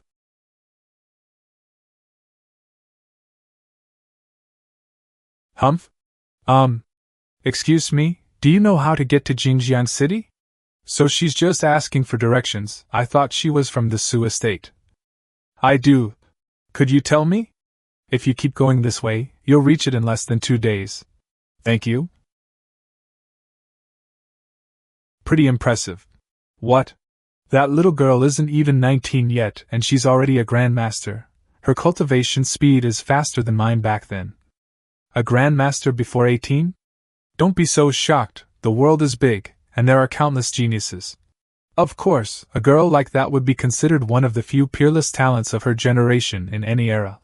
At about the same age, I had just reached 7th grade, and she's already at 3rd grade grandmaster level. Don't look down on yourself, you're a slow build then explode type, plus, with my technique, your future achievements definitely won't be worse than that girl's. By the way, why didn't you travel with her just now? You're going to Jingjiang City anyway, making friends with someone like that would be good for your future. If we travel together, wouldn't you risk being exposed? Of course not, I just wouldn't be able to talk to you via voice anymore. Honestly, I did think about going with her, but I kept feeling that if I went to Jingjiang City with her, I'd be in danger. Why, from her behavior just now, she clearly didn't seem like a bad person. I don't know, I just felt weirdly uneasy in my heart. Better to be cautious. Alright, I'll continue resting. Once you enter Jingjiang City, I'll wake up on my own. Library Pavilion. The Barbarians. In Cangyuan, there's a world line where the final boss players face is the barbarians invading all the way from the north. But in the story, this current what is being said is barely mentioned at all. Seeing it now, it's really gotten pretty bad. 7 years ago, when Marquis Wu was still guarding the northern frontier, these barbarians outside the border couldn't even lift their heads. But ever since Marquis Wu was summoned back to the capital, the situation has plummeted. In short, internal power struggles led to raising enemies to build private prestige, and that gain backfired. The relationships within Great Yan's border armies are extremely complicated. According to the laws set by the founding emperor and the sects don't pay taxes, but there's a price. In local governance, they must unconditionally assist the court in protecting the common people. In the military system, sects must send some disciples every year to be dispersed into Great Yan's army to follow orders, and so on. The original intention was good. When imperial power was strong, these laws were indeed very beneficial, but after 1,000 years of ups and downs in imperial authority, these laws gradually became twisted. The border armies became freedoms of many different factions, and between court and sects and other clans. Whenever a war breaks out, everyone shoves responsibility onto someone else. Wait, these barbarians aren't human? The barbarians are not just a derogatory name the Great Yan dynasty uses for nomadic tribes beyond the borders. Barbarians are barbarians, their dark brown, tough skin is almost immune to blades, and some have sharp-boned spurs on their fists and joints. As if born purely for battle, they're an intelligent humanoid monster race. I didn't know this in my previous life, or rather, I had no need to know. I learned about Yuan because mixing there let me be a roughneck hero, even a dragon rider.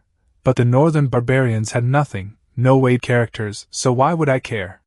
Still, now I finally understand why so many foreign factions had waifs, but the barbarians never did.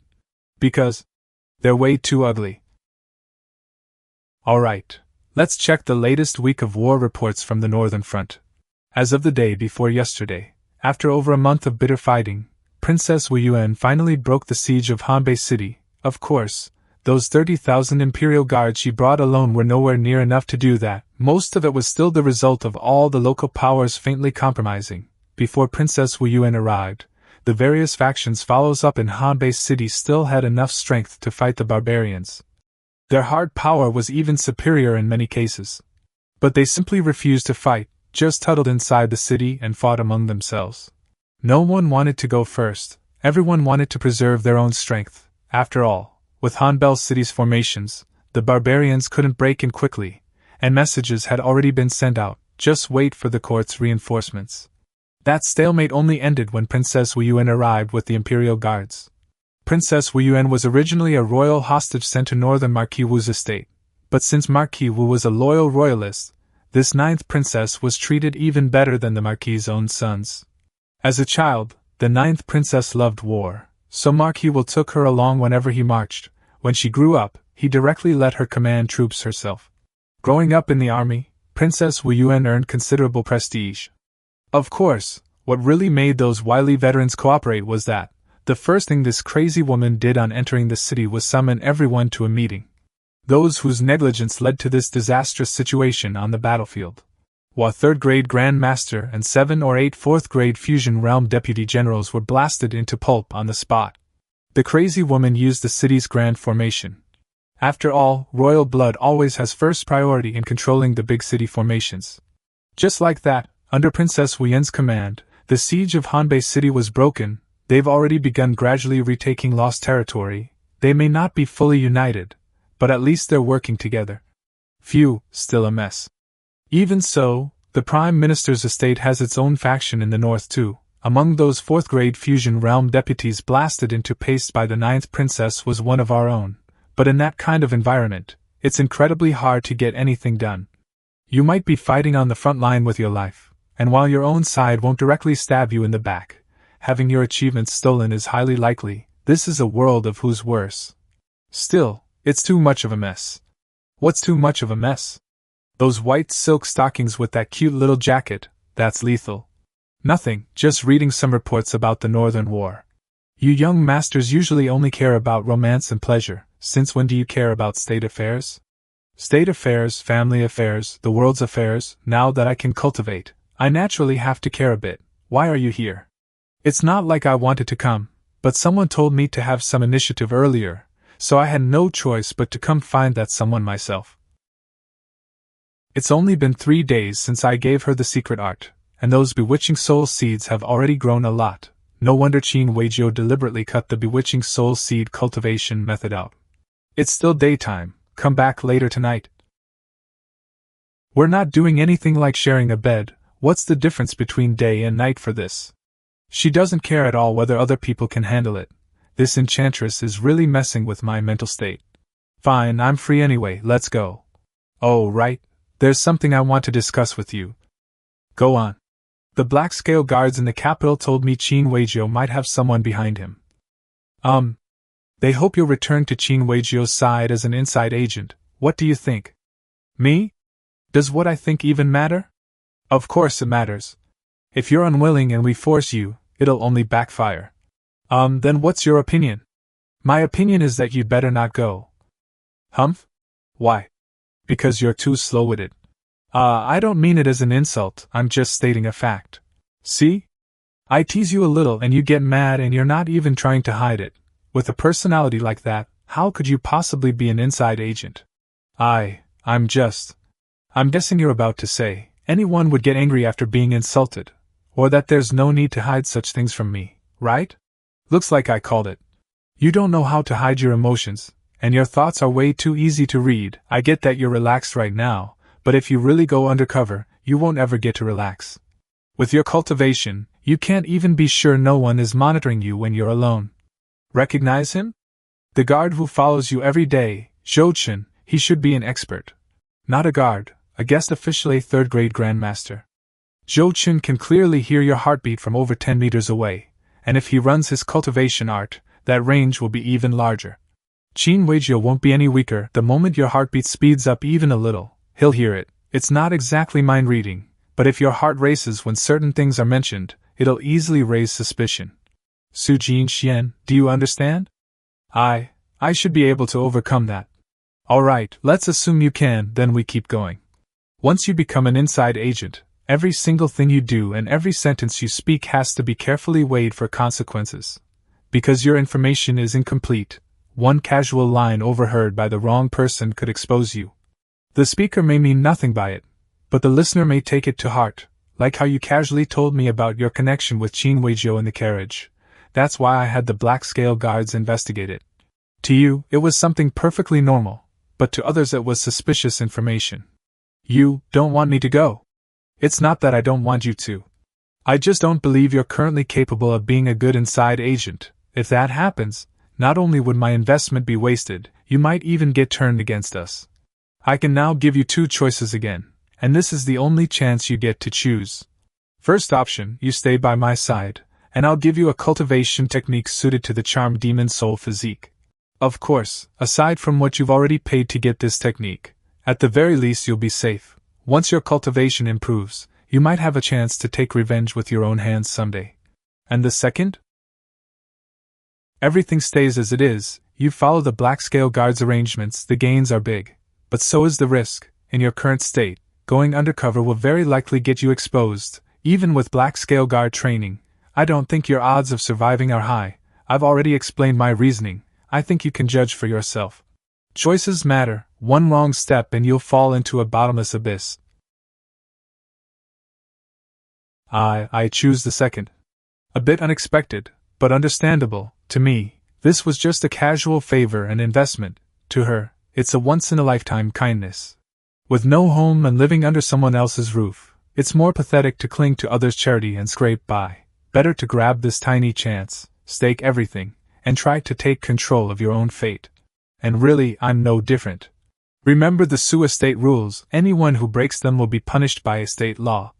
The world outside is a mess right now. Being able to work in the Su estate is a blessing earned over 8 lifetimes. In a bit, your team leaders will show you around. Keep your eyes in check. The young ladies and madams, and even the maids, are not people you trash can afford to ogle.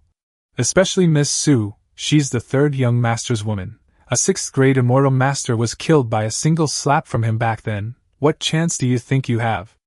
If you stare and annoy the third young master, not even the Heavenly King himself can save you. After changing his appearance, I was going to sneak into the estate at night and get her out, but the Su estate grounds are enormous.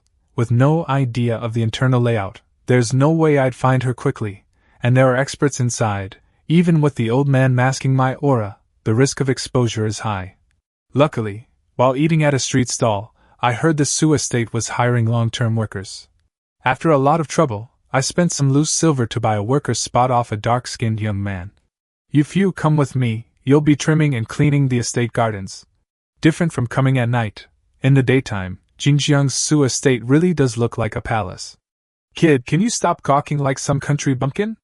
I'm just a bit surprised, but old man, if you talk to me here like this, won't we be discovered? If I can hide your aura, I can talk to you just fine. Can you help me locate Jin Xian? Kid, there's at least one grandmaster in this estate. If I probe with my soul, I'll very likely be noticed. Then I'll just take it slow myself. I'll find a chance eventually.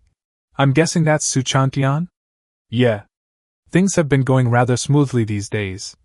Our little charm demon has been diligently cultivating, and the rate at which my soul grows is quite satisfying. Ever since I used Blood Mirror in real combat that day, my control over Origin Chi has become smoother and smoother. By now, those 8th grade vein tempering martial disciples can almost never lay a hand on me. Fighting this way does consume Origin Chi much faster, but it's far safer, and my greatest trump card at the moment. Su Chang'e arrived in Jiduyan City this morning. It seems a large beast breeding ground deep in the mountains there ran into trouble, and he went to deal with it. Anyway, once that cheap big brother of mine arrives, combined with my own improvement in strength, even if I encounter Qingmo, I should at least be able to keep my small life. Ideally, I'll just kill him directly and cut the problem off at its root. Third young master. Humph. Eh? Hee, what instructions do you have, third young master? Why are these people here? Quietly disperse and get lost, all of you. These are newly hired servants and laborers for the estate. I was just bringing them around to familiarize them with the place. New servants? At a time like this. By the way, how many days does it take to travel from Changhong Valley to Jingjiang City again? Wait. Old man. I'm here, don't panic. He only glanced at you. Why are you so nervous? Yeah, I know. Don't bring people over here to crowd the lakeside again. It's unpleasant to look at. Yes, these cowards will never appear here again to offend your eyes, third young master. That includes you too. Who? I shouldn't have stopped him earlier. If there was nothing wrong, there was no need to call him out, and if there really was a problem, that instinctive reaction would have practically handed my head to him. Luckily I reacted fast and didn't arouse his suspicion. I finally realized what felt strange just now. His eyes, this is a world where strength can crush people through sheer presence. Even the top stewards become timid in front of me, let alone the lowest servants and laborers. But that ordinary-looking youth was different. In his eyes there was only calmness, even a faint sense of superiority. He stood out sharply among that group of bowing and scraping nobodies. There's no mistake, that person just now is very likely Qingmo. I haven't even gone looking for him, yet he came right to my doorstep. 3 grandmasters and the great formation covering Jingjiang City, and he still dares to come? He's insane. Are story protagonists really this fearless nowadays?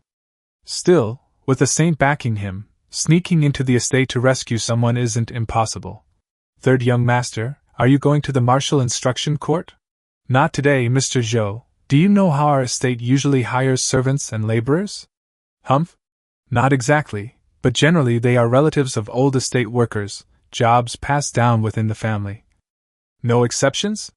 Of course there are, and quite often actually.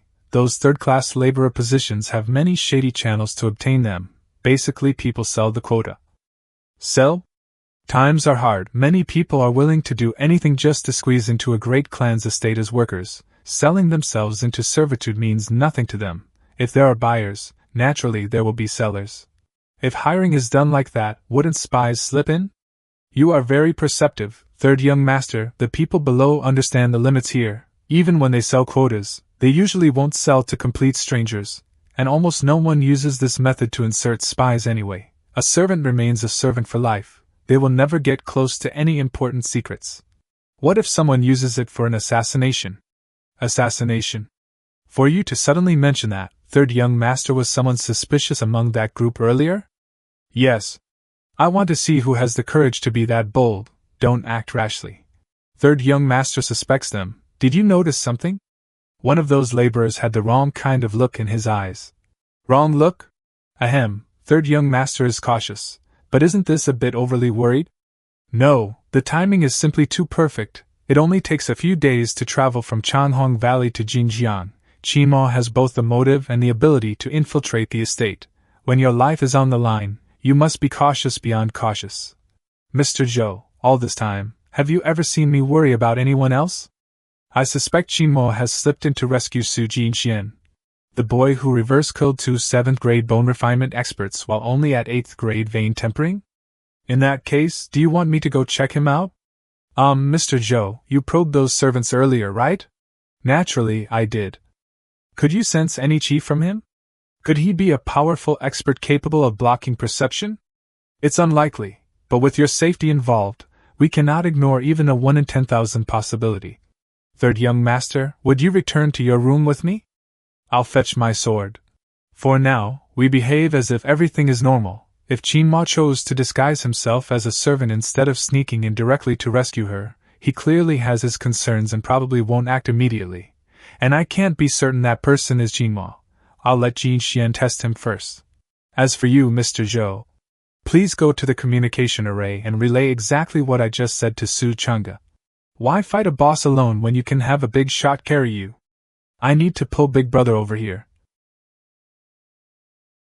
1 hour ago, Zhou Chen returned. Su Chang'e didn't rush over, but instead gave the same instructions I had previously issued.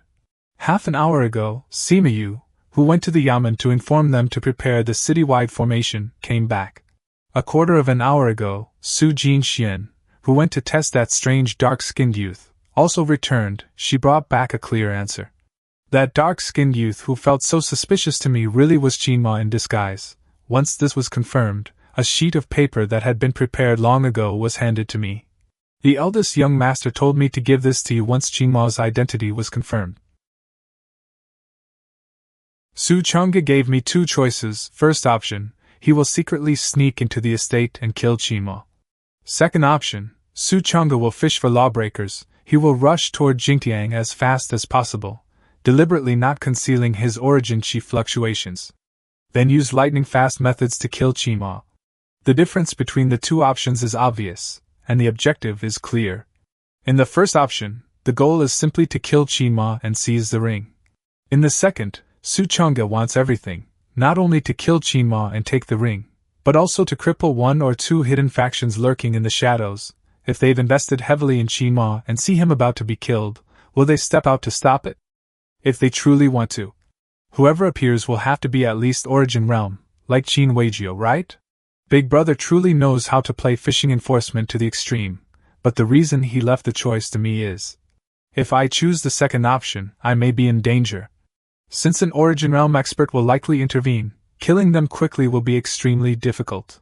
And during that time, the Saint's remnant soul inside the soul ring might sense something is wrong. Inside the estate, the 3 Grand Masters will have to cooperate with the city formation to stall Qingmo until Su Chang'e can free his hands. I also cannot leave Jinjiang City early. There are Qin Weijio's informants both outside and even within the estate. If I leave at this moment, it will look far too deliberate, and right now, there truly isn't any place safer than the Su estate. The northwest courtyards of the estate are protected by formations. But the aftermath of a 3rd-grade Grandmaster's battle can spread for hundreds of meters, and the methods of a saint's remnant soul are impossible to guard against. Many things simply cannot be guaranteed. How should I choose? The situation in the capital is tense, and now we've discovered a hostile faction secretly watching the Prime Minister's estate. The pressure has risen sharply. If we can cripple or kill a 2nd-grade Origin Realm expert on their side without alerting them, it will greatly weaken their strength. But that would also place me in grave danger. If Big Brother is willing to stand up for me, that would obviously be the best outcome. Since Qin Weijio wants to control me, I must give him a proper lesson. You all may withdraw for now and make your preparations. Yes. You were looking for me? What is it? What's wrong? Qingmo just confessed to me. In Cangyuan, there really is a single heroine, no harem route, but why is Su Jinxian telling me this? It's just that. You'd better have someone send me away later. After all, Qingmo can even block the senses of a third-grade grandmaster. If he comes looking for me and you're beside me, you'll definitely be in danger. Right, I overlooked that. I only thought about Qingmo escaping, but protagonists on the old grandpa route are still half hot-blooded shounen. With his personality, he definitely won't leave Su Jinxian with me, especially right after confessing. Thank you? It's fine, I'll go back first then. If you ever have the chance to visit Burial Village, you can go take a look at the bewitching Soul Valley to the north of it. Humph? Just remember what I said, you may go now. So, you've arrived? Qingweijio, what exactly are you trying to do? What are you talking about? Stop pretending with me. Why did you allow Qingmo to enter the Su estate? Qingweijio, I'm speaking to you. Yuan, why are you so agitated? Why am I agitated? After leaving that secret realm, don't tell me you still don't know who the saint inside that soul ring is? Of course I know. If you know, how could you still let Qingmo step into the Su estate? If something happens to him, that soul ring will fall straight into Su Yinhe's hands. You understand what that means, don't you? That is the holy venerable of the Heaven Monitoring Pavilion. Yuan, calm yourself. Qingmo chose to infiltrate the estate to save her on his own. Even if I hadn't helped, he would have done it anyway.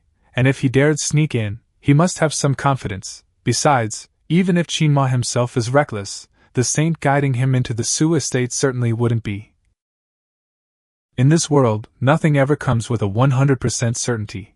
Everything carries risk. You just need to understand that clearly in your own heart. Relax, if something truly happens inside the Su estate, it's not as if we can't enter and pull him out. This city isn't some heavily fortified border fortress, and its city formation can't truly threaten us, with the two of us acting together. Who in this world? Humph? Someone is rushing toward Jingjing City at full speed. Who is it? An Origin Realm expert? Wait, arriving in Xinjiang at this moment? And this aura? Su Chang'e, Qingweijio. Why are you staring blankly? Hee. Truly unpleasant to look at. What? Nothing, I simply remembered something from the past. That aura on the horizon should belong to Su Chang'e. Su Chang'e? Back at the Tianyuan conference, he slaughtered opponents without mercy, leaving countless souls beneath his sword, and nearly killed the then Grandmaster level Qingweijio in just 3 strikes. The Prime Minister's son, Su Chang'e? Why would he appear here? Who knows? We must stop Su Chang'e. That soul ring absolutely cannot fall into Su Yinhe's hands. I've already sent a message to that brat Qingmo.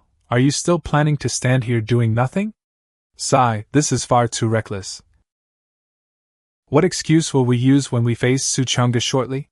Naturally, we'll claim the identities of friends of Burial Village elders. Su Chang'e, I'm no longer the man I was before. The girl hasn't agreed to anything, yet look how delighted you are. She's different, you saw how Jin Xian reacted. I definitely still have a chance. Sure, weren't you the one saying earlier that you two were just ordinary friends? Wait, someone is sending you a voice transmission. What? Humph? Kid, if you want to save your girl, you'd better hurry. A powerful cultivator has arrived. I can delay him for half a cup of tea at most. You can even send voice transmissions like this? Yeah, it's a special kind. Judging by this aura, he's probably Origin Realm. Can we really trust him? Most likely, yes, if he intended to harm you. With that level of cultivation, it would be effortless to kill you. Sending this message now, I'd guess he's a friend of one of the Burial Village juniors. He's probably been following you for quite some time already. You're most likely already exposed. What's the plan? With an Origin Realm involved, it's far too dangerous. Better to retreat. As long as the mountain stands, there will always be firewood. Run. Logically, yes, I should run. But if I run, what about Jin Xian? It will be even harder to sneak in again later. No, there will still be chances later. I should retreat. But if I run, how would that make me any different from who I used to be? Back then I swore what I lost I would reclaim with my own hands. I don't want to run anymore. Master, will you help me? Now you suddenly remember to call this old man master? You really are practical, kid. Still, that stubborn streak of yours is rather similar to how I was in my youth. Young people should have some fire. Once you cross this hurdle, your road ahead will widen greatly. Since you've called me master, I can't simply ignore you. If things truly cannot be done, I'll take you and flee. Thank you, master. Hey, old Lu, what is that flying across the sky? How should I know? Heaven and Earth anomaly, Earth dragon turning over. Could it be a beast invasion? I heard several small cities near the Wanqing Mountains have already been overrun by demon beasts. This is Jinjiang Prefecture City. No demon beast would dare approach here. Move, the house next door is about to collapse. Su Changde has already begun fighting outside the city walls, which means Qingmo will most likely make his move as well. Third young master, please stay here in the secret chamber, and do not move around. Then I'll take my leave. Entrusting my life to others truly feels terrible. But I'm still too weak, I can't interfere in that battle at all. What's happening? Why has the battle shifted directly above my head? Wasn't this secret chamber supposed to have an isolation formation to block detection? It seems this place has probably already been exposed. If I don't leave now, I'll soon be buried alive. That black dome is covering the entire Su estate? Like this, the city's grand formation can't lock onto its target at all. So that's Qingmo? Why does he look like only a soul? What kind of technique is he using? He's maintaining that black barrier while facing 3 grandmasters trying to kill him. Yet he doesn't seem strained at all.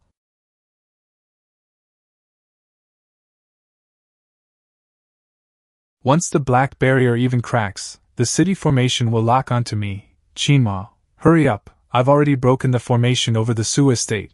Grab that brat. If this drags on any longer, we won't be able to escape. Qingmo is being held down. Wait, held down. If the saint isn't controlling Qingmo's body to fight, but instead appeared directly, and is using his soul form to face 3 grandmasters, then where is Qingmo's body? Third young master, are you alright? That's the 6th grade peak instructor from the martial instruction court. Instructor Wang, where is everyone else? Everyone else? The 5th grade soul condensation and 4th grade fusion guest elders, where are they? I don't know, but earlier the northwest courtyard formations were maintained by them. Now that the formations are broken, Su Changde is occupied trying to kill a 2nd grade Origin Realm cultivator, and the 3 grandmasters are being held off by that old man. Which means right now, I only have a single 6th grade peak guard beside me. If that really is the case, then what comes next will be Qin Beast. Protect the 3rd young master. Qingmo has already stepped into the 7th grade. With the strength I have now, staying here will only drag everyone down. Form up the array. Stop him, do not let him pass. Beep, merely brushing against this black canopy will siphon your will soul dry and end your life. Looks like there's no escape. Aside from the northwest courtyard, the entire Su residence has been reduced to rubble. Everywhere I look, nothing but corpses remain. Zhou Chun and the others are holding down that saint soul body. They don't have a single moment to spare. If this guard squad falls, I'll be left to face Qingmo alone. Fleeing now is certain death, but if I stand my ground, there may still be a sliver of hope to turn this around. Not again, our martial techniques are being suppressed by some unseen force. And that brat keeps striking the weakest point of our formation every single time. If this continues, the array will collapse. You truly live up to your name, Qingmo. Your strength is undeniable. A 7th grade cultivation actually clashing head-on with a peak 6th grade battle array. Pretending you can't hear me so you can focus on breaking the formation? Guess I'll have to act even more shameless to provoke you. Sorry, Jin Xian. When we were tangled in bed, Jin Xian couldn't stop talking about you, telling me again and again to be wary of you. It got rather annoying. Shut your damn mouth. Gua, don't panic, hold the formation steady. Good, I finally got a reaction. I was worried you'd stay silent forever. Judging by that look, you came for me because you want to save her, didn't you? Beep starred, he's trying to disrupt my rhythm and drain my stamina faster. All he can do is spew nonsense. He's nothing but a weakling who can't even fight properly. I won't fall into his trap. I have to maintain my own pace. Do you know how I took her from the drunken immortal tavern back then? That first night, Jin Xian did nothing but cry out in pain. She fainted before I could even enjoy myself fully. Ha! If only you had come a little sooner, maybe things would have been different. But you were too late. Now, Jin Xian belongs to me, body and soul. What? You don't seriously think Jin Xian has me under some sort of control, do you? Then you're even more pitiful than I thought. Your narrow upbringing has limited your imagination. It's just a charm soul demonic body, after all. Terrifying, yes. But my father is the current prime minister. Isn't it only natural he possesses a secret treasure that protects the soul? Shut up. Qingmo, why don't I walk you through exactly what happened between me and Jin Xian that night? I said shut the fuck up. Hostage, escape, steady, focus, Su Jin Xian, me, master, kill. Kill. Here it comes. Oh, and by the way, don't you want to know what I think of Jin Xian? This is the exact move I've been waiting for. Come on, let's see whose life is harder to take.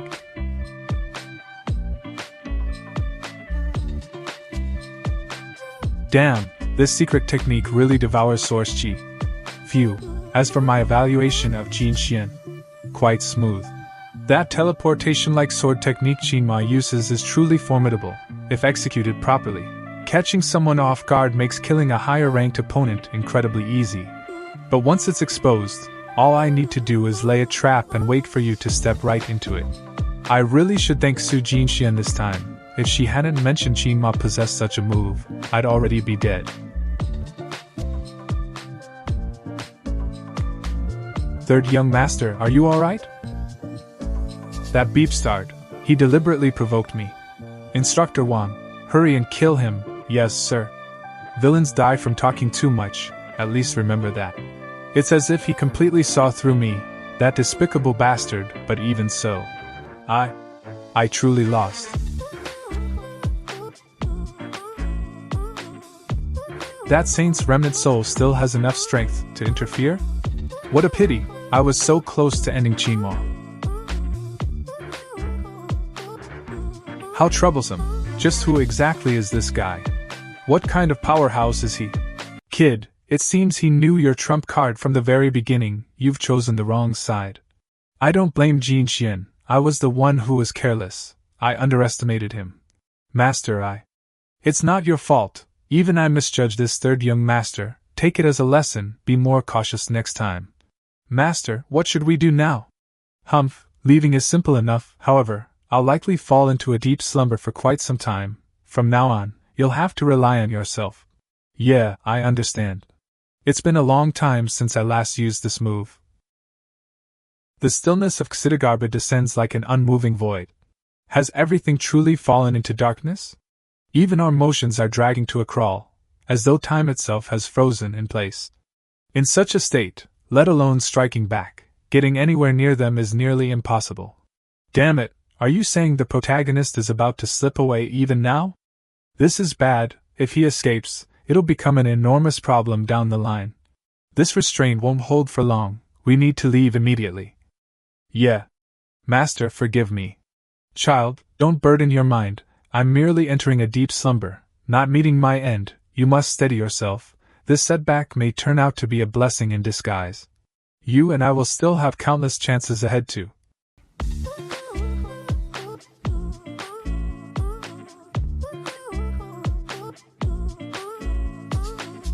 What is happening? Could it be Su Changde has arrived? But within Cangyuan, I don't remember Big Brother wielding any ice-based techniques. The dark shroud is fading away. They look as if they've been struck down. Have we actually won? In that infernal battlefield, these martial apprentices still stood firm, never coming to shield me, the third young master. Even in the face of death, their resolve never wavered. Third young master, what we did just now was nothing more than our duty. I cannot accept this banknote. If I'm offering it, then take it. I'm no saint. You all risked your lives, so this is what you deserve. After training and clashing with those straightforward martial apprentices for over a month, countless memories remain etched vividly in my mind. They have families, parents, and dreams. They experience joy and sorrow. They are not lifeless NPCs from some game. They are real, breathing people. And that is precisely why their deaths are so difficult to accept. Gather the survivors and tend to the injured. Report the fallen to the chief steward so their burials and pensions can be arranged.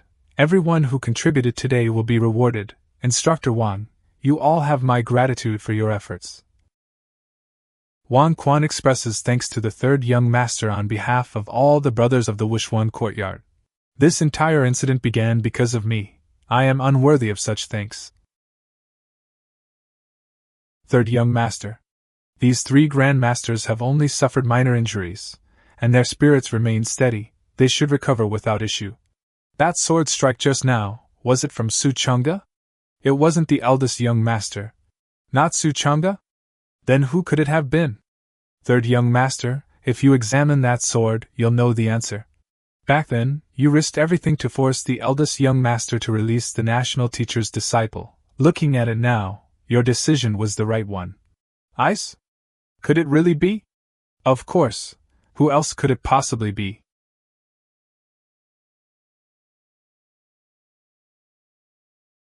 Miss Ran, it's been a long time.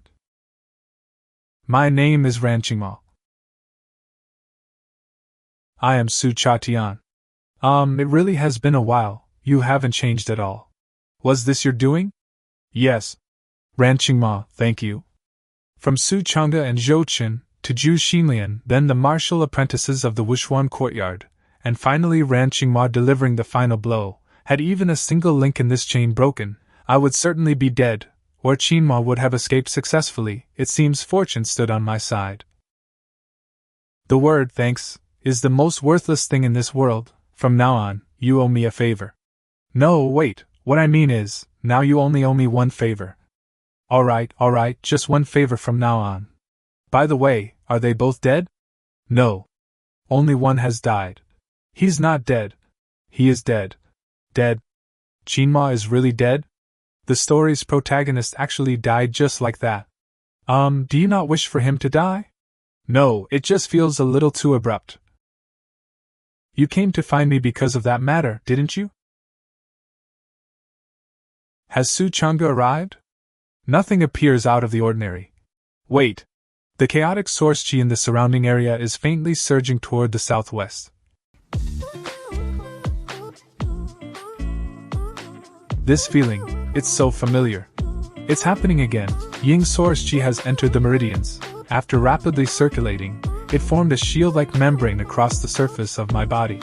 What the hell, are we retreating? Could it be the one who arrived isn't Su Chunga? Then who could it be?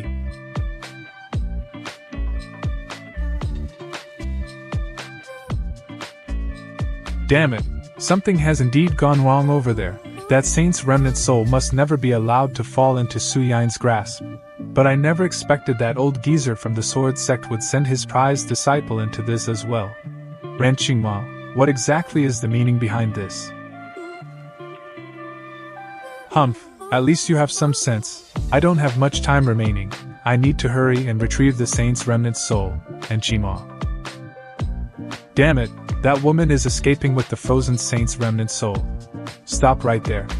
Yuan is already nearing her limit. Too late. Before Su Chunga arrives, I won't be able to handle that woman, Ran Qingmo. This presence. It's Jin Xian. That massive explosion from earlier has ceased. Is it finally over? Is Su Chatian safe? Should I allow her to remain by Su Changtian's side? No, I can't. In front of someone like Su Chunga, it will be nearly impossible to conceal Jinxlian's charm soul demonic body.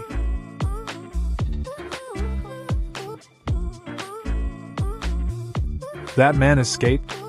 Is it over now? Su Chunga? Let's head down as well. Yeah. What's inside that cloth bag? Doesn't Big Brother possess a Sumera ring? Why didn't he store it there? I'll use my will soul to check what's inside. Damn, no wonder it wasn't placed in the Sumera ring. This is a Sumera ring? It looks almost identical to the one I discovered in that cave before. Miss Ran, we departed in such haste last time. Thank you for taking care of Changtian within the Wenqing mountain range.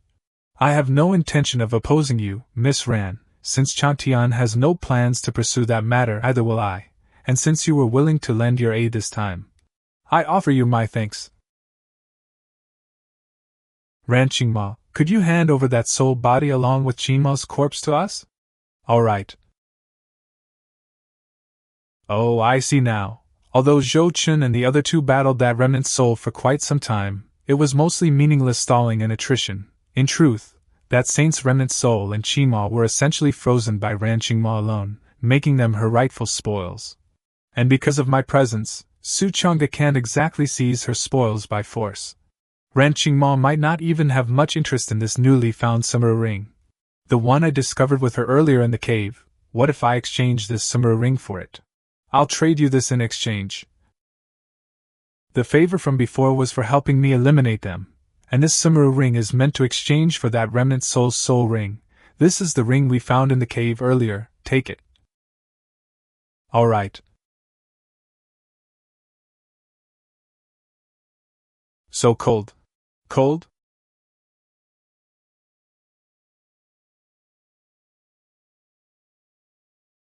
Qingmo is truly dead. It all feels somewhat unreal. After all, those two snake demons who perished earlier could have been heroines within Yuan, or perhaps they were nothing more than fleeting side characters. But Qingmo was undeniably the protagonist across every single world line. Now that he has turned to dust, there is absolutely no possibility of his survival. So the notion of a so-called plot protagonist doesn't truly exist here. Judging from his journey, Qingmo's opportunities perfectly fit the mold of a protagonist, yet Su Chang'e, Ran Qingmo, and even my old man back in the imperial capital are no different. The reason Qingmo was so difficult to kill was simply because he possessed qualities that made him hard to kill: his ability to fight beyond his level, the mentor spirit accompanying him, and Qin Weizhou's assistance. Those were the real reasons behind his resilience. You performed well this time. Is there anything you desire, Changtian? Medicinal pills. Father instructed me to deliver these to you. Is there anything else you wish for? Father has a use for this. Choose something else. I knew it, but I was merely testing the waters anyway. Su Chang'e. I would like to take this opportunity to venture out and explore. Is that acceptable? The current situation in Cangyuan is the calm before the storm. All sides are keeping things relatively restrained. Even though my cultivation speed is already extremely fast, the time left for me is still too short. Su Chang'e had access to the same resources as me, and it still took him 12 years to reach 3rd grade Grandmaster. Even if my innate Dao physique lets me go faster than Su Change, how much faster can it really be? 10 years from now, everything will already be too late. I need to enter some secret realms and get certain things. Only with those will I be able to push my cultivation to rise faster. Having Father's people tailing me would be very inconvenient, but going without anyone would be very dangerous. The original plan was to take that old master from Qingmo's soul ring, but now that Ran Qingmo is here, she could perfectly solve that problem. Not aloud. Why? The situation is unstable, it's dangerous. Ha! Where isn't dangerous? Going to the imperial capital isn't dangerous. But can you even bring me back there right now? You know perfectly well why you can't go back to the capital. I was bewitched back then. There is no technique in this world that can fully control another person's mind. Even the charmed demon soul physique's bewitching soul power can only make someone fall for her and sway their judgment.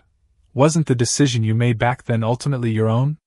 I was bewitched, that part is true, but the choice was still my own. That young mistress was really beautiful. My lower brain was overruling my upper brain. Yes, you're right, but the question is, can I go back to the capital right now? I know you mean well, but wherever I am, it's all the same. Anyone who can kill me can reach me anywhere. An Origin Realm expert can come and go freely into Jinjiang City. If Ran Qingmo hadn't shown up and stalled him for a while. He never had the chance to strike. She held you down. He never had the chance to strike. Fine, if you say so, then let's say he never had a chance. So what then? Can you stay in Jinjiang forever? Or can you have an Origin Realm expert stand watch over me? If an Origin Realm expert wants to kill me, it's the same whether I am, isn't it? Young Origin Realm boy, if you're worried about your little brother, this old man can protect him. If you can provide enough soul-nourishing rare treasures, I'm confident I can keep this boy alive and help him escape from a second-grade Origin Realm cultivator. Old man, we literally just killed your disciple not long ago. You did indeed kill him, but all this old man ever wanted was an heir to carry on his legacy. Which heir it is, that hardly matters. This saint's remnant soul really is cold-blooded. He helped Qingmo before because it served his own purposes. Only children talk about feelings, adults talk about interests. An heir to your legacy? So you want to take me as your disciple? Humph, an innate Tao physique? If you're willing to switch to cultivating the technique I created myself, I'd naturally be willing. This saint's remnant soul is nothing like a traditional wise old guardian. His kindness toward his disciples is really a form of investment, helping them grow and get stronger. Qingmo was just one of many disciples over a long stretch of time. The investment failed, so he moves on to the next one. Since it's an investment, naturally there's an expected return. When the disciple cultivates to level 90, this world's first stage transcendence realm, that's when this saint's remnant soul will begin his real agenda, body snatching and rebirth. I'm not planning to switch techniques right now. Unwilling to switch? That's fine, we can make a deal instead. What kind of deal? Intelligence, techniques, secret arts. Entrances to some hidden secret realms. Beyond that, I can also provide the third young master of the Prime Minister's estate with safety guarantees and cultivation guidance. In return, the Prime Minister's estate only needs to agree to one condition. Afterward, use the estate's power to find me an heir to carry on my legacy and let me train them.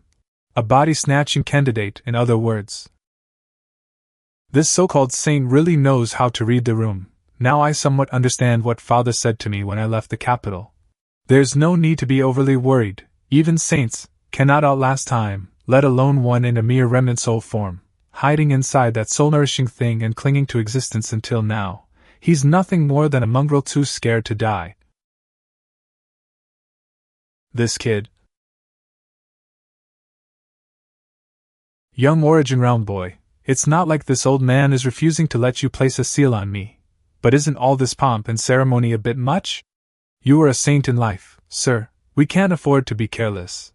Humph, kid, this thing you're cultivating, one slip and it'll be eternal damnation. Do you understand that?